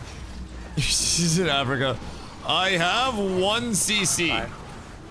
But everything is fine. Dodge. Everything is fine. Oh, I did dodge. Oh. We're fine. We're fine. We're fine. We're fine. Someone has green. Oh my god. Everything's fine. Ooh. Everything's fine. Oh, you're lying. We've just gotta believe. We've just use AED, gotta it's fine. believe. And if we believe, we can What is it? achieve, Go, baby. go, go. Come on. Oh my come god, back. bro. It's the Dusty difference, I'm telling you. It's the Dusty difference. There's no other way to explain it. There I'm we go. just saying. We're going absolutely crazy I here. forgot there was one more after this one. I thought there was only 4. It's having that was the third the one. intangibles. I did not. It's having the willingness to dive in and make the plays. I don't even Like know. pushing whatever his name is up against the fence during the ad phase to extrapolate the ad phase. Brothers, we are reaching peak optimal thumage. And I'm not gonna lie, I don't think there are many things that are stopping us There's at this the final point. boss. This one I have. Yeah. What is the I have final not seen boss? this one at all. Because my final boss is about to be a pint of Ben and Jerry's before bed. I got a nice BJ waiting for me. I don't even know how we get there. Do we fly? Probably. Do you go to the beginning? What the? We I mean, might is it have just to right off get. the boss's. We might have to get platform Dr. Chevron up in this bitch. I'm not gonna lie. Does someone not have gliding? It might be. No, I'm gliding. It might be time to bring Dr. Chevron in for a special appearance. This one I have not really looked up at all. Somebody talk to her and see if she has another thing to talk about. All right. Well, what was that monster? Where's Ron? Let's explore the area. Because I think it's time for Ron to tag in. Because I still gotta get stuff ready for tomorrow. Can I thank you, Clip? Yeah. All right, boys. Bring Ron in. I gotta switch out so I can get ready for tomorrow, so I can make sure I'm up in time. Is he still here? No, Ron had to go. What the fuck? Is there still an alternate? There are 11 in here. Who's the extra? Me. Oh, okay. Okay. You can come. You want to come for the last boss, Deb? It's the perfect set of circumstances. Lit. Okay, GG's voice. Why not? We're up so tremendous. We're up so tremendous.